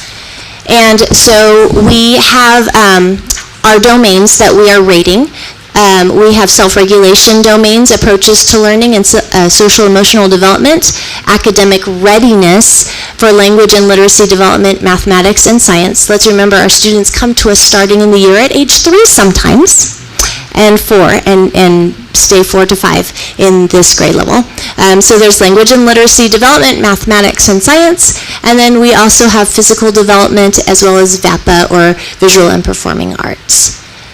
We were very intentional with a shift in language, and there was a lot of conversation around this, but we really wanted to focus on the continuum of learning for our students.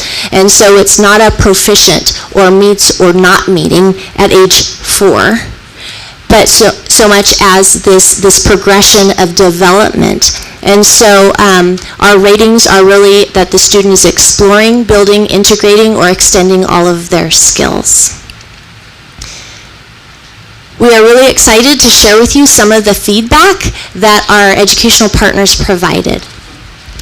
Hi. Oh, I've never used a microphone. Hi, I'm Angela Gunnett. I'm a TK teacher at Ramona Elementary, and thank you all for considering all of our hard work tonight.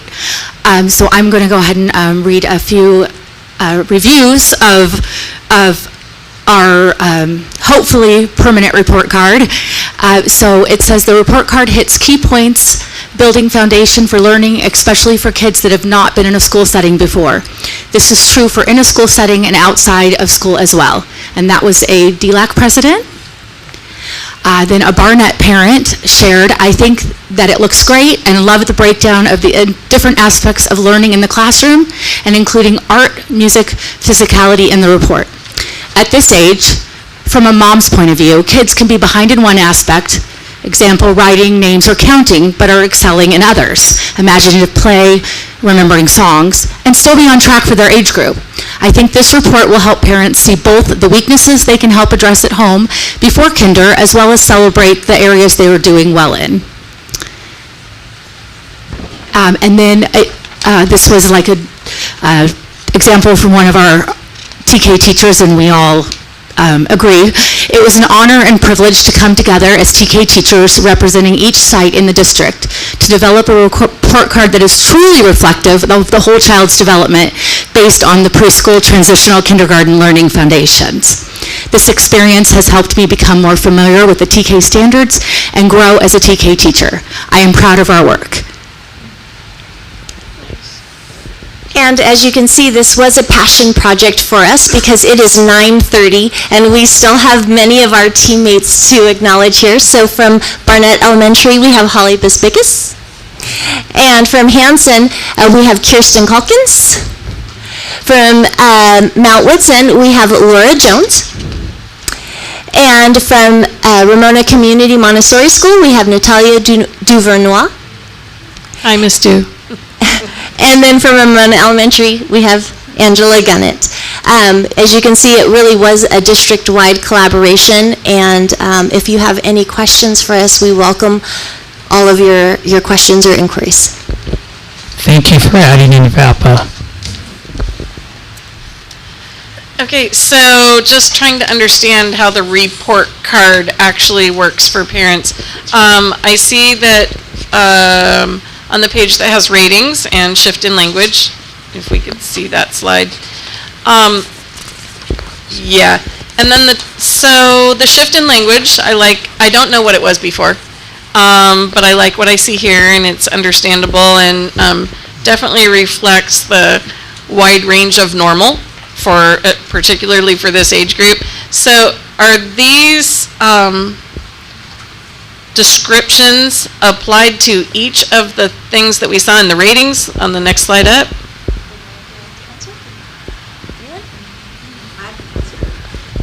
Do you know what I mean? If we could see the next. Hi, I have your grandchild, Jace. Thank you.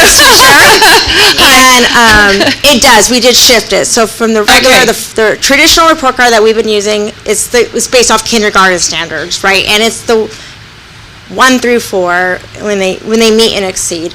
This one actually emphasizes the developmental process, and it is for each.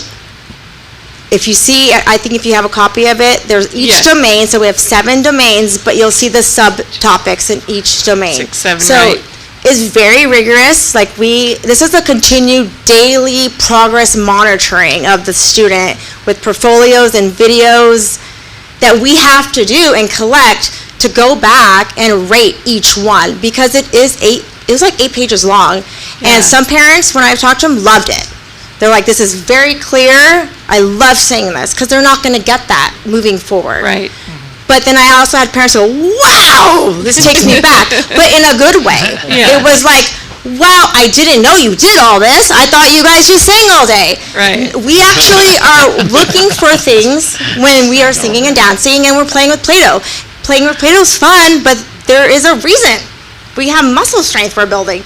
So yes, it's a lot when you think about it. We had to shift it toward a developmental rating scale, so it's easier to follow. So when you see, like in later testing, you always see colors, red, yellow, green. We don't have that here. You're not going to see that here, because one's not ready at the time the next one is, and especially with our age group that we are getting in, some just turning 4, and some are ready like 5. Right. They're miles apart. Yeah. So we have to make sure parents feel comfortable and not comparing their child to the next, because that's what they always do typically, especially if they have siblings. So we want them to know this is how we rate your child. It's a developmental process to reassure them that we aren't all normal depending on what stage we're at. So I hope that answers your question. Thank you. That's a very nice job. What you don't know about me probably is that I have 3 TK grandchildren, and Ms. Du has the other 2. So I'm pretty keyed in on what's going on in TK these days. How often, I know, my special interest, right, TK. So how often are parents seeing this kind of report card?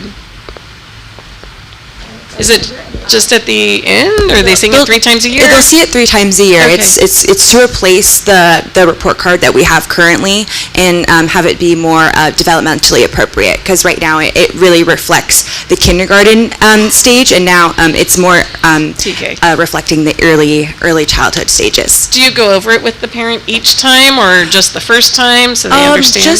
Just the first time at our conferences, but if needed, there's always, we have like the comment section where we can add certain things for those trimesters that we might see to be, something to note.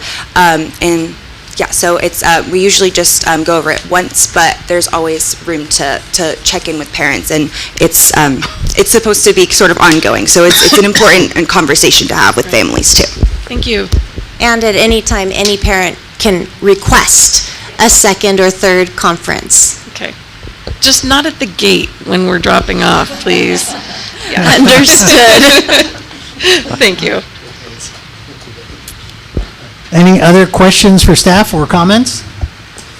I have to say, if you have the opportunity to go in our TK classrooms, it's magic. Well, I want to thank each of you for your hard work on this project, and not just the ones that are here tonight. There are others. We get it. Thanks for sticking it out with us tonight. Yeah. We appreciate it, and the presentation was fantastic. We appreciate every one of you. And thank you. And I will say that those who couldn't be here this evening, they absolutely contributed to the presentation and all of everything. So it really was truly a collaborative effort. We got one more question. Well, is this report card development unique to our school district, or someone else has it as well? So these are the ratings that align to our assessment, the DRDP, which is a developmental assessment. And so it makes it easier for teachers to have the same language for the assessments that we use on our students for the report card.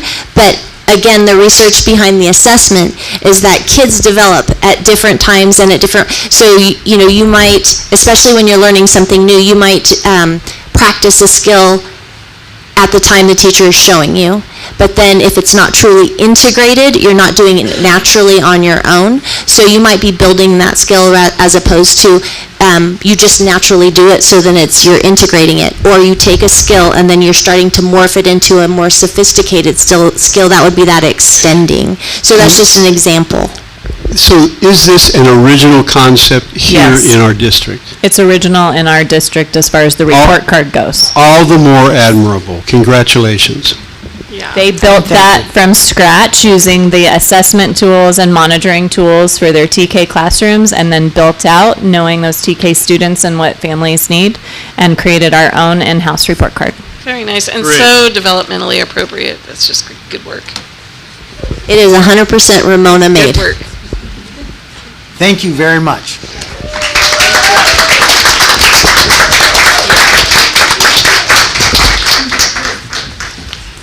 Now, please go home, get some rest, and Bright get up and early do it in the again morning. tomorrow. Yeah. 'Cause those little guys have a lot of energy. Right. So that was an information item Teachers do only. too, yeah, for sure. Next item on the agenda is item G2. This is the approval of revision to RUSD instructional calendar for 2025-2026. Members of the board, earlier today you were involved in a workshop where you were talking about student achievement and engaging students. So last year, the Ramona High School administration was looking for a way to engage students and get their students to be more focused regarding the CASP testing, which is the state assessment, and so they promoted the possibility of a minimum day for students if certain student achievement gains were met on the state's assessment, and then lo and behold, these students went and met those achievement gains. And so as a result of promoting the possibility of a minimum day, the Ramona High School administration is requesting that the board consider approving May 22nd as a minimum day at Ramona High School in recognition of the student achievement gains that they achieved this past year. Wow, you explained it in such a nice way.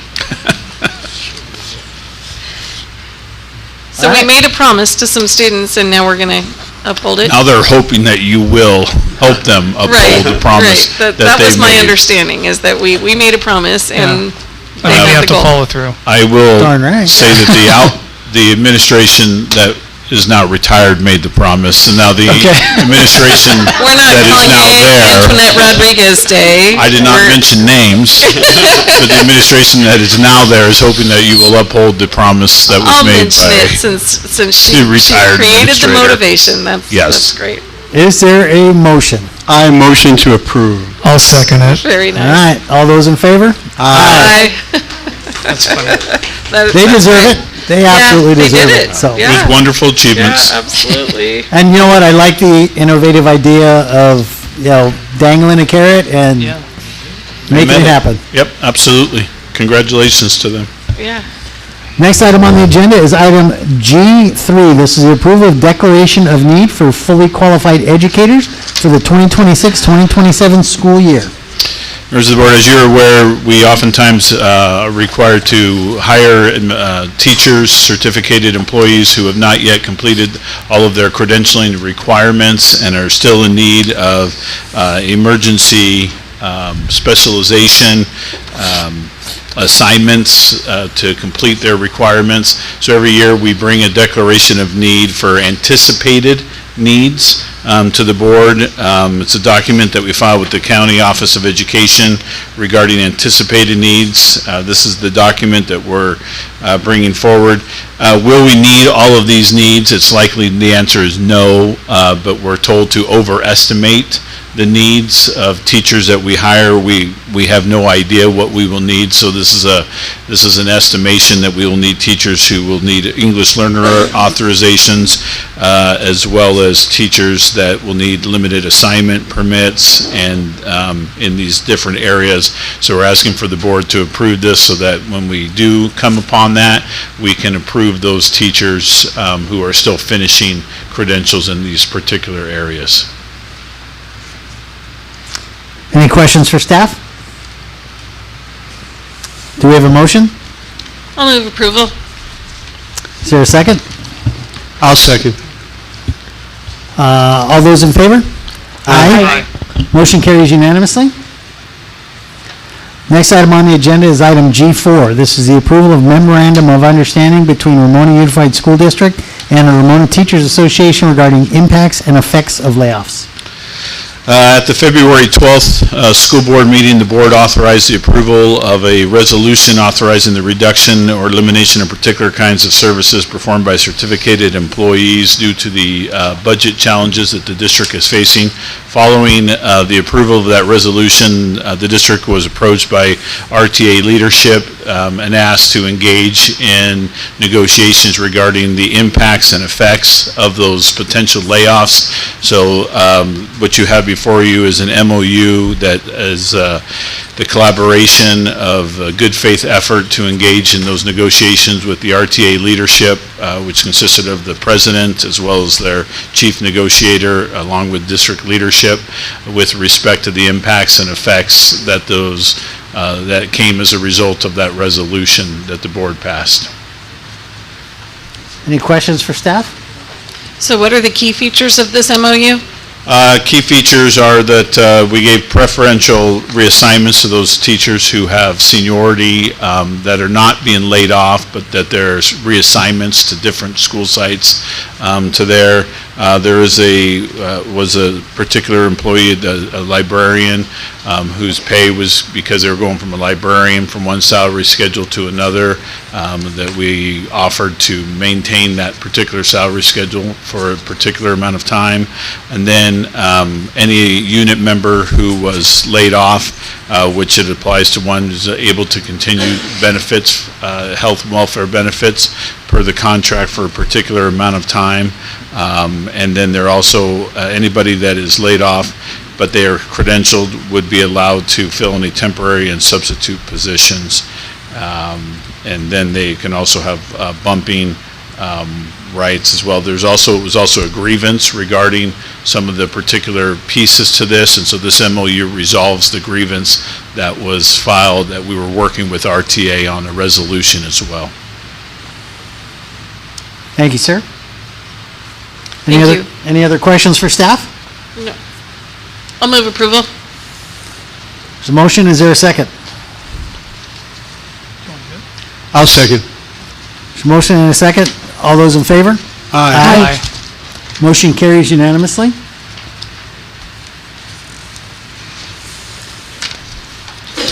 Next item on the agenda is item G5. This is the adoption of Resolution 2025-2026-19, terminating services of certificated employees as a result of reduction of layoff or discontinuation of particular kinds of services. Members of the board, as was mentioned back in February, the board approved a resolution authorizing the reduction and elimination, the preliminary authorization to reduce particular kinds of services. It is now necessary for the board to authorize the final the final resolution to take the steps for these particular kinds of services, certificated services, for the following school year 26-27 to be reduced and discontinued. On the resolution, it identifies that there are 3 certificated employees that receive preliminary layoff notices that will receive final layoff notices. They're there at the bottom of the page there. There are other positions that were identified, however, due to retirements, due to resignations, and due to attrition, we were able to, and then again, those reassignments that I just mentioned that were part of the MOU, the only are 3 particular certificated employees who are going to receive final layoff notices with this resolution, thus mitigating the actual final impact of the resolution, which I know was important for the board to do. But this is the step that needs to take so that the notifications can happen prior to May 14th, which is when the notifications have to be given to these employees. I move approval. Is there a second? I don't like it, but I'll second. Understood. There's a second. Any questions or comments for staff? Can you just explain, so for the 3 certificated employees, they'll receive their notice, and then from the time that they receive that to the beginning of next year, they have, I don't know how you say it, if a position opens up, they have priority that they could get. Even beyond that, beyond next year, they have, it's 24 months reemployment, right? It might even be 36 months. Okay. I get it mixed up with classified, but I think there's this, I don't know if Corey remembers. What's the 39? employment rights for a certificated? 39. So they have it for quite some time. Okay. And actually, one of these actually will be, there is a position that's going to open up. So one of these will be offered a position. We know already. Okay. Do they know? They do know. But the timing of this is such. Just didn't work out. Yeah. And you may notice at the top paragraph there were 18.4 positions that are reduced or eliminated, but yet only 3 people are receiving the notices. Okay. Thank you. I wish it wasn't any. Correct. Thank you for doing the work and getting us to this point. All right, we have a motion and a second. All those in favor? Aye. Motion carries unanimously. Next item on the agenda is item G6. This is the adoption of Resolution 2025-2026-20, terminating services of classified employees as a result of reduction or discontinuation of particular kinds of services. Similar situation with the classified side. Again, there was you authorized preliminary resolution back in February. It's now time to take the action to authorize the final issuance of these layoff notices for the classified particular kinds of services that will be reduced and or discontinued, and so that resolution is behind that as well. There were 17.59 FTEs. Those are all listed there as well, and then again in the second page you can see that very similar due to the PARS retirement as well as other resignations, as well as bumping employees that are able to move into other vacant positions. At the end, there are 4 employees who will actually receive final layoff notices on the classified, in our classified teammates. Any questions for staff?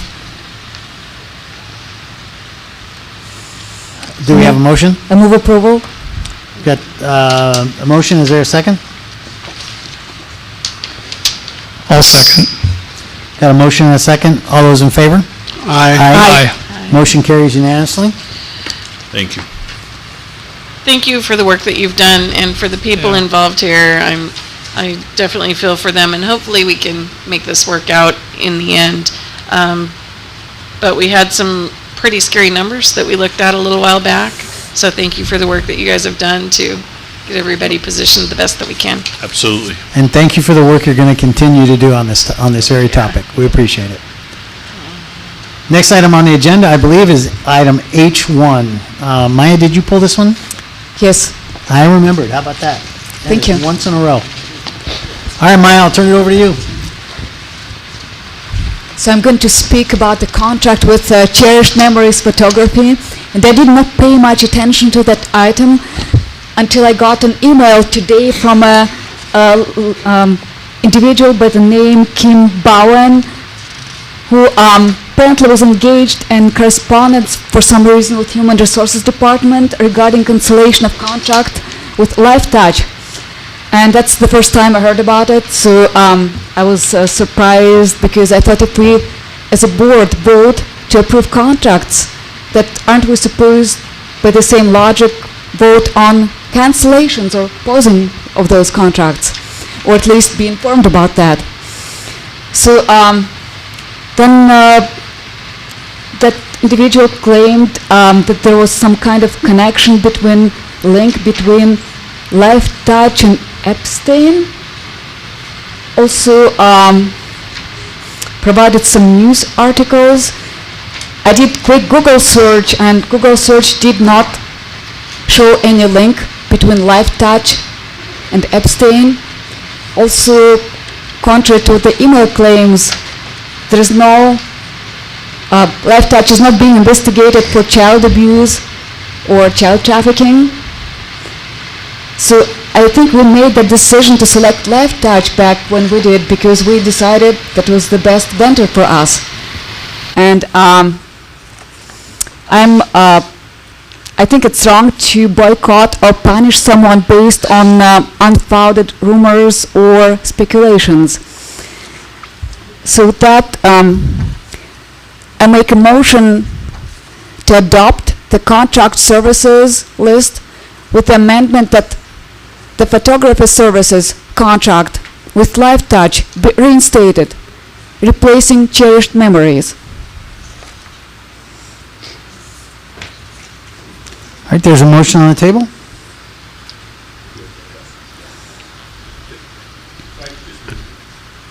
Comment about that for a second. That decision was made collaboratively with LifeTouch to pause their services for the remainder of the year.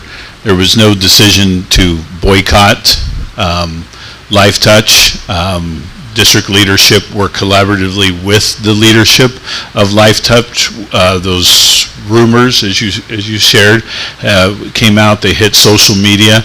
LifeTouch we contacted LifeTouch, and they were wonderful to work with. And yes, you are correct. There has been nothing that has been confirmed or substantiated regarding those allegations.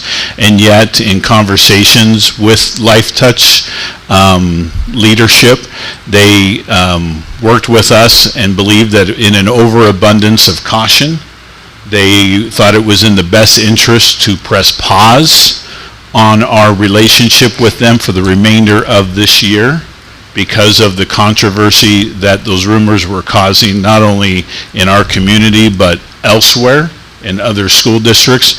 And so I do want to just be clear that the decision to press pause with LifeTouch was made collaboratively and with the approval of LifeTouch's executive leadership team. And so bringing in Cherished Memories contract was done so that we can provide the services for, I believe it's our middle school, and so that they can have promotion pictures for this year only. But that is what happened. but it did happen with the blessing and, if you would, the approval of Life Touch. And it was done collaboratively with them, not a decision made without them. Does it mean we will go back to Life Touch after spring? I believe that's a decision that Cabinet it's on our agenda to discuss and have that conversation. Because that's until June 4th, so after June 4th? Our contract with Life Touch is up for renewal, so it will come to the board for that conversation. When is it up for renewal? For this coming year. And since we have Business Services Department, I just wonder why all this correspondence and conversations happening with Human Resources about that contract. If we have Assistant Superintendent for Business Services who handles contracts. Say that again? Why the conversation correspondence about contracts is happening with Human Resources Department when we have Business Services Assistant Superintendent who does handle contracts? That conversation was happening with me because at the time Mrs. Long was not here that day that the Life Touch contacted the school district. And Life Touch, one of the reasons that one of the main services that they provide is taking pictures for our staff. And I'm the one that is one of the main contacts with them. Even though the contract is signed through administrative services, their main contact with the district is me. I am their main contact with the district. That's why they had the conversation with me. Mr. Newman? Yes, sir. I greatly appreciate that explanation and clarification because I didn't have all those facts, and my concern was that this business, which is doing its job, may have a very unconnected relationship with a despicable human being, and they are now losing business because of this unfounded accusation. And I greatly appreciate your explanation, and I'm much more comfortable now, and I'm hoping that as time moves on, Life Touch will be back in the employ of our district. Yeah, I thank you. All right, we have a motion on the table. Is there a second for Member Phillips' motion? Can you clarify what her motion was? It's been a while. Repeat it? My motion was to adopt the contracted services list with the amendment that the photography services contract with Life Touch be reinstated, replacing cherished memories. Is it okay if I jump in real quick? Sure, please do. Is there a reason why you're so intent on keeping Life Touch and keeping that contract? I think that's unfair to boycott or punish someone unnecessarily without any reason.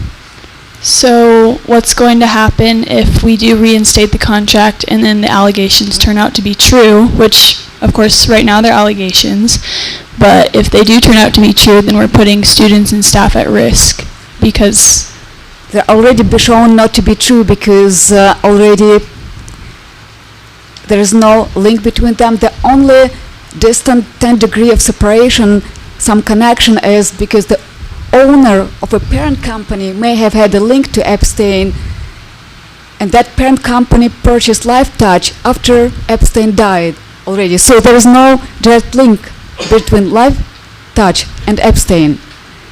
And quick Google search does show that, and does show that there's no investigation for child trafficking and child abuse, in addition to every news article that this person refers to. Those articles also say that's unsubstantiated rumors. But to address your question, if that's the case, personally, my expectation is that the superintendent would act and bring it back to us.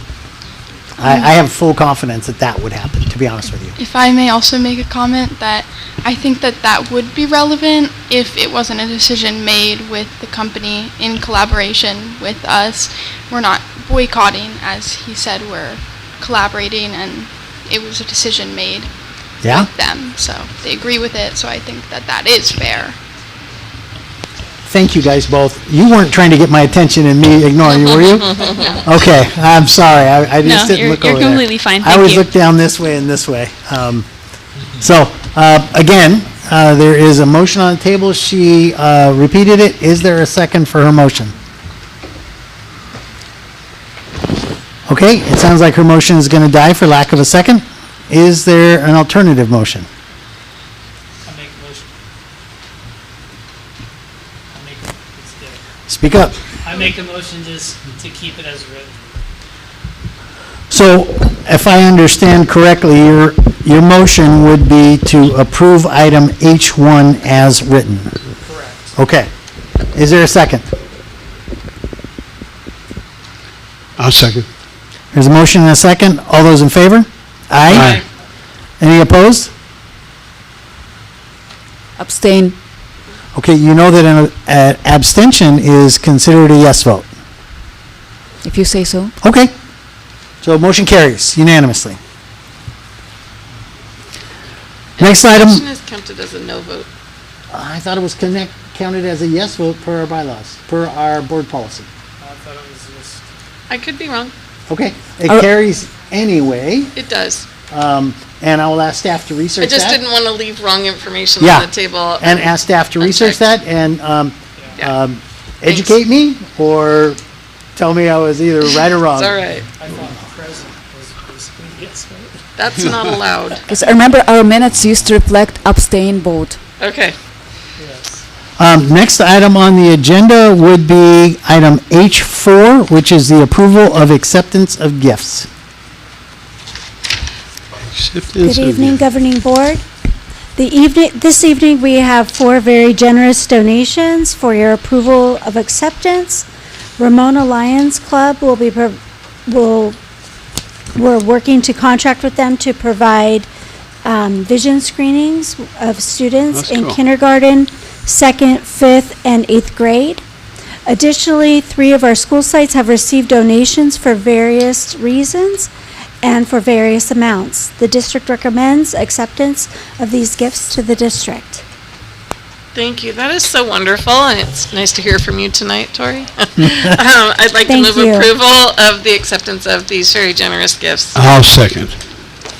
All right, we have a motion and a second. Any questions for staff? All those in favor? Aye. Motion carries unanimously. Next item on the agenda is item I1, which is the superintendent's report. Good evening, President Drum, members of the board, staff, and members of the community here tonight. Tonight I'd like to begin my report with honestly just sincere gratitude. I realize we started this school year off with a gratitude theme at Convocation and have been talking about reward and recognition and gratitude throughout the year. As we started the school year, I had no idea how much gratitude would become so significant in my personal professional life. Coming back from heart surgery and working through recovery efforts and experiencing such an outpouring of kindness by encouraging people both within my family, within RUSD, staff, students, parents, and board members, my neighbors, friends, and even RUSD vendors has meant so much to me throughout these recent months. A mere thank you seems so silly compared to the deep gratitude I feel for all the messages, calls, texts, visits, and well wishes regarding my recovery and return to Ramona Unified. Just a much different perspective with going through that. So, over the past 3 months, our district has faced a season of significant challenges, particularly surrounding the difficult financial realities before us. These moments can really test all of us as a school district. They test our resolve, our unity, and our commitment to doing what is best for students. During these times, I've witnessed the very best of Ramona Unified in maintaining relationships and communication, even when disagreements have been significant. I want to thank you all for these ongoing efforts to remain as caring humans with different viewpoints and priorities at times. I want to emphasize that caring human part for all of our staff and students. First, I want to express my deep appreciation to our Board of Trustees. Thank you for your steady leadership, thoughtful governance, willingness to make difficult decisions with care, integrity, and a focus on staff and students. These are not easy times. I know the weight of these responsibilities is substantial on each of you. Your commitment to serving this district and community has been evident every step of the way. I want to thank every employee in our district, to our teachers, classified staff, administrators, support teams, maintenance, operation crews, transportation staff, food services, office staff, all those who work each day on behalf of children. Huge thank you. During these uncertain times, you've continued to show up for students with professionalism, compassion, and unwavering dedication. Even while navigating concerns and changes, you've remained focused on the work that matters most, educating, supporting, and caring for our students. I'd also specifically like to recognize our cabinet team for their extraordinary leadership and tireless efforts during this period. To Leslie Wilson, I'd like to thank you for stepping forward and taking the helm as interim superintendent. Your calm leadership, connections, steady presence helped guide the district through an especially critical time. We're grateful for your service and willingness to lead when needed most. To Tori Long, Assistant Superintendent of Administrative Services, thank you for your tremendous work in helping us navigate these complex financial issues with professionalism, transparency, and persistence. Your leadership has been invaluable as we're continuing to work towards fiscal stability. Tony Newman, Assistant Super of Human Resources, I'd like to thank you for your thoughtful leadership in supporting our employees through uncertainty, managing complex personnel matters, and helping maintain trust and stability across the organization. And while I'm finishing this, there's my passing these out. Of course. There, thank you.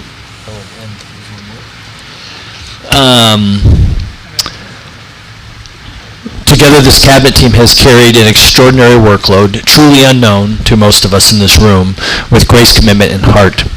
And finally, to Karina McMillan, thank you for juggling all the things that come our way on a day-to-day basis. While I was out about 42 days, I did not get to help with all of those things, but you carried out all the intricacies of running the district. Your professionalism and organization is greatly appreciated in supporting cabinet during this time.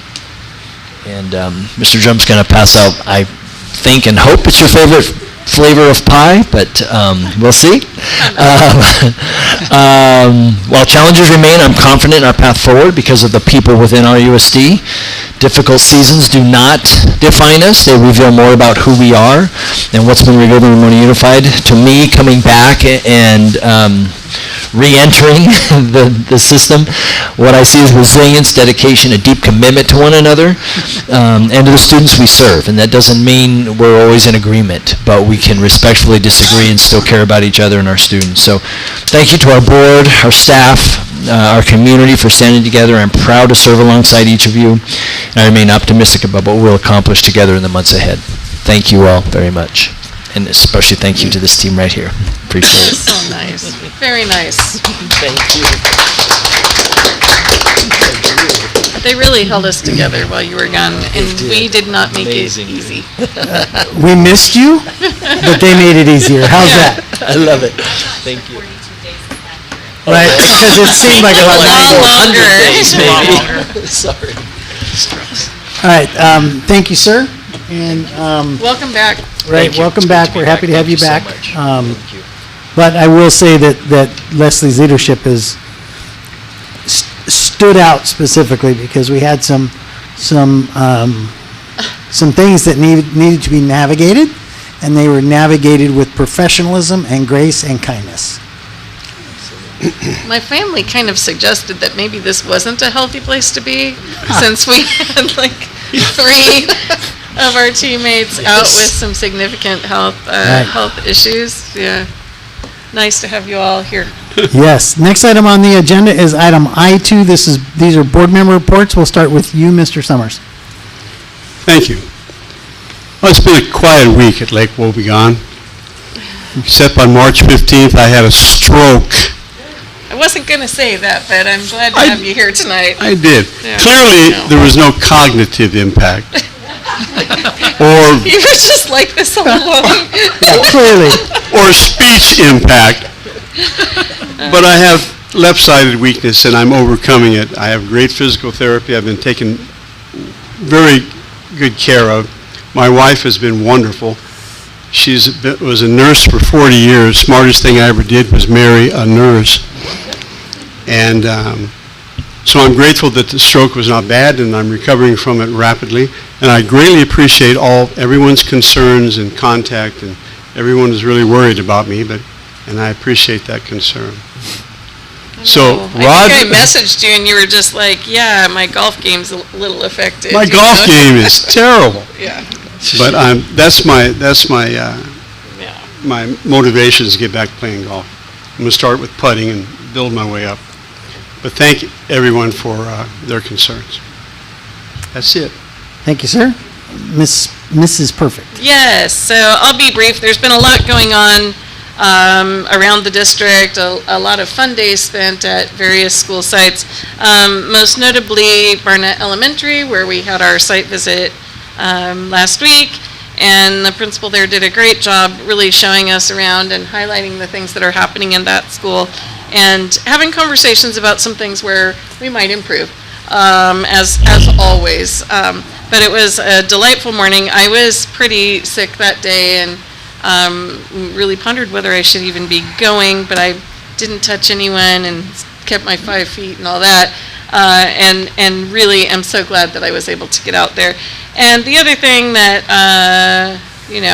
noteworthy over the past month is the work with Studer and the steering committee that has been convening, and what a top-notch group of volunteers we have doing that. Some are staff members, some are community members, but everybody is there really trying to guide this district in a direction that's great for kids and community. That concludes my report. Thank you. Mr. Dole. Okay, this is a little bit unlike me, but I have something that I want to read. Since the last meeting, I received a number of letters from community members about what a board member said in their report. In those letters to the board, I received both support and complainant responses. Some were praiseworthy, some emotional, and some judgmental. A few people stated that they separate the individual from their action, meaning that it is unfair to condemn or demean a person by their situation or what they say or do. We should not condemn persons or groups, but actions. That message applied to both students and board members. As a board, let me remind us that our number one priority and focus is the education and high expectation or academic high expectations of students. As a peacemaker myself, I want to remind the board that according to our bylaw 9010, called Public Statements, quote, the governing board recognizes the rights of board members to freely express their views and encourages open discussion of issues during board meetings. The board believes that effective board members have a responsibility to express themselves, whether in agreement or disagreement with the board majority, in ways that promote the board's ability to govern the district. As a board, we have allowed all board members to express their opinions during the board reports and on agenda items, whether we agree or not. That is part of the democratic process, and according to bylaw 9005 governing standards, individual trustees bring unique skills, values, and beliefs to their board, and provide community leadership on educational issues and advocate on behalf of students in public education at the local, state, and federal levels. In that bylaw, it specifically states as individual trustees that to be effective, we will act with dignity and understand the implications of demeanor and behavior. And also, board members will, quote, recognize and respect differences of perspectives and style on the board and among staff, students, parents, and the community. The same policy also states that the board and superintendent work together as a governance team. This team assumes collective responsibility for building unity and creating a positive organizational culture in order to govern effectively. As I look at our bylaws I just stated, I want to thank the governance team for allowing each board member to express their opinions, even if we personally do not like them. This provides for rich debate, looking at different solutions and perspectives, as stated in the end of bylaw 9005, which states, ensure opportunities for the diverse range of views in the community to inform board deliberations, which means that individual board members bring a diverse range of views through deliberations, differences of opinions, and dialogue, which is healthy on a board. As a board, we are not perfect. We can do better. And as a reminder, the same policy says effective boards, quote, will operate openly with trust and integrity and govern in a dignified and professional manner, treating everyone with civility and respect. We can do better and improve in this area. The question I have is, how can we improve our trust, civility, and respect with the community? One way is to follow the bylaw, which states, quote, recognize and respect differences of perspective and style on the board and among staff, students, parents, and the community. This takes everyone working together and being better peacemakers. And what is a peacemaker? Well, according to Google AI, it says a peacemaker proactively steps into disputes to resolve them using dialogue, empathy, and negotiation to address root causes. We have to forgive ourselves, our pride, and create peace. In bylaw 9121, it states, the president of the board shall maintain order and enforce the rules of the board at all meetings.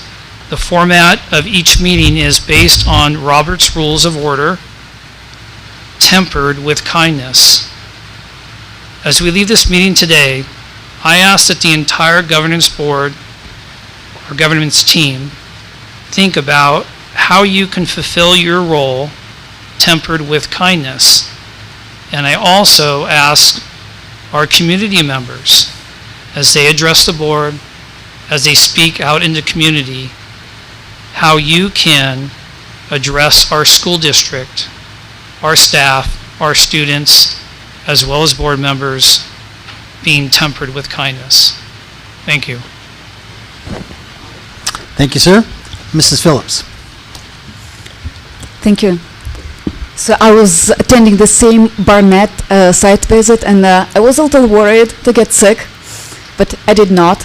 It was a good thing. So I'm going to follow up and report back on some of the items I did ask questions about during the last meeting. For example, one of those would be, I want to thank our former interim superintendent, Leslie Wilson, for providing an answer to my question when I asked, for the sake for transparency, if the superintendent, Dr. Thurman, was receiving full compensation during his medical leave of 2 months.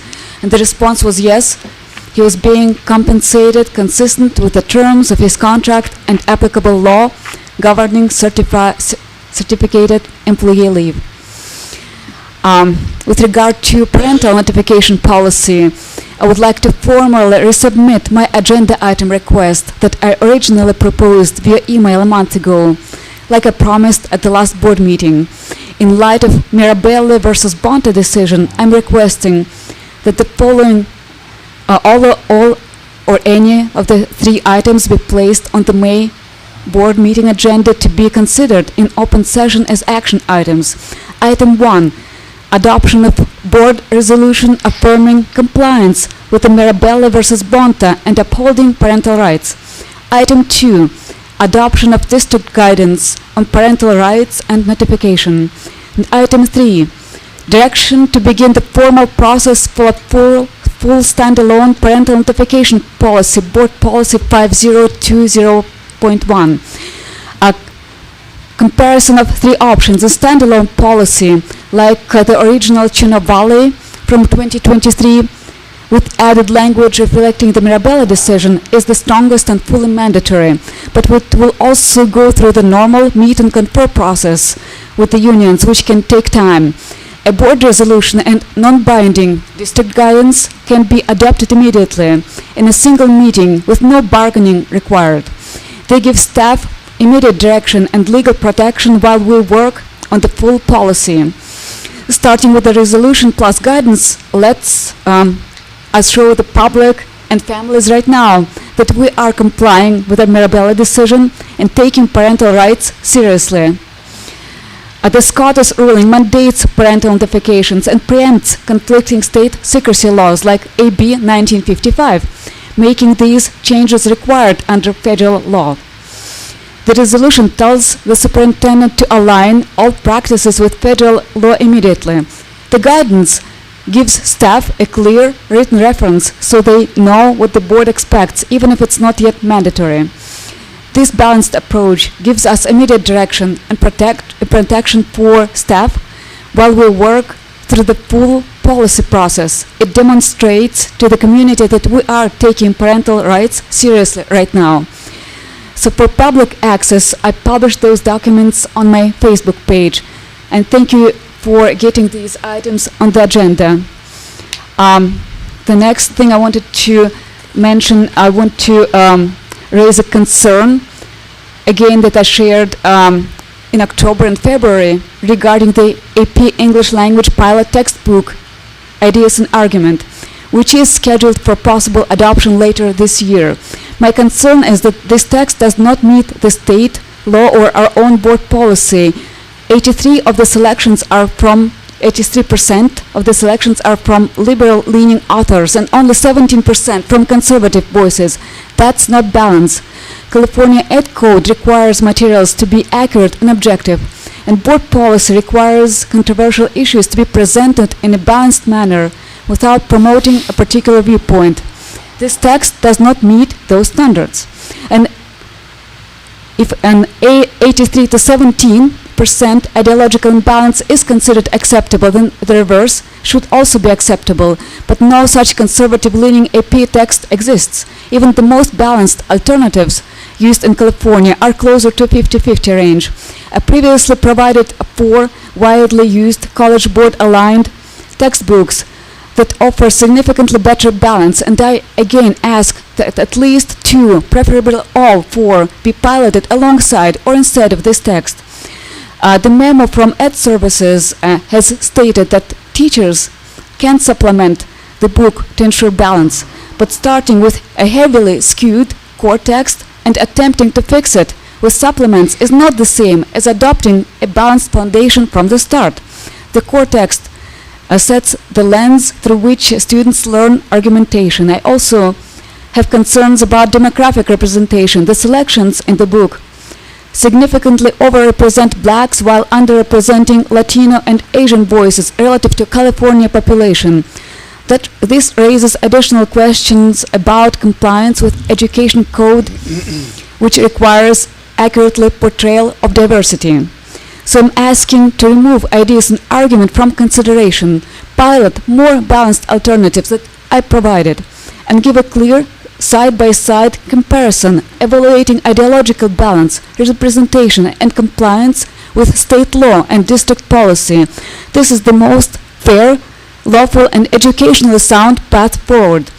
Our students deserve materials that present multiple perspectives and truly reflect the diversity of California. And the last piece is going to be fun, I promise. So I want to address some public frustrations regarding high administrator pay, number of district office staff, and board member stipends. And that's what I have seen so much on social media. While I believe these concerns are valid and worth discussing, I also want to offer some important clarifications, as many of these concerns do not include the full context. For example, superintendent and administrator salaries are dictated by market rates in other California districts. We must offer competitive compensation packages, otherwise we will have no superintendent and no assistant superintendent. The admin salaries are insanely high throughout the entire state of California. Administrator salaries must be higher than teacher salaries, or we risk having no school principals or assistant principals or other district leaders. Although administrator salaries are not directly negotiated by unions, they are still part of the step and column system influenced by teacher salary schedule, which is subject to collective bargaining. As teacher compensation increases, administrative salaries increase accordingly in response.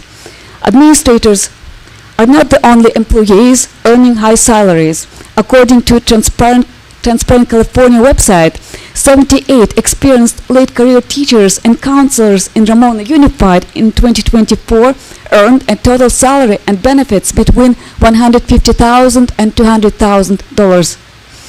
Concerns about vehicle stipends. Districts are required by law to reimburse business-related expenses to employees, including mileage. A flat monthly vehicle stipend is cheaper than processing numerous individual mileage reimbursement forms every month. It saves staff time and ultimately saves money. Concerns about district office staffing. The workload of mandated reports has increased significantly in recent years to roughly 170 reports per year. This limits the ability to reduce district office staff who remain swamped by the bureaucratic paperwork requirements. Using a teacher on assignment for certain district-level tasks can be more cost-effective than hiring a full-time administrator. Teachers on assignments can return to the classroom once a project is completed, and a permanent administrative hire would remain a long-term expense. Collective bargaining is required by California law. Unions negotiations require significant staff time. Without unions or collective bargaining, it is possible that some HR functions could be consolidated with business services, and the need for a dedicated assistant superintendent of human resources might be reduced. Each memorandum of understanding approved by the board in open session that we vote on here reflects significant behind-the-scenes work by multiple departments. Board stipends. Last year, the board voted on stipends that were approximately $260 a month, and not all board members supported this decision. I did not vote in favor of the stipends, but later that year, the California State Legislature increased both board stipends for the first time in 40 years to account for inflation. This change automatically raised stipends to the board members to approximately $1,200 per month for the district of our size, which was not the amount originally approved by the board. With regards to layoffs and budget decisions, the good news is that the district did not implement salary cuts this time like it did in 2013, when teacher salaries were reduced by 8 to 9% for 3 years straight. Today, few people even remember those cuts. I want to give the district credit for avoiding similar salary cuts this time. In fact, the district has been consistently increasing salaries almost every year since 2013 cuts. That's in addition to the automatic built-in step-in column or step-in range salary increases that eligible employees across all groups receive each year. Board members do not receive vehicle stipends or travel allowances, and I appreciate the community raising these questions. Thank you for your attention to this matter. All right, I'll try to keep my comments brief. I want to thank every member of the audience for sticking with us tonight and engaging in the process. This is important. So thank you very much. I also want to thank the members of the steering committee who are helping us get better and helping us engage in the process and give us their input, good and bad. So, Don, if you would please carry that back to the members of the steering committee, my gratitude to them.